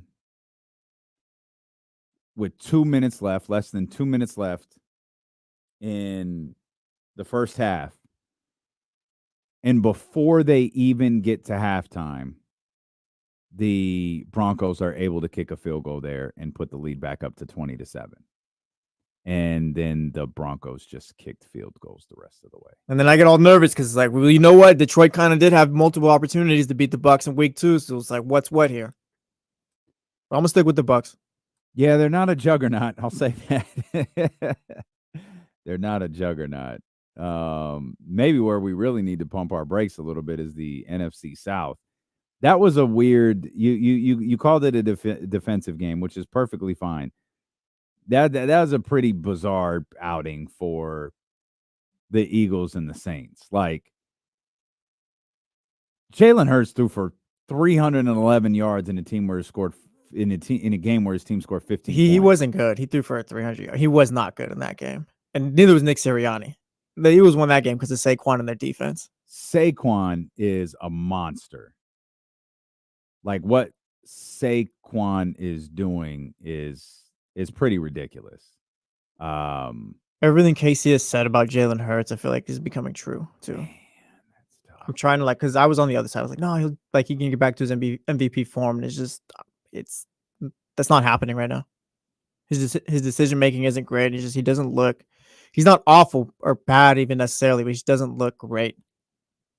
Them, meaning the Eagles, winning games in spite of Nick Sirianni sucks. Absolutely sucks. There was times where I was watching. I was like, you know what? If they lose, like this is a game where you could point to. Like, yes, we got to fire Sirianni because of this. It feels like every NFL fan, whether you're an Eagles fan or just a football fan, they're just begging for Nick Sirianni to be fired. Everyone wants to live the moment that Nick Sirianni is fired. He appears to be an awful football coach. He's also a jackass, but he appears to be an awful football coach. That win might have bought him time till the offseason. And that's the thing. He's just these wins against a team that still, despite the performance yesterday, still looks like a quality football team. Just prolongs it. Like, oh, he's sticking around. And then, of course, the Falcons lost in the Sunday night game against the Kansas City Chiefs. I thought the Falcons did a hell of a job. That was an interesting one. The Chiefs have not looked spectacular, but you don't have to, I guess. You just need to win. And that's all the Chiefs are doing is they're just finding ways to win games. This wasn't a game at the buzzer, but obviously this was a very, very close game. The two prior were pretty kind of ridiculous finishes. But no matter how they got here, they're here. The Chiefs are 3-0. In Atlanta, the weird thing, like Atlanta, I wasn't with you and KC at first on this one, but Atlanta, like they're 1-2, but they do look like a good football team. Yeah, I'm not gonna losing to the Steelers. I'm not gonna fault them for that. Steelers have a legit defense, and losing to the Chiefs. Chiefs are Super Bowl champs, so you can't fault them there either. Kirk is starting to look a little bit more like himself too, I think.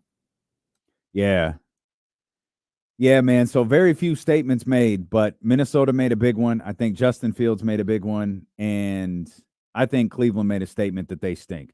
Again, what that has to do with the game against the Raiders this weekend, I have no idea because the Raiders didn't do themselves any favors either. Do we feel any sort of way about Dallas? We're going to get to that one. I don't know how to describe what we saw. I don't know what you do. It doesn't feel like it matters. I saw, what got me was did you see Micah's post game at the locker? No, what did he say? I'll tell you about it. Micah's post game at the locker was the one that's like, oh man, okay. There's some issues in the Cowboys locker room for sure. We'll come back. We'll talk about that Ravens-Cowboys game. We'll talk a little bit about what we saw in the W as well. Plus, James Ham at the top of the hour. Stealing with KC, brought to you by Sky River Casino. Get in on the action. Sky River Casino is the place to play with 2,100 of the newest slot machines in over 80 table games. Sky is the limit. It's Sky River Casino here on ESPN 1320.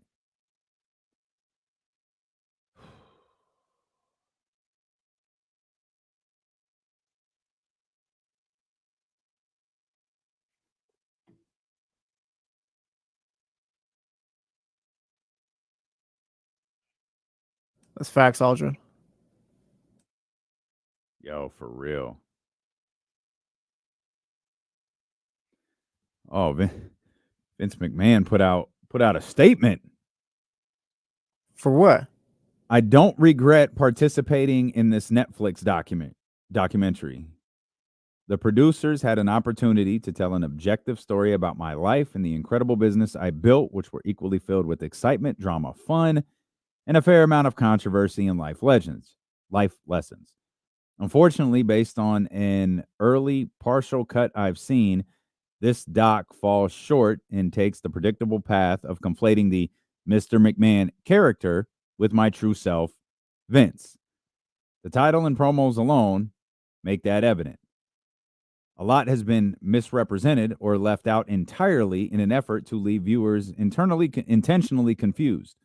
The producers use typical editing tricks with out-of-context footage and dated sound bites to distort the viewer's perception and support a deceptive narrative.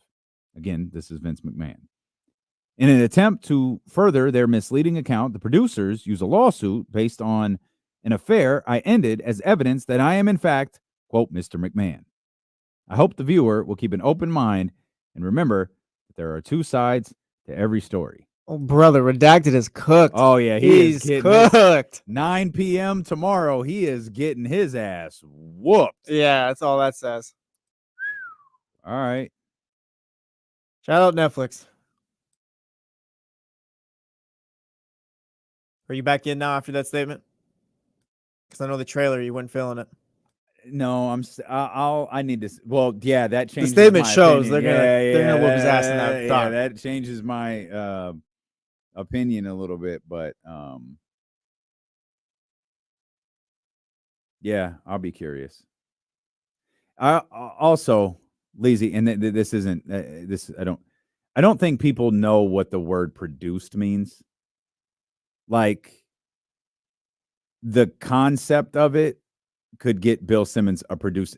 I would be willing to bet Kenny's fortune Bill Simmons has when it goes to like cutting and editing and storytelling has nothing to do with it. But he's a part of the idea, so he gets a producer credit. I don't think he has anything to do with it. Of course, that's an opinion based. Chill out, Sal. Let me mourn a bit.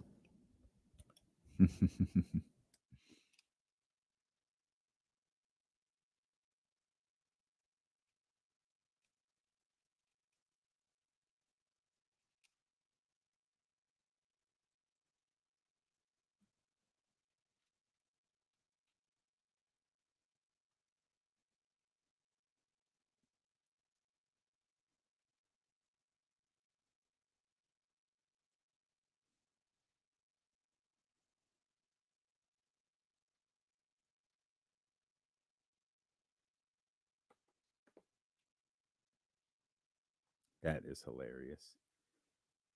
Dead man walking.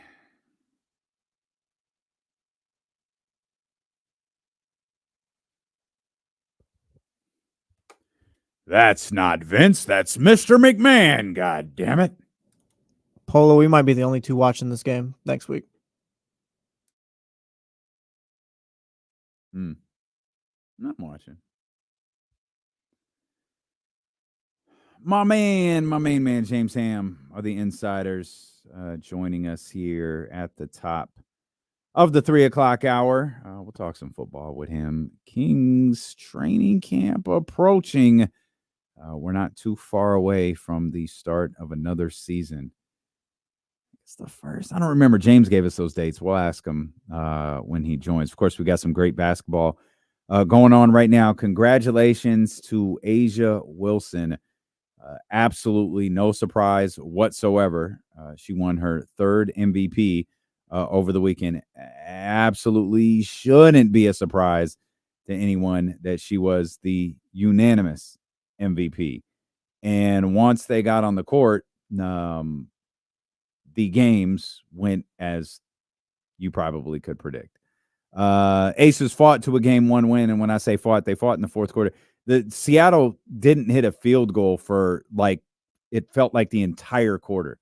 They could not make a basket. It was a tight game to start, and then I think the Aces went on like a 14-2 run, 16-2 run, something like that. The Seattle just could not get a bucket, an absolute disaster for them. But Connecticut got a dub, Minnesota got a dub, and New York, they all grabbed game 1 victories, in addition, of course, to the Las Vegas Aces.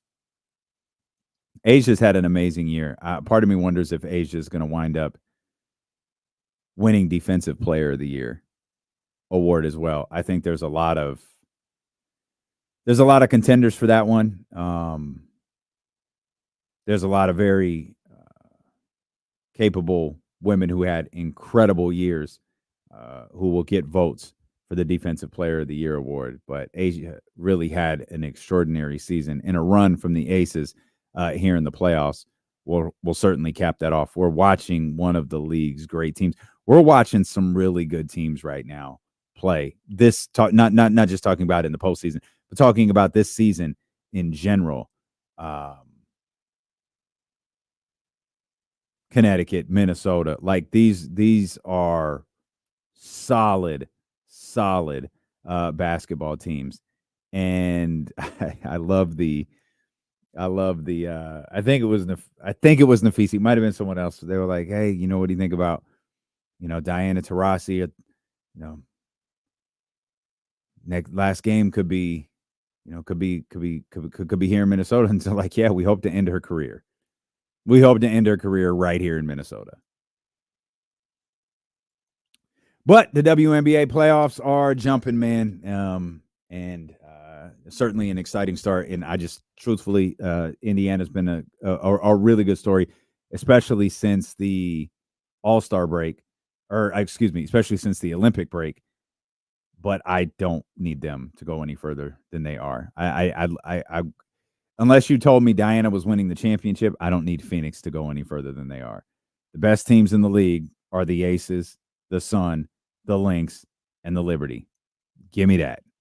Give me the Stars. Give me Stewie. Give me Sabrina. Give me Nafisi. Give me that Connecticut squad that just seems to keep revamping themselves with Dawana Nekru. Give me them. And then give me that loaded Aces squad. They are getting the Fever are getting they're getting a great Wednesday time slot with no football opposition, no nothing. They just get to go out there in that one with Connecticut and have the stage to themselves. So that'll be fun to watch coming up in a couple of days. 6 teams grabbed their first wins in the NFL this week. The Ravens, the Panthers, the Broncos, the Colts, the Rams, and the Giants. Let's talk about the Ravens here for a second. The Ravens in the Cowboys game looked like something. It looked like something, and man, the Cowboys were going to get cooked for this. Then the game kind of went a different way. And that final, 8 minutes or so in the fourth quarter, like I don't know what to make of this stuff, because in the NBA, how many times do you see big leads, runs, and then the team that had the big lead, they do just enough to survive, and in the end, like, you walk away with a dub, and that's really kind of all you're thinking about. But the Cowboys were getting their ass kicked. And they were going to walk into a brutal Monday. Then they made a run. Then they lost because Lamar Jackson made a play. And that's what he's capable of doing. And so I don't know. I'm going to take that back. I didn't know how to make heads or tails of this game. Again, the Cowboys couldn't do anything offensively until the final 8 or 9 minutes. Then I saw Micah Parsons at his locker after the game, and he called out everybody. Micah was not good, cool, charmed by the late run. And it spoke to me. It sounded like, man, there's some issues in this locker room. Now, maybe those issues aren't with each other. Maybe those issues are with each other. Maybe those issues are on the defensive end. Whew, man, we talk about what the Raiders were on the defensive end. We talk about what the San Francisco 49ers were on the defensive end. We talk about how it looks like they're struggling. And then we watch the Cowboys. These once great defenses don't look like it right now. And they all look like different degrees of bad. I think with that fourth quarter too, that's more on the Ravens than it is the Cowboys coming back. The Ravens have the most blown leads in the most losses in the fourth quarter with Brutal. a 7-point lead over the last 5 seasons. Well, shout out to the Raiders. So that's kind of their MO right there for the Ravens. And it feels like they let their guard down for a score, and then things kind of started going for them. Like it was 28-6 with 9 minutes left.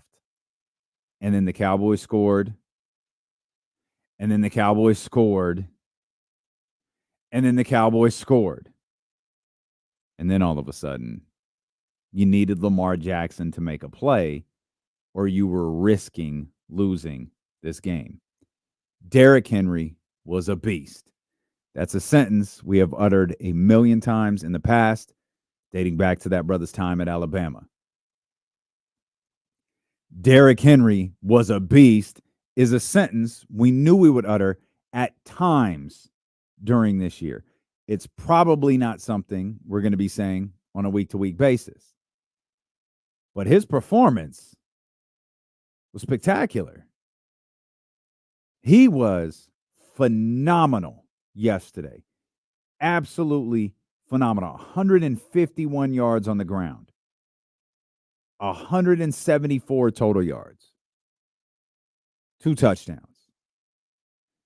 And just like the 49ers defense, the Cowboys defense might be a problem. And like what changed my mind in that I was willing to stall the Cowboys out a little bit. Jesse just said it. This is probably a Ravens thing. This is actually something the Ravens are probably watching on film significantly closer than the Cowboys are. Because the Ravens got to start wondering, why do we give up so many points in the fourth quarter? We nearly blew another double-digit fourth quarter lead. This one would have been way worse than what had happened to the Raiders the week prior. But that run, that 8-9 minute run or whatever it was that the Cowboys went on, it was all erased when I saw that footage of Micah Parsons at his locker. He sounded like he was done with this organization. He sounded like he was done with this team. That's probably a reach on my part because he was pissed. And he talks about how one guy not doing their job affects everybody else. And it's hard for me to think he's not talking about himself. He's doing his job, and the guys around him are not. And that affects Micah's productivity, Micah's upcoming contract negotiation, and it affects the Cowboys' ability to win football games. Much like the Raiders when AP took over last year, much like the San Francisco 49ers for the last handful of years, a lot of the Dallas Cowboys' success has been based on what they do on the defensive end. Have had a solid offense, have had really solid weapons on the offensive end, have gotten production from guys like Brock Purdy and CeeDee Lamb. But I'd make the argument that a lot of their regular season success has been what the defense has been able to do. What Micah and that group has been able to do. That defense doesn't look good anymore. And obviously, I don't watch the Dallas Cowboys as closely as I watch the San Francisco 49ers. So it's a little bit harder to tell, is this something that can be fixed? Is this something where they're maybe missing a piece? Maybe they need someone to return? Is this tweaks to the scheme? Or is this a full-on problem that they can't recover from? is this a personnel issue? Personnel issues are a whole lot harder to recover from than scheming issues. I think it's exactly what it is. Personnel? Yeah, because I don't think we could have looked at their running backs and been like, oh yeah, Zeke Elliott's gonna fix it. Rico Dowdle is gonna fix it. Dalvin Cook coming off practice squad is gonna fix it. Like that's not gonna happen. And like I said, after CeeDee Lamb, their wide receiver room was weak. Well, they don't have enough skill players on the offensive end, but the fact that their defense seems to have disintegrated so quickly, that's a much bigger concern to me. And having one side of the ball kind of dissipate a little bit and the other side of the ball doing the same, man, that's a recipe for disaster for the Cowboys. It might not just be a good football team at this point. And that it could just be as simple as that. You have good players like Dak Prescott and CeeDee Lamb. You have really good players like Micah Parsons. You have other solid quality, to use a basketball term, role players on that squad who do their job well. And in the end, it amounts to what we saw on Sunday. A team that's just not good enough. And I think the Cowboys know that 8-minute run was fool's gold. That's why I think Micah responded the way that he did. And I don't know how they get over that in a week. We asked the question, when the Cowboys had 2 games under their belt, were they the team that looked incredible in week 1, or were they the team that got blown out in week 2? And for 52 minutes, they were the team in week 2 yesterday. For 52 minutes, the Cowboys were owning 2 blowouts this year. And that's starting to show who you are as a football team. Like you take a look at what Fred Warner said. Take a look at what Fred Warner said yesterday after the game. And he said, we've got to be better. You know, Fred's a consummate professional, right? He's a leader. Fred's going to say the right thing. He's not going to push a red button until he knows pushing that red button is going to work. Like, that is going to be the last resort. But he said, you know, we got to be better. All 3 facets of the game. It's just typical football leader speak, coach speak. Offense, defense, special teams. He knows he came up short and the defense came up short. He knows that. He didn't call his guys out. He knew that the special teams came up short. Didn't call nobody out. He knew that the offense came up short. Didn't call nobody out. We've all got to be better. Offense, defense, special teams. We're going to be better. We will be better. And we'll be ready next week. They said, we're going to go watch film. We'll be ready for next week. All right, Fred. As generic as can be.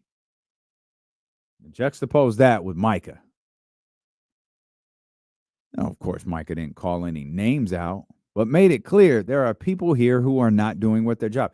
Didn't say that the defense has got to be better. Oh, we've just got to be better in all facets of the game. No, he said there's people who aren't doing their job. I'm playing for me. I'm playing for my family. I'm playing for the guys in these locker rooms or in these lockers right here. How many of these guys are saying the same? Called into question the motives of his teammates. Wasn't no scrub either. That's Micah Parsons, one of the top defensive players in the game. And another week of that Cowboys defense looking like garbage. Man's got something to say about it. That gets my attention. That was the one I needed where it was like, yep, that was it. That run was fool's gold.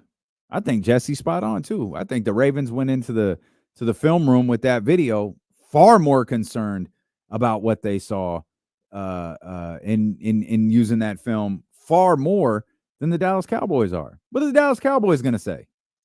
Dallas Cowboys take that film of the final 8 minutes. What are they going to say? Oh, look, here's what we did right in the final 8 minutes. And in the end, when it came time to make a singular play, when everyone was uptight because a blowout had turned into a close game, what happened?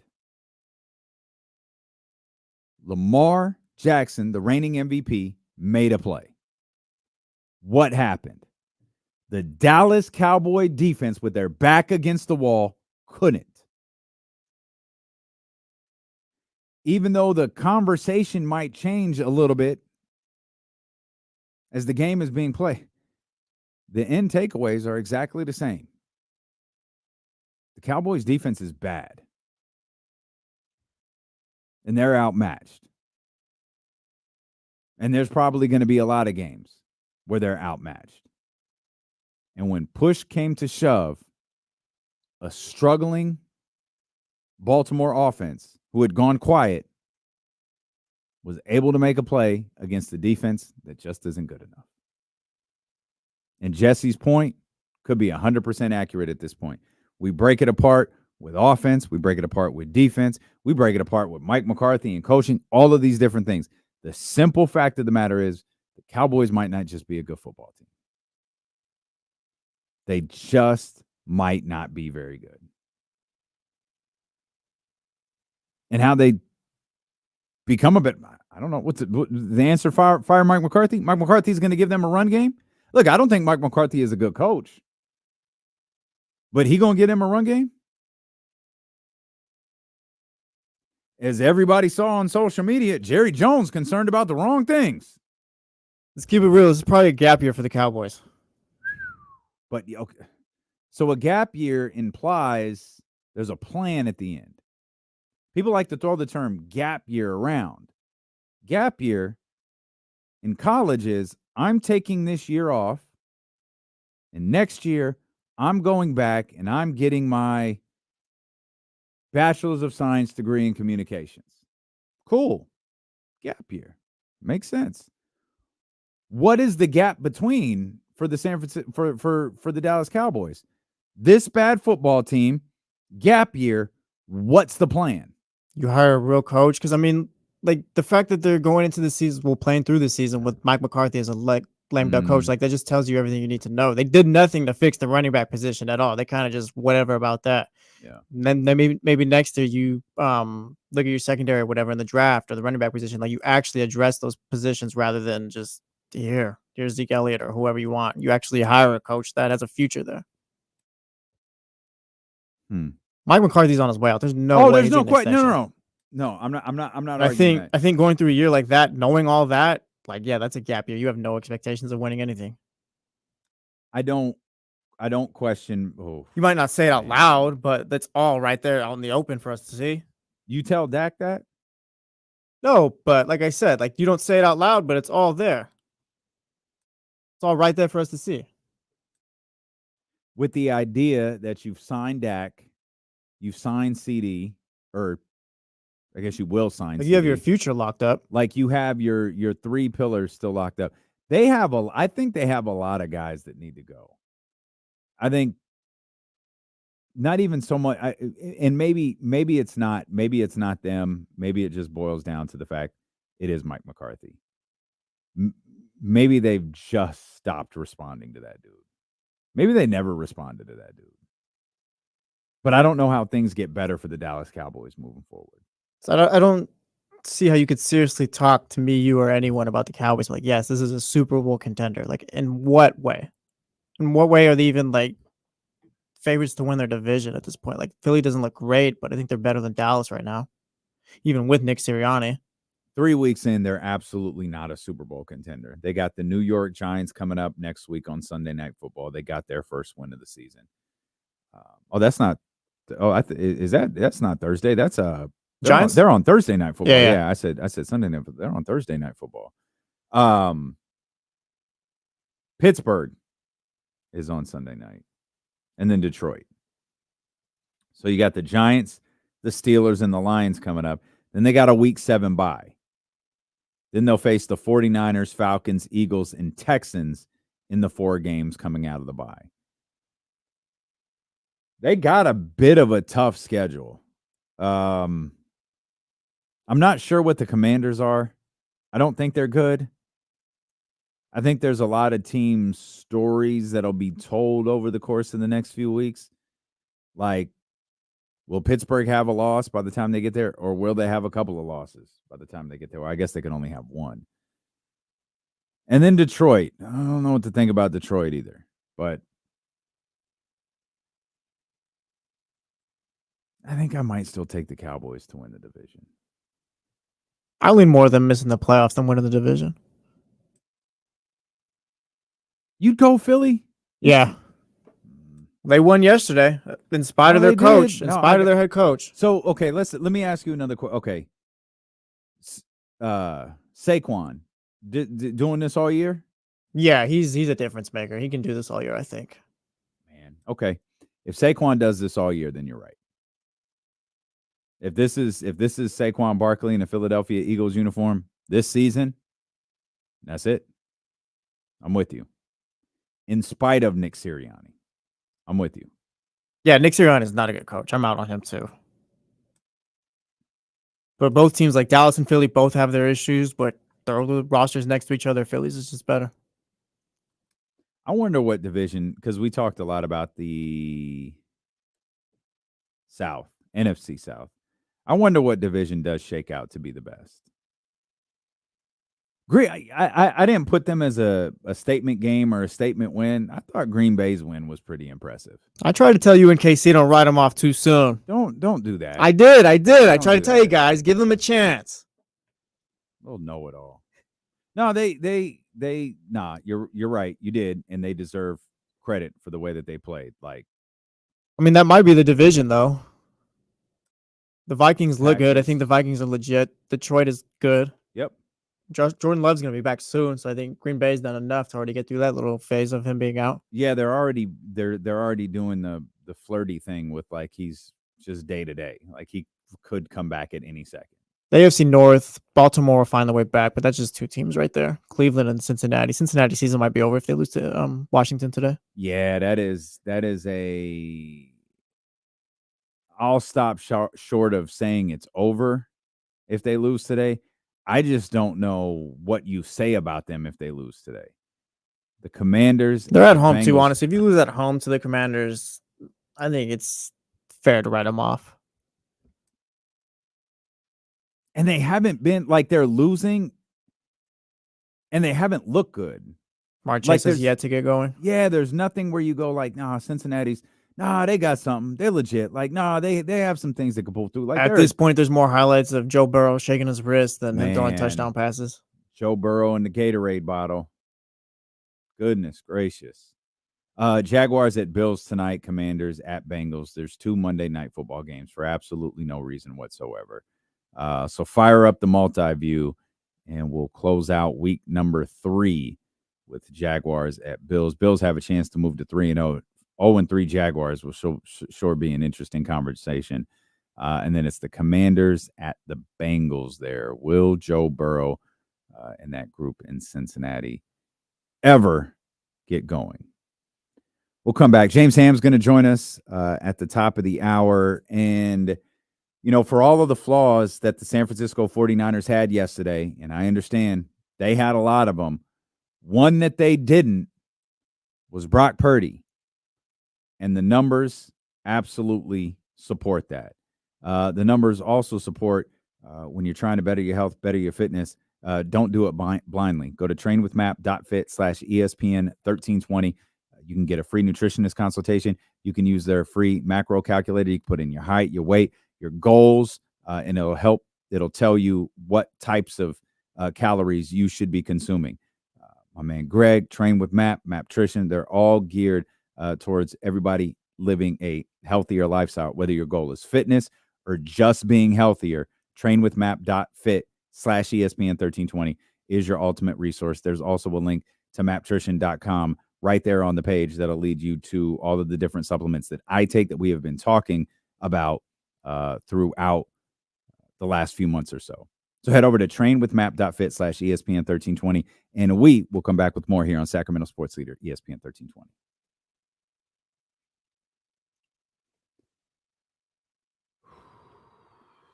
Man, top 5 early MVP candidates. Just on the strength of it, Patrick Mahomes has got to go up there. You throw Josh Allen in there. I'll throw Sam Darnold in there. Well, Drew Brees kind of played himself out of it last week. Or yesterday, I should say. Derek Carr? You mean, or who? Oh, I said Drew Brees. Yeah. Yeah. Derek Carr. Yeah. Drew Brees definitely not in my top 5. How many was that? 4? Throw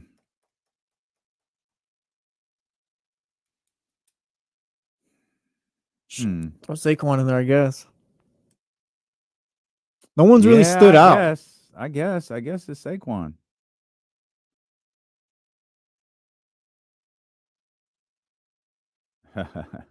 Yeah, I saw that. Some of these first ACC games, all of this stuff, but it's weird. It's weird, man. Texas having their first SEC game. I'm not gonna lie, I like it. I can confirm Matt Trition won't kill you like Stacker 2 nearly did me. Admittedly, that's my fault, but still. Nearly took me out. Speaking of, let me grab my all-day BCAs. I'll be back in 30 seconds. Y'all don't go nowhere. Just need to grab my drink.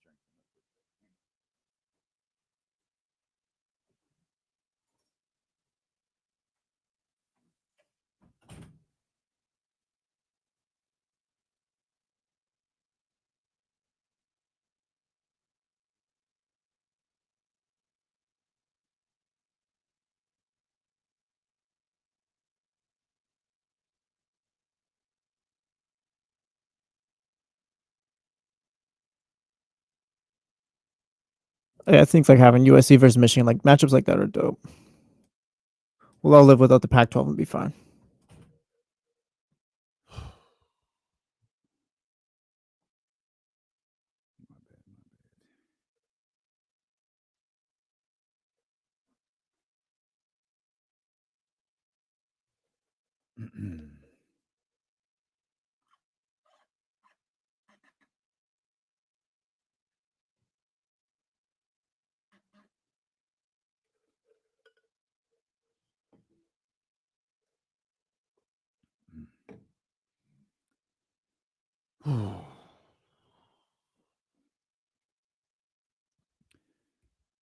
Rich, I'm going to get back to you. We're going to get you on the show to tell everybody about your book. We got to get the link out there and all of that stuff.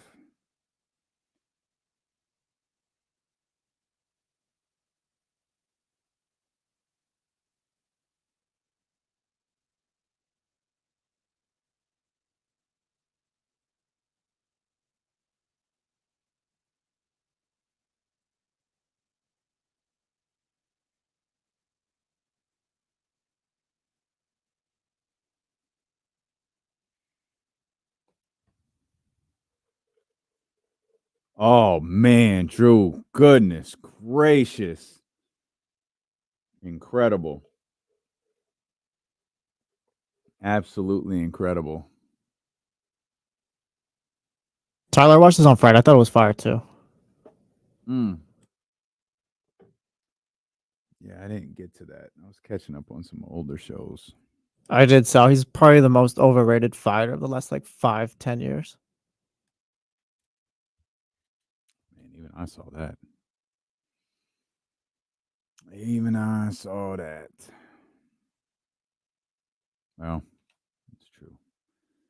Studio chairs are safe today. Facts, bro. I don't mind doing the shows. You know, Casey's off. I got Jesse and all that, but man, they feel much, much longer. Did you like the end of Your Honor?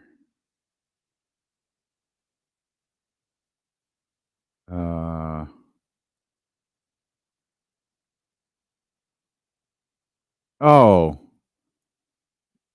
Yeah, I guess. Yeah, I guess. It was good. I thought the show was great. I thought the show was really good. Have y'all watched Presumed Innocent with Is that another Apple TV show?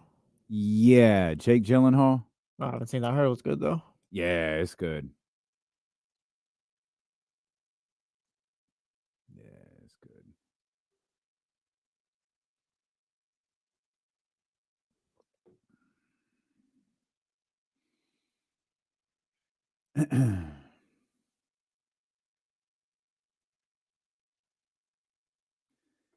Shout out to Ryan Clark. I appreciate people who just kind of go for it fashion wise. And Ryan Clark appears to be wearing like all orange. Like the suit is orange. Like WNBA hoodie orange. The undershirt is orange. The tie is orange. Like he really is leaning heavy. Is he wearing that same thing that he's been wearing where it's got like the buttons and then the kind of weird collar or whatever that's buttoned as well? It's not like a normal suit or anything like that. No, I think he has a tie on today. Oh, okay, yeah, never mind. I think it's a slightly different cut than the one he's been wearing, but Ryan just took the ESPN per diem and said, "I'm just getting all of the. Give me a suit in all of the colors." Man up there cooking. I ain't even mad at him. James Ham would never wear an orange suit, but he will join us at the top of the hour. Plenty to talk to him about, especially King season's right around the corner. He'll give us the definitive dates because, truthfully, I forgot them, and I know I already asked him, so I'm just going to ask him again. Again, James Ham coming up in about 10 minutes. For all of the frustrations that the San Francisco 49ers have coming out of yesterday's loss to the Los Angeles Rams, and I'm sure it's quite a few. For all of the frustrations that San Francisco 49ers fans have coming out of the loss to the Los Angeles Rams yesterday, and I'm sure it's quite a few. One of those frustrations should not be the quarterback. Brock was really good yesterday. Brock has been really good this year. He had his 7th career game yesterday with 3 touchdowns and 0 interceptions. In 24 starts, he has 16 games with a passer rating of 100 plus. Only Patrick Mahomes has more in his first 25 games. That's 18. Brock still has the opportunity to get to 17 if he plays well and posts that type of rating in against New England.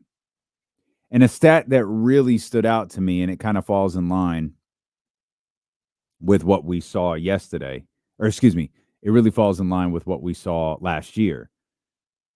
Brock Purdy has the 2nd most passing yards in the NFL on the 12th most passing attempts. That is a hell of a stat that speaks to his efficiency.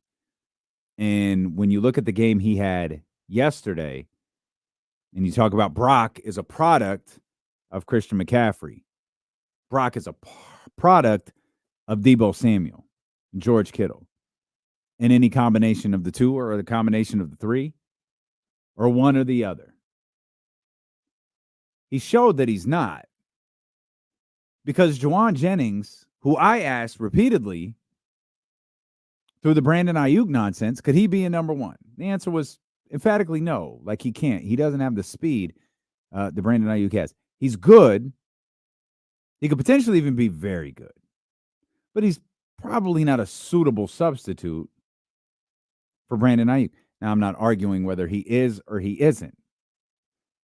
I'm arguing he appears to be a very, very capable of receiver. Again, 12 targets. Made the most of them with 11 receptions. 175 yards, 3 touchdowns. Everybody's seen these stats by now. He was a massive difference maker for the San Francisco 49ers offense yesterday. The offense was surgical through the first 14 minutes of the game. Jordan Mason, I thought, was good. He wasn't as good as he had been in the 2 prior weeks. Failed to make history by rushing for 100 yards for his 3rd straight game. But 19 and 77, not the worst look. 19 and 77, caught a couple of passes early, like first quarter, actually first 2 drives out of the backfield, where I really started to wonder, like, hey, this is the moment right here. You get Jordan Mason doing things like that. This is a difference maker. You know, one thing we ain't even talk about with Brandon Ayuk, and it just felt so fitting. And I hate that I even chuckled thinking of it. The play at the end of the game where it's toss the ball back, toss the ball back, toss the ball back, toss the ball back. It didn't end until it got to Ayuk.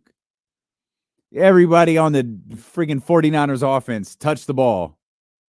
And it looked like, hey, they might have something going here. And then it gets to Ayuk, and Ayuk gets hit. Ball hits the ground. Lateral over. Dreams of a miracle play done. Like, oh. BA really can't catch a break no matter what. But the good thing for Brandon Ayuk, and the good thing for San Francisco 49er fans, is Brock Purdy's playing at an extraordinary level. Brandon Ayuk has to find a way to get open. I know he's been open a few times this year, and Brock has just missed him. I don't think it'd be ridiculous to think that Brock Purdy is avoiding Brandon Ayuk, which you see on social media, because social media is very literally the stupidest place on the planet. Stay off of there at all costs. Get into the Chatty House Discord, where the conversation is much more intelligent. But Brandon Ayuk is like, if you're frustrated with the 49ers offense, and though I think that's the last place to be frustrated with, there's probably something still there with Brandon Ayuk. It may not develop as quickly as we want it to, and now you might have something in Juwan Jennings. There's a lot of good things when it comes to the 49ers offense, namely Trent Williams, namely Brock Purdy. They have got to figure out their flaws on the defensive end. I don't know how, if Jacoby Brissett carves up the 49ers defense, this we just have to start talking about this team. They're really just a regular football team. They're nothing that you can even remotely resemble, that can remotely resemble a Super Bowl contender. Well, I think if the game were to go the Patriots' way and all that, or say it were to be ugly, I think the way it goes is that the Patriots' defense kind of limits the 49ers' offense, and they can't stop the run against New England.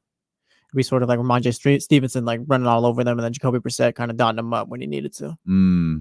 It would be an ugly game. That's what I'm saying. Yeah, I got you. Probably not. It'd be one, though, where we leave and it's like the offense might have not done well, but it's still like Niners defense just couldn't stop anything again. Yeah, I mean that's actually a great point. If we get out of that game, and obviously this is just complete hypothetical at this point, but if we get out of that game against the Patriots, there's absolutely a situation where they win, and you're still frustrated with that offense, especially in the scenario that Jesse just laid out. Obviously, a loss we're talking full panic mode at that time. But a win, like I get you play to win the game. I understand that. But we're entering week 4. There's a lot of time left. At some point, you're going to want to see this defense start to play better. Now, just because they didn't play well in the first 3 weeks of the season, particularly the last 2, doesn't mean that they won't. But in Jesse's scenario, if it continues, if that sample size continues to grow, it becomes more and more concerning. New England's offensive line isn't great, too. We'll see if the 49ers pass rush is able to do something, if they're ready to get to the quarterback finally. Yeah, at some point, you're going to need to see Nick Bosa walk away with a couple of sacks, or you're going to need to see, if it's not Bosa, it's Hargrave or it's Fred Warner. Like Fred Warner was so impactful against the New York Jets. You need a guy, and maybe that's what this really boils down to. Is we always talk about a guy on the offensive end who kind of sets the tone, sets the standard for what that game looks like. In this case, it was Juwan Jennings. Maybe that's what you need to see from the San Francisco 49ers defense. You need to see that guy who sets the tone, whether it's Fred Warner or it's Hargrave or it's Bosa or it's somebody else. You need a guy who has a standout performance. that standout performance in week 1 came from Fred Warner. He did so many things on the defensive end that were impactful to the 49ers and them winning that game in which the manner in which they did against the New York Jets. No one had it last week against Minnesota. No one had it yesterday against Los Angeles. And at some point, one of them big boys over there on the defensive end is going to have to step up and have to have the type of impact that Fred Warner had in week number 1. Because the special team stuff, I think, will get corrected. The special team stuff, I think, is scheming. I don't think it's personnel. But the defense that remains to be seen a little bit. You lost guys. It's not the exact same team. And sometimes when we think, well, we got Fred Warner, we got Nick Bosa, you had to remove Eric Armstead. That's tough, but I think it's okay. You remove a couple. They don't have Drake Greenlaw. Like, there's players that they don't have, and I think sometimes we just go, oh, it's okay. It's all right. Well, no, the defense is going to be different. And it's up to the 49ers in the way that they scheme things to make sure that the impact is less.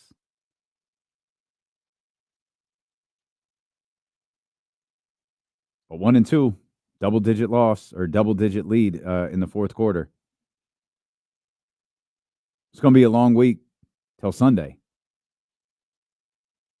You sneak that win out. Ronnie Bell catches that ball. 49ers kick the field goal. You sneak that win out. I still don't think people are feeling great, but the conversation's a little bit different because you're 2-1. You're headed into New England, or you're headed against New England, and you just got to clean things up. Right? Simple line. Just got to clean things up.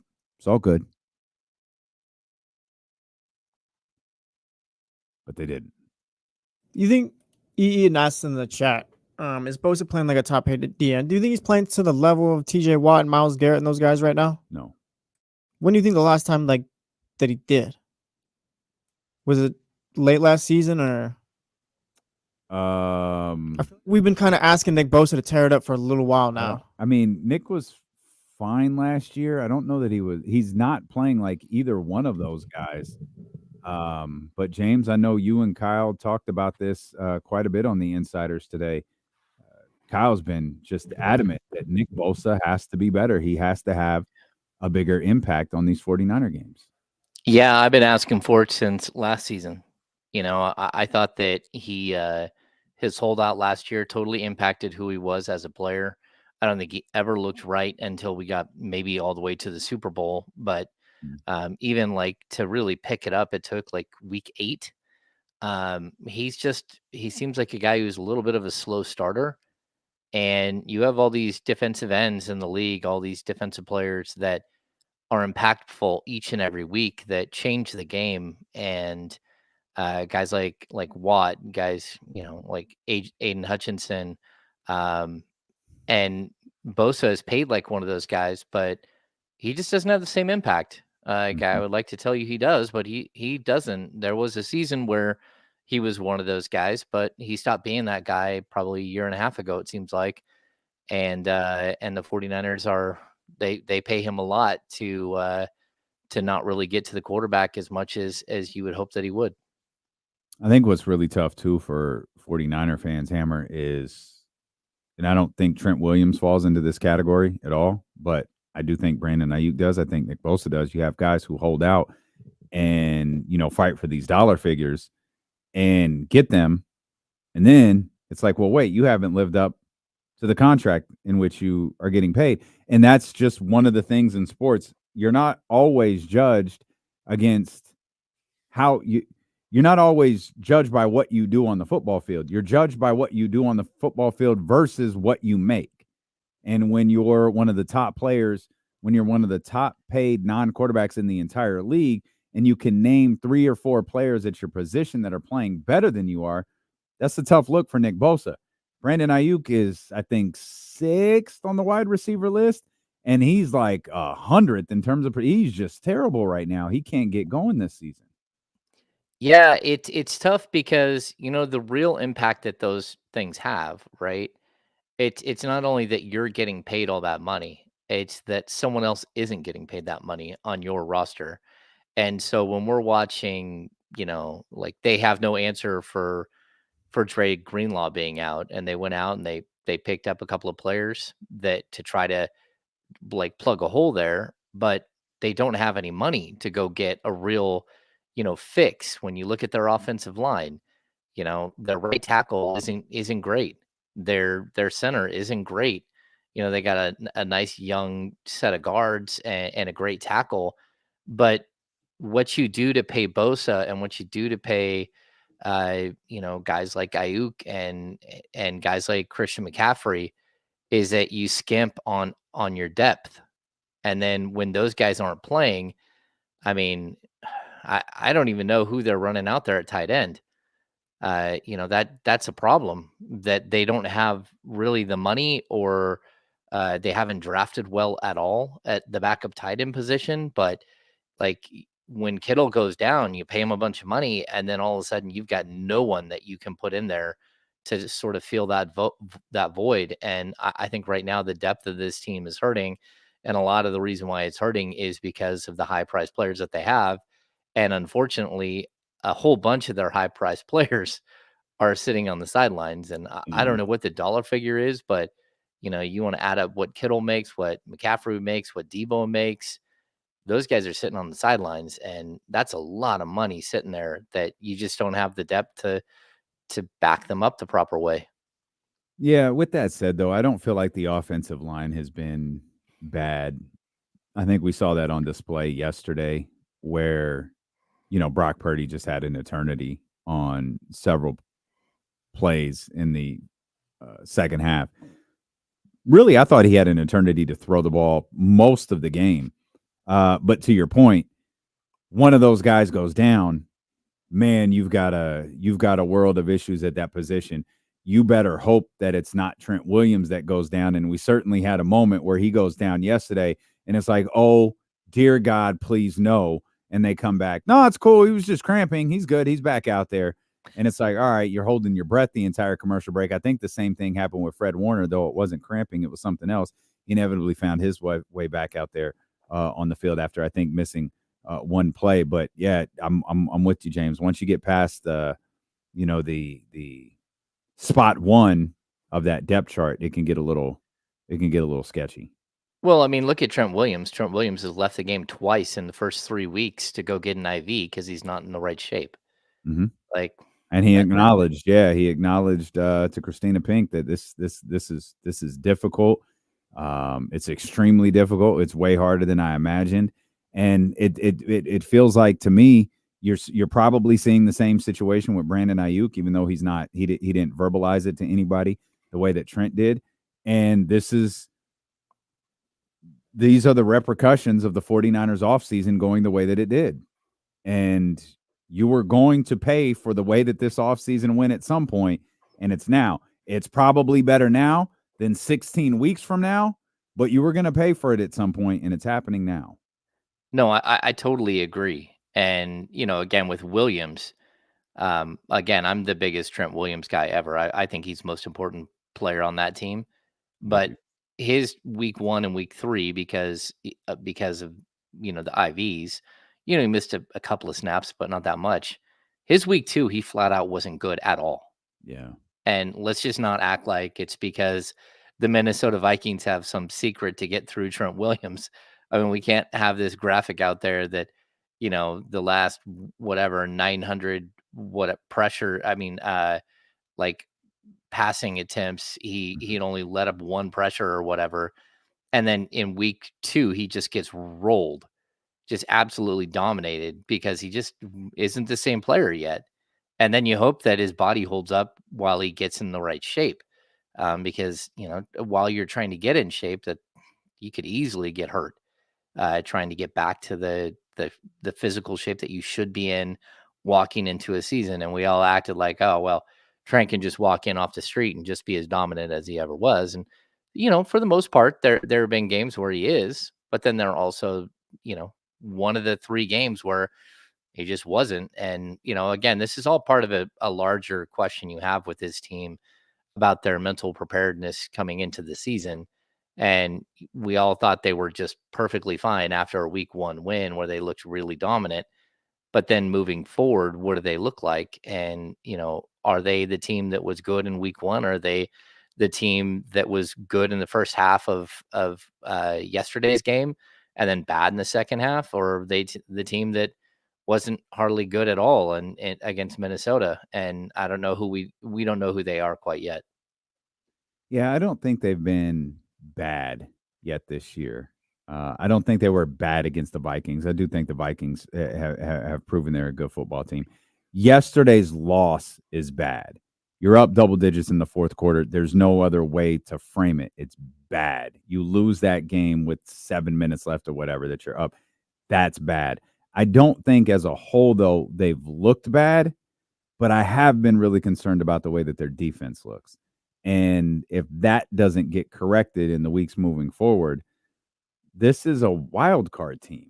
Like a team with this type of defense is not going to win a championship. That's far too much pressure put on Brock Purdy and the rest of those offensive weapons when they get healthy and return to the lineup. Yeah, for me, it's been the big mistakes, right? Like their defensive backfield just hasn't been good at all. I mean, when you give up the 97-yard touchdown to Justin Jefferson against Minnesota, I mean, come on now. You got the team pinned at the 3-yard line. Yeah. What are you doing here? When you can't get off the field and the whole fourth quarter on 3rd and long, that's not good enough. And then you get into this game yesterday, like you can't have that bomb down the field in that moment. Shavarius Ward got burned for one. You had the PI. You had 2 PIs, right? Yep. One on a defensive back and one on a linebacker. Like they just don't look in sync, and they don't really have the same excuse that the offensive side has, where you're playing shorthanded or you didn't have Trent Williams forever. Like that defensive unit has been together for the most part, and they just haven't been very good. And they're getting Hufanga back, and so there definitely was some awkwardness there between him and Warner. It looked like where they just weren't on the same page, and it was almost like they were worried about hitting each other a couple of times. But that will work itself out. It's just the overall vibe of the team right now, especially on the defensive side of the ball, where they just can't get off the field when they need to. And maybe for teams like them, James, because we've obviously talked extensively about the San Francisco 49ers, talked about the Raiders too, and how the Raiders were supposed to be a really good defensive team based on what they built under Antonio Pierce for the last 9 or so games last year. And then we talked about the Cowboys, which looked like an absolute disaster on the defensive end. And their best defensive player seems fed up with everybody in the Cowboys locker room. Those are 3 really good defenses that are having a difficult time getting going this year. And it seems it's all for different reasons. The Raiders, I'm not entirely sure about. The Cowboys and 49ers, it seems to come down to, is it scheme? Is it personnel? Or do these guys just need to get used to the fact there's a couple of key pieces that are missing? And some of them won't be coming back. Obviously, Drake Greenlaw is out. He'll be back at some point with the San Francisco 49ers. Eric Armstead's not coming back. Like, there are guys who have been a part of what they've been building who they're just gone. And maybe, for lack of a better term, they're adjusting on the fly here a little bit. Yeah, and I mean, what the 49ers did on their defensive line was basically say, okay, we're going to take the money that we're paying Eric Armstead, and we're going to break it up into 2 or 3 players, right? And sometimes when you do that, it doesn't help. Like you downgraded with the player that you had to go with 2 lesser players who make lesser amounts of money. And that's okay. Sometimes it does work out, but it's kind of like a platoon situation that you have with the San Francisco Giants. Like, at some point, you should probably go try to get somebody who can hit 30 home runs in a season and not just have 2 guys who can hit 12, because it's just not good enough. Mm-hmm. And so you're feeling certainly the result of Armstead a little bit, but I think a bigger issue there is Dre Greenlaw being out. Greenlaw and Warner just together, they move so well, like in a flow together. And I hate to like harp on Warner at all because what he did against Minnesota was just incredible. Like he was just so good, but he wasn't good yesterday. And there's a lot of reasons he's not good. One of them is that he's trying to cover up for a guy who just isn't nearly as talented as his normal partner in at the linebacker position, and that's just really tough to do, especially over an 18 game season where you're constantly trying to figure out like where am I supposed to be, where is he going to be, type stuff. Those two have to have like some sort of connection, and so far they don't. And not only that, but like the talent level, the drop from Greenlaw to the guys that they're playing at that position now is just like it's so huge, it's ridiculous. Yeah, Devondre Campbell is the guy who's lining up next. Yeah, Campbell. Sorry. Yeah. Oh, it's good. Do you any other games stand out to you yesterday? Obviously, the Raiders' loss was embarrassing. Are you in on the Vikings yet and Sam Darnold? I'm in on them as much as he's just doing what he has to do to get the job done. I think he's been really solid. I think he's a good story so far in the NFL. We forget that Vikings team was really good like 2 years ago, and everyone bashed on them because they barely won a bunch of games, but they barely won like 13 games. That happens a lot every year. Yeah. Someone doesn't win by the amount of points that people think they should, and they discount their, oh, yeah, but they just snuck those wins in. It's like, all right, they snuck 12 of them in. Like, come on. That's true. And then remember that before he got hurt last year, Kirk Cousins had like 18 throwing touchdowns in like the first 6 weeks of the season. He was unbelievable. He was the number one fantasy football player in the league. And then he got hurt. So it's not like they don't have talent. They have all kinds of talent around them. I think Aaron Jones was a good pickup. I think their defense is spectacular. But more than anything, I think their coaching is just off the charts. Like if you're going to play the 49ers 1 week with Brock Purdy, who, whether you love Brock Purdy or not, there are people out there who are detractors. I mean, the dude threw for 4,300 yards and 31 touchdowns last year. He is a very, very good quarterback.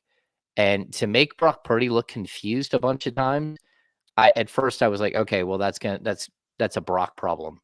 He needs to figure out whatever's going on. But then you go up against the Texans, and to make CJ Stroud look completely human and completely confused so many times, I just like, you're just in awe of what's happening with the Vikings defense. And they're the one team right now that, whether it's smoke and mirrors or whatever it is, they've kind of figured out how to be elite on the defensive side of the ball, a way that, we saw like the Miami Dolphins be elite in the first month and a half of the season last year on the offensive side of the ball. So, hat tip to their coaching staff there in Minnesota, who I think is doing just a tremendous job of figuring out how to get the most out of their team. Well, let's shift our attention to the Sacramento Kings, James, because we're getting pretty close to training camp getting underway. You told me the date. I forgot it already. When does training camp start for the Kings? Tuesday. Next Not week. Tomorrow. Next Tuesday. Okay. Yeah, we got media day on Monday, and then on Tuesday we have training camp starting. I mean, we're I don't know, 16 days away from the first preseason game, something like that. Yeah, and that's is that the Warriors at the Golden One Center? Is that the first one? That might be it. To be honest with you, I don't look at the schedule until it's here. I try to avoid looking at it until it's all the way here. But yeah, I mean, I think this is going to be a very cool ramp up this week as we start to get into, what we think will be training camp battles and, who's going to make this roster, who's not. Are they done shopping? When will Kevin Huerter play? There are a whole lot of things that are like kind of intrigue coming into this training camp, and I think a lot of it centers around that shooting guard, small forward spot. And I think this is going to be a really competitive season, but also there's going to be some intrigue, especially early on. Are there real training camp battles? I mean, obviously you mentioned the 2 spot, but the unique thing about that, if we understand this correctly, when camp starts next Tuesday, Herter won't be a part of like 5-on-5 stuff and like the true up and down. So it feels like he might be a little bit at a little bit of a disadvantage there. Yeah, I think that's the initial thought that people are gonna like have in their head, right? But the problem is that training camp really is the first, week is about conditioning. It's about running through offensive sets. It's about doing all like the meticulous groundwork that you need to put in offensive, defensive changes and sort of identity pieces. It's also about sort of building your I don't know, your chemistry, your personality, your culture around a team, and sort of putting your stamp on who we're going to be this year. We've seen this team. What was it? All in was that last year or was that the year before? I think last year was connected. So I think all in was 2 years ago. Mike's I first kind of year, see like what is their identity? Who are they going to be? And the good thing is that like sure, they go 5-on-5. Like they'll do 2-a-days for maybe the first 2 or 3 days. Maybe they won't do 2-a-days the first day, but then the second and third day they usually do. That's when you actually in the evening they'll typically do a lot of like 5v5, like running up and down the court and actually playing some basketball. The rest of the time, just to get back to the question at hand, the rest of the time Kevin Herter will be allowed to play. He just won't be allowed to run into anybody. And so he'll be allowed to do offensive sets. He'll be able to come in and shoot. He'll be able to run up and down the court with his teammates. The only thing he won't be able to do is full contact, which he hasn't been cleared for. I think they said mid-October, right? So right now he's been cleared to resume workouts. He's been cleared to resume shooting. He's been cleared to resume weightlifting, but he hasn't been cleared for contact. And so I think it's a disadvantage, yes, but it's not like the ultimate, like, oh my gosh, he's going to be so far behind, where Devin Carter is going to be so far behind. And that's where sort of I'd make the distinction. Is it even remotely realistic that he doesn't play this year? Devin Carter? Yeah. Yeah. I mean, I think so. Yeah. Yeah, I mean, like it just depends on who you are mid-season, right? And the reason why, like if Devin Carter was a second-year player who hurt his shoulder and then needed off-season shoulder surgery, even if it came late, like this one did in July, right? You still, in that situation, you would have an understanding of the playbook. You would have a chemistry with the players around you. You would understand where, De'Aaron Fox likes to get a pass. You understand the weaknesses and sort of the pluses and minuses of your teammates as defenders. Who calls out a screen, who doesn't. You would know all of these things, the functional things that you need while you're on the court. The fact that Devin Carter, he'll be able to go through walkthroughs. He'll be able to go through, like, sit there and understand what's happening. Sort of like, this is what the offensive, idea is. I need to get to this corner. But I always remember, like, Willie Cauley-Stein told us in year 2, like what he was ready for in coming out of his rookie season and going into his second year. He said, last year, I ran where I ran on the court because that's what they told me to do. And I just like, that's what I'm supposed to do. So I'm going to go do it. He's like, about midway through the season, I started to understand why I was running to where I was running. I figured out the why, and not just the like what to do, but the why I'm doing what I'm doing. And once he's like, so really excited for year 2, because in year 2, I already understand the why. Now it's like, how do I get better? How do I make myself different? How do I improve? If I understand now why I'm running from point A to point B, do I want to get a fast start to get there, or do I want to go slowly and then have a breakthrough run, So there's a lot to it where Devin Carter's just missing all of that. And I feel for him because, he will be able to sit back and I'm sure he's a student of the game. His dad is a coach, he's a coach's son. That's always a good thing. And it's a type of player he is to sort of be a connective piece. But he's not going to be on the court. He's not going to be able to again, pass the ball to guys. He's not going to be able to go find his spot on the court and sort of find his rhythm just because he's so far away from being healthy. I feel like that's a great breakdown of unintentionally a great breakdown of why sometimes we should be a little bit more patient with young players. I mean, we're so regularly often, okay, this is their second year, they got to be great. Okay, this is their third year, they better show us what they are. It's like they're still taking in aspects of the NBA game every year.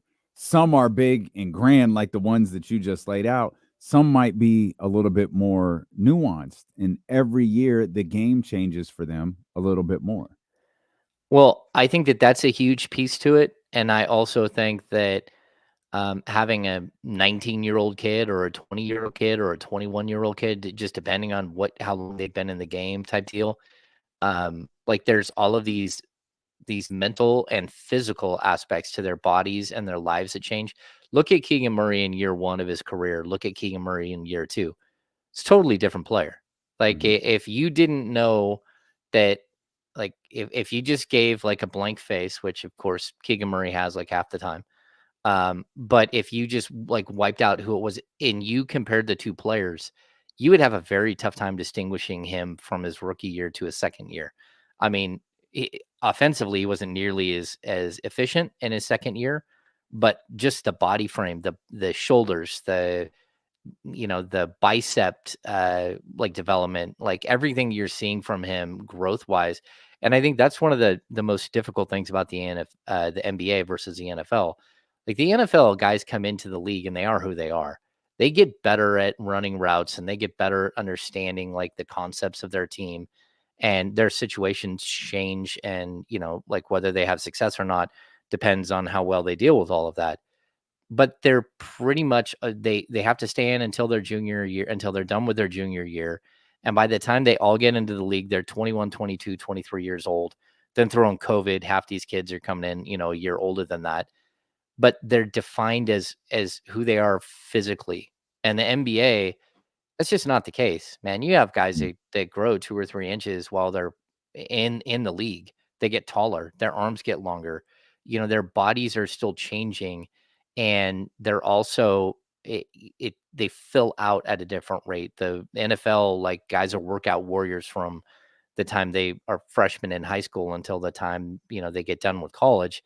That's not always the case with NBA players. That we're looking. Victor Wembanyama had never lifted a weight before his rookie season, ever, and that's not something that would ever happen with an NFL prospect. And so it's not just the mental adjustment and growing into the role and trying to figure everything out. On top of that, a lot of these guys, their bodies are changing and morphing. And 1 year they may say, hey, we're probably going to use you more at the 4 this year. And then next year they come to you and say, hey, we probably need you to lean down so you can play the 3 a bunch more. Jason Thompson, hey, you're a 5. No, you're a 4. Hey, somebody said they're going to try you at the 3, so we need you to change. And so you're dealing with these guys constantly trying to redefine what their bodies look like and everything else. It's a trip to watch, especially when you get to see players, sort of career arc. James Ham from the Insiders, our insider here as we prepare for Kings training camp 1 week from tomorrow. We'll talk more about the Sacramento Kings when D'Lo and James Ham return here on Sacramento Sports Leader, ESPN 1320. Excellent, excellent, excellent.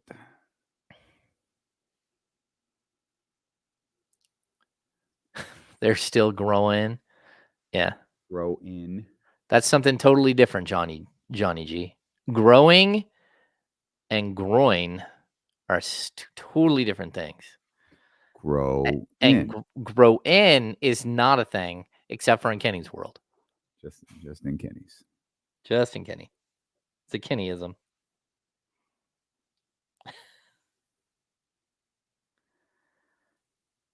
Hmm.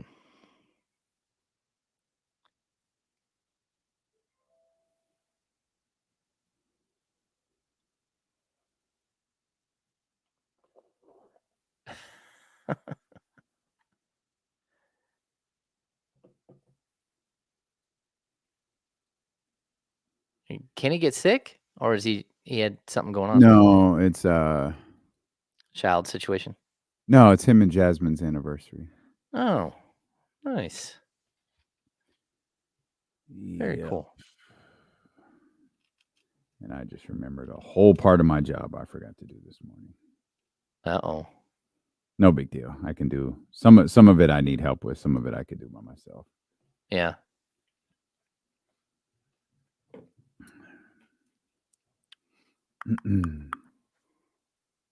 Do I have good Wi-Fi or bad Wi-Fi? I can't tell if they're being Great. sarcastic or not. No, you've been in 4K all day. Let me see. Huh. It's not the one I'm usually in. Usually when I'm in my more stable signal is my normal house one. But then the Verizon box is the one that usually has a better like visual. No, you look great. Let's see. Cool Raul. Yeah, I think Monk can improve as a defensive player. Like Mike really pushed him to get better in his first season. I think he regressed last year slightly because he wasn't being asked as much. Yeah. So I think he can, and I think he has to.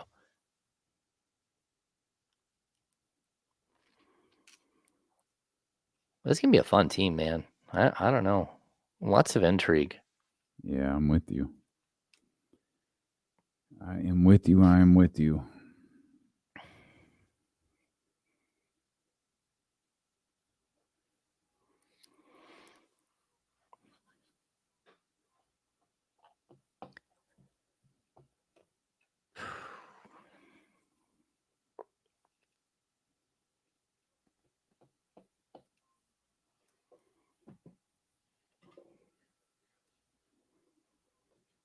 Are you even remotely interested in these two games that are about to take place tonight?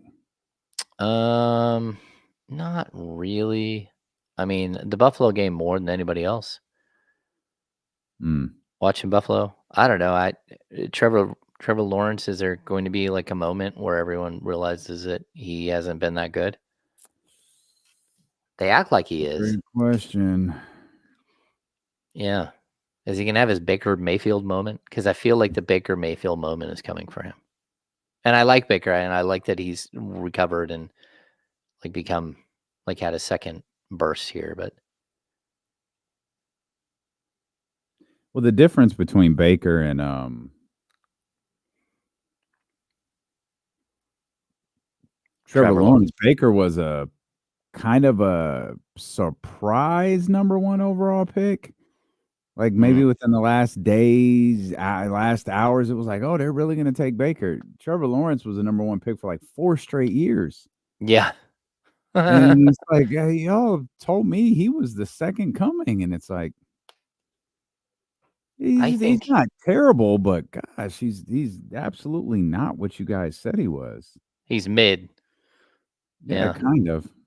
I don't even know if he's that, to be honest with you. There are a lot of good quarterbacks. There's also a lot of bad quarterback play still. This has been some really, really rough quarterback play. Yeah.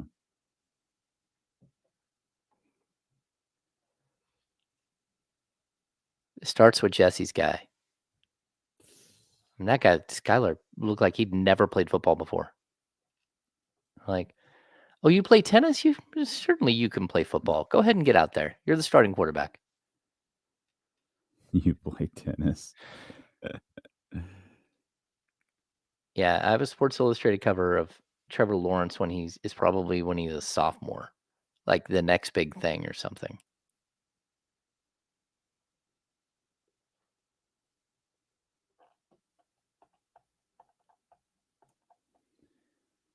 Well, I think they lied to us, if I'm going to be honest with you.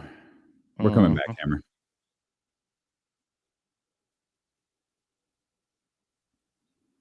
I recognize the hypocrisy in what I just did, James. We were talking about you told the Willie Cauley-Stein story, and it's like sometimes we push players to, hit certain levels, and we expect you to do this, we expect you to do that. Meanwhile, each year they're understanding a different nuance of the game.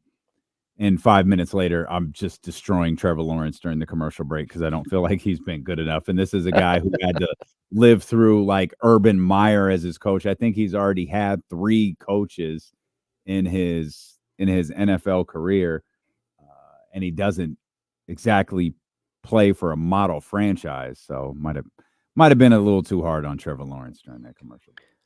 No, I get you. Yeah, I'm kind of intrigued to see, is his career, what sort of career arc does he have? Because, I mean, as a top tier pick, you kind of hope that he becomes, at some point in his career, he should be better than Derek Carr. And I don't think he is yet. And that's kind of a stunner. And, there are guys like that who just kind of get to a certain place in the world, but, they're kind of like the 15th, 16th, 17th best quarterback in the NFL. And that's not like what they thought he would be. They thought he would be what Joe Burrow is. And I don't always love what Joe Burrow is either, because he's certainly had a bunch of injury issues, but he's also a guy who's made it to the Super Bowl and led his team to playoff runs and stuff. So anyway. Yeah, as we shift our attention back to the Sacramento Kings, whose training camp kicks off media day 1 week from today, training camp 1 week from tomorrow, and year 3 under Mike Brown will commence, and this year will be entirely different than the previous 2. Year 1 was, Mike, fix it. It's a disaster. We think we got you a decent squad here, but fix it. And Mike did. Year 2 was, all right, well, let's see. Let's run it back, see what happens, and let's do what we did last year, with Mike's desire to be better, despite the roster being pretty much the same. This year is, all right, we went out and got DeMar DeRozan. We think we've upgraded this roster, and we made sure Malik didn't go anywhere. We need to go out there and we need to be good. I think the expectation, Hammer, in just completely my own opinion, I think the expectation this year is to be a very, very good basketball team. I think the expectation within their walls is to be a very good basketball team. I think the expectation everywhere else is let's wait and see, just because of what we saw in year 1 to year 2. I think year 2, there are a lot of people around the league who felt vindicated by, the Kings not taking some giant leap forward. Mm-hmm. And so they're being dismissive and going to kind of just leave the Kings out of most of their general high-end NBA basketball conversation. So I think that there's going to be less expectation from the outside. Maybe internally, these guys know they've got to get back to that level, and they know what they have to do here. But I think it's going to be more of like they have a true identity and a place that they're heading, as opposed to like a whole bunch of things from the outside that people think that they might be. I think a lot of people forget that in year 1 of Mike Brown, they won 18 more games than they did the year before. No. And that is so difficult to do. Now, we all expected them to take a bigger leap and not lose 2 more games the next year. But again, you can, if they didn't have injuries in the end, if they didn't miss a bunch of free throws, if they didn't just, not come out to play against the worst teams in the league, the outcome of last season would have been totally different. They would have been in the playoffs. It would have been a 50-win team or right at 50, So I think that this is one of those years where you kind of know that you are a playoff team and you need to act accordingly and not get overwhelmed and not make this excuse like what we saw last year, where a lot of these guys haven't been here before. It's like, okay, maybe, but you don't waste years trying to figure out how to learn how to be somewhere.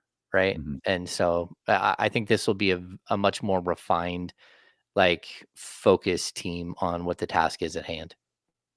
A couple of quick things, James. They are important. Nick Wagner tweeting about 49ers injuries as Kyle Shanahan is speaking to the media now. Javon Hargrave has a partially torn triceps. He is out for the rest of the season. Javon Hargrave's season is over. D. Winters has an ankle injury, and Brock Purdy has back soreness. He's day-to-day, again, according to Kyle Shanahan. Brock Purdy, back soreness. D. Winters had an ankle injury, and Javon Hargrave has a partially torn triceps, and his season is over.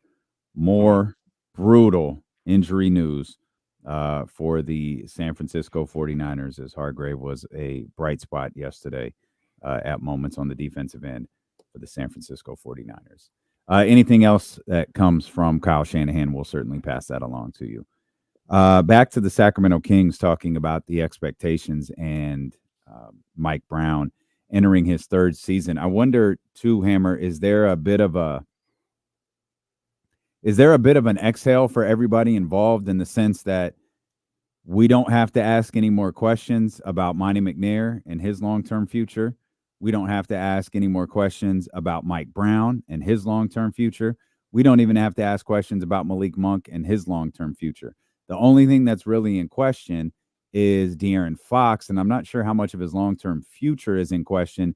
Just he's playing this out, playing the contract game, hoping to earn All-NBA and get to a certain bench point that he can get to at the end of this year. But is it naive to think that maybe there's a little bit of an exhale with this group, and they, as much as we can say focus on basketball, you are thinking about your contracts, you are thinking about your future, you are thinking about the different things ahead of you if you don't succeed. All of that's over, and everyone's going to be here for a long time. Yeah, well, okay, so yes, player-wise, everyone is going to be here for a while, and that's always something that you point to, right? Like right away. This is, you've got Fox under contract for 2 years, Keegan Murray's under contract for 2 years, but then team options, the ability to extend him next summer and keep him here long term. Domas is under contract forever. You got 3 years of DeMar DeRozan if you want it. You've got 4 years of Malik Monk, and at the worst 3 years. So yeah, the core for sure is something you're walking into this season and you're like, okay, this is what they're doing. This is who they are. As far as like coaches and GMs, like, look, they're always held to a different standard and a different, like if things go south quickly, you never know how those things are going to work their way out. And I hope that that's the case. But we have more assurance because they're under contract. Mike's under contract for this year and 2 more after that. Monty's under contract for a couple of years as well, like 2 or 3. So we don't have that worry going in that there is a dark cloud hanging over these guys. But at the same time, this is professional sports, and this is the Sacramento Kings, and this is the NBA, and you still have the same owners, and you still have the same type of feel around this team. And that means that, yeah, there's continuity and there is a game plan and there's year 3 of the same defensive principles and offensive principles. But, nothing is for sure in the NBA. I mean, Monty Williams is going to get paid for like the next 5 years, So I think same with Frank Volek. That guy just keeps getting paid for. He is the king of the 2 for they get paid for 4 or 5 and only coach 2, like the coupon. Like, yeah, whereas bank account just keeps getting filled up by somebody that he no longer works for. Good for him. Frank Vogel, man. Good for him. Well, there's more from Kyle Shanahan. This is a gem. Christian McCaffrey, this translated by our man Nick Wagner. Christian McCaffrey traveled to Germany over the weekend to visit with a specialist. He's expected to spend a few days there this week to get help for his ailing Achilles. Nothing screams this is going well than traveling to a different country to get help. That's Christian McCaffrey. Christian McCaffrey traveled to Germany over the weekend. He's expected to spend a few days there. Of course, this doesn't matter in terms of his availability. He's on IR. he wasn't coming back this week, or he wasn't coming back for the next handful of weeks. It is a bit concerning that he had to leave the country to get some attention for his Achilles. So there's more from Kyle Shanahan today. Yeah, I mean, a lot of times what we're talking about here, it sounds, I mean, like, not that I know exactly what he's doing, but Germany and a couple of spots in that area do like PRP, the platelet-rich plasma. So it could just be that. That's the Just trying to get. spinning, right? That's the well, we don't have to get all in depth into that, but it's the Yeah, Kobe treatment. It's the Kobe treatment. I think Kobe made that ultra famous. yeah. And he made it ultra famous also by going overseas and getting it done. Yeah, I don't know that it's something that is being allowed fully all over the place in the US. So I don't know. Maybe there's something that they're seeing. This is something that I've been concerned with, because when you start hearing that, he had this problem like the first week of the playoffs, and then he's still not feeling great, and we're talking Yeah. like 8 or 10 months. First of all, there's no chill on McCaffrey, so I'm gonna guess that part of this is that he tried to fight his way through an injury and didn't allow it to heal, and now it's sitting in the same spot that it was before, just because he can't sit still and he's like a workout warrior. But like, look at some point, I think we all should have been concerned with the fact that Christian McCaffrey is getting closer to 30 and is had major injuries throughout his career, and hasn't played full seasons for a long time. So yeah, I don't know. I'm a little concerned. Someone is in the chat saying they do PRP at UCSF. Uh, they might have some other thing that they do over there that's very similar. The special Germany PRP is what it is, Peyton. Yeah. German PRP hits different. Yeah, I'm worrying. I'm wondering too if like there's a fraying of the Achilles. Like, what is it that like they haven't been super specific outside of a calf injury and then tendonitis in the Achilles. Yeah, you're worried about what it is that's going on here, and yeah, it's just not good. Yeah, and it's been long term, long term. So. So there again, the latest from Kyle Shanahan. Christian McCaffrey went to Germany to get some attention on his Achilles. Again, no big deal for his availability. He wasn't going to be available for at minimum another 3 weeks. Kyle Shanahan already suggested it could be 6 weeks. And I think as we head into training camp for the Sacramento Kings 1 week from tomorrow, the number one thing everyone is concerned about is, okay, no one get hurt during the preseason. That's always the conversation.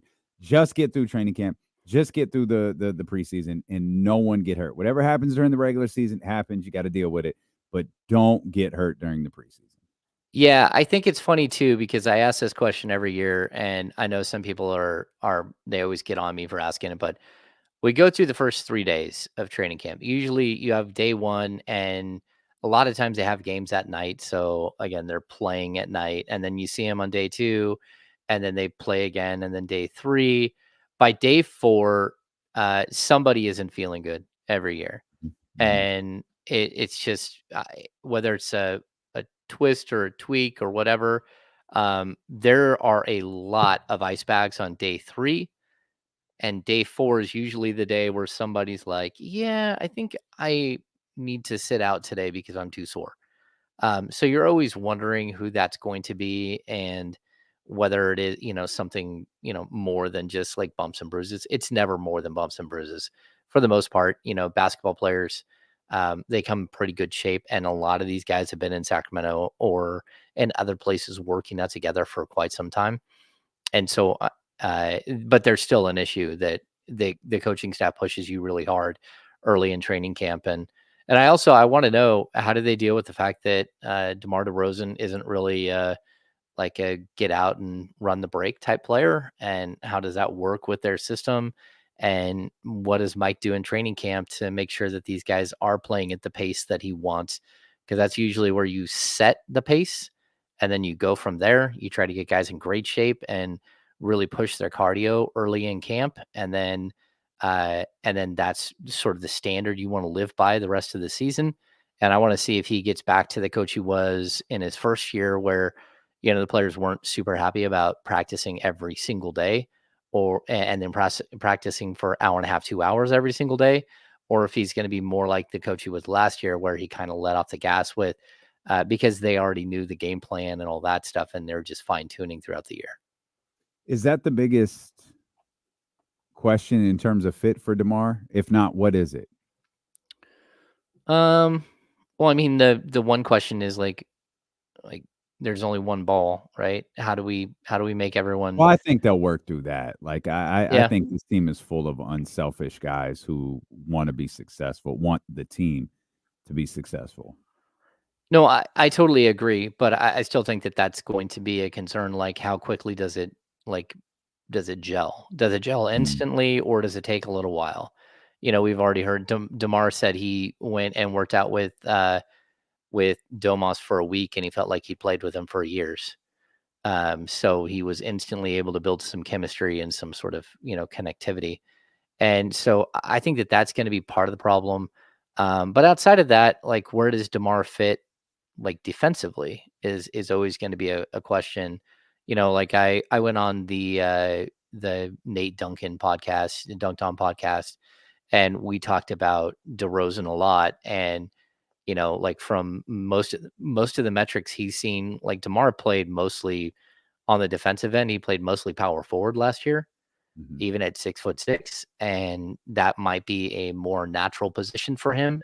And he'll be undersized, but the modern NBA power forward really isn't as tall, and a lot of them, well, they aren't back to the basket guys anymore. So you can't have a guy like DeMar go out on the perimeter and defend these guys a lot of the time. And that would allow, Keegan Murray to play the 3, which I believe is a more natural position at this point, and allows you to transfer him from the 3 right up to guard the 1 and the 2 very easily. So kind of intriguing. Like, I want to see how it all looks, especially on the defensive end. You made this huge jump from year 1 of Mike Brown to year 2 of Mike Brown defensively. Like, can you maintain that without Harrison Barnes? Can you maintain that with DeMar DeRozan? Can you maintain that with, some of the other pieces that have changed, whether it's, Jordan McLaughlin over Davion Mitchell, or it's, again, Keon Ellis playing more minutes from the start of the season where he didn't last year. There's a lot of question marks that I have here, but again, they still don't have a true rim protector outside of Orlando Robinson, who might be a rim protector, and they don't have that length and athleticism at the 3 and the 4 outside of Keegan, which, Jalen McDaniels is going to have to prove that he can be that guy too. Was the improved defense from year 1 to year 2, talking about Mike Brown year 1 to year 2, was that on the back, like, more of Keegan Murray and Keon Ellis than of any other combination of Sacramento Kings? Probably. To be honest, I think De'Aaron Fox became a much better defensive player as the season went on. I also think you had, like, the trickle down, situation where because Keon was defending, the most difficult guys and putting pressure on the ball in a unique way, it gave De'Aaron a lot more freedom to play free safety and go get a bunch of steals, like live ball turnover type stuff. So I think there's that. But I also think that, once we got past the All-Star break and the league changed its sort of like mantra with regards to physicality, the Kings were the team that figured it out one of the quickest, and I think they were number 8 in defensive rating after the All-Star break. And they figured out how to defend the 3. That was a big issue early in the season. To be honest with you, DeMar DeRozan is much better defending the 3 than Harrison Barnes is. But Harrison Barnes, while some people aren't so, enamored with him as a defender, who are you going to put on Zion Williamson? Who are you going to put on LeBron James this season? And that's something that Mike Brown's going to have to figure out, because it's not super simple. It's Keegan Murray. But if Keegan Murray gets in foul trouble, who's next? And not having Harrison Barnes will actually matter. And people who don't believe that, you're you're just ignoring what Harrison Barnes meant to a team as, really is almost like a fourth starter in baseball who pitches 200 innings, and he's out there every 5 games and, gives you a solid, every once in a while he's great. Every once in a while he gets smacked around, but overall gives you, solid production and stability at a position. Not having that is going to be interesting, and we hope that DeMar can fill that role. I was going to ask, do you think DeMar guards some of those guys that Harrison used to guard? I mean, I know it was primarily Keegan. Keegan did a lot against LeBron last year, but Harrison Barnes did fill in and do quite a bit. Like, does DeMar step into that on the defensive end? He's going to have to. Yeah. I mean, that's the answer. Like, having guys like, which is familiar for him, right? Like, that's what you were talking with Nate Duncan about, right? That yeah. And having a guy like, the length and athleticism of Jalen McDaniels is great if he can earn a spot in the rotation. If he can't earn a spot in the rotation, then, like, look, somebody's going to have to take on these guys. And maybe it's Trey Lyles. Maybe Trey Lyles gets an opportunity to take on some of these bigger sort of bull rush guys. But, yeah, going to be an interesting way that Mike Brown has to coach this year. I'm intrigued by it. Yeah, he's got a lot of talent to manage and a lot of, I won't call them offensive, defensive switches, but there'll certainly be some unique matchups on the offensive end versus some unique matchups on the defensive end, and finding out what the best offensive lineup is for Sacramento will certainly be one of Mike's biggest tasks moving forward. And it all starts 1 week from tomorrow. James mentioned it, Media Day next Monday, first day of practice, 1 week from tomorrow. So this felt like the longest offseason in history, and we are just about 7 days away from it all being over. James, appreciate you as always. KC will be back tomorrow. Make sure that you're tapped in with us beginning at 10 a.m. here with the Insiders on Sacramento Sports Leader, ESPN 1320. And we did it. Hooray. We are winners. Winners, damn it. That's funny. All right, guys. I'm going to end the stream because I got a lot of work to do. Oh. So, I'm going to go Sweet. See you guys tomorrow. Have fun.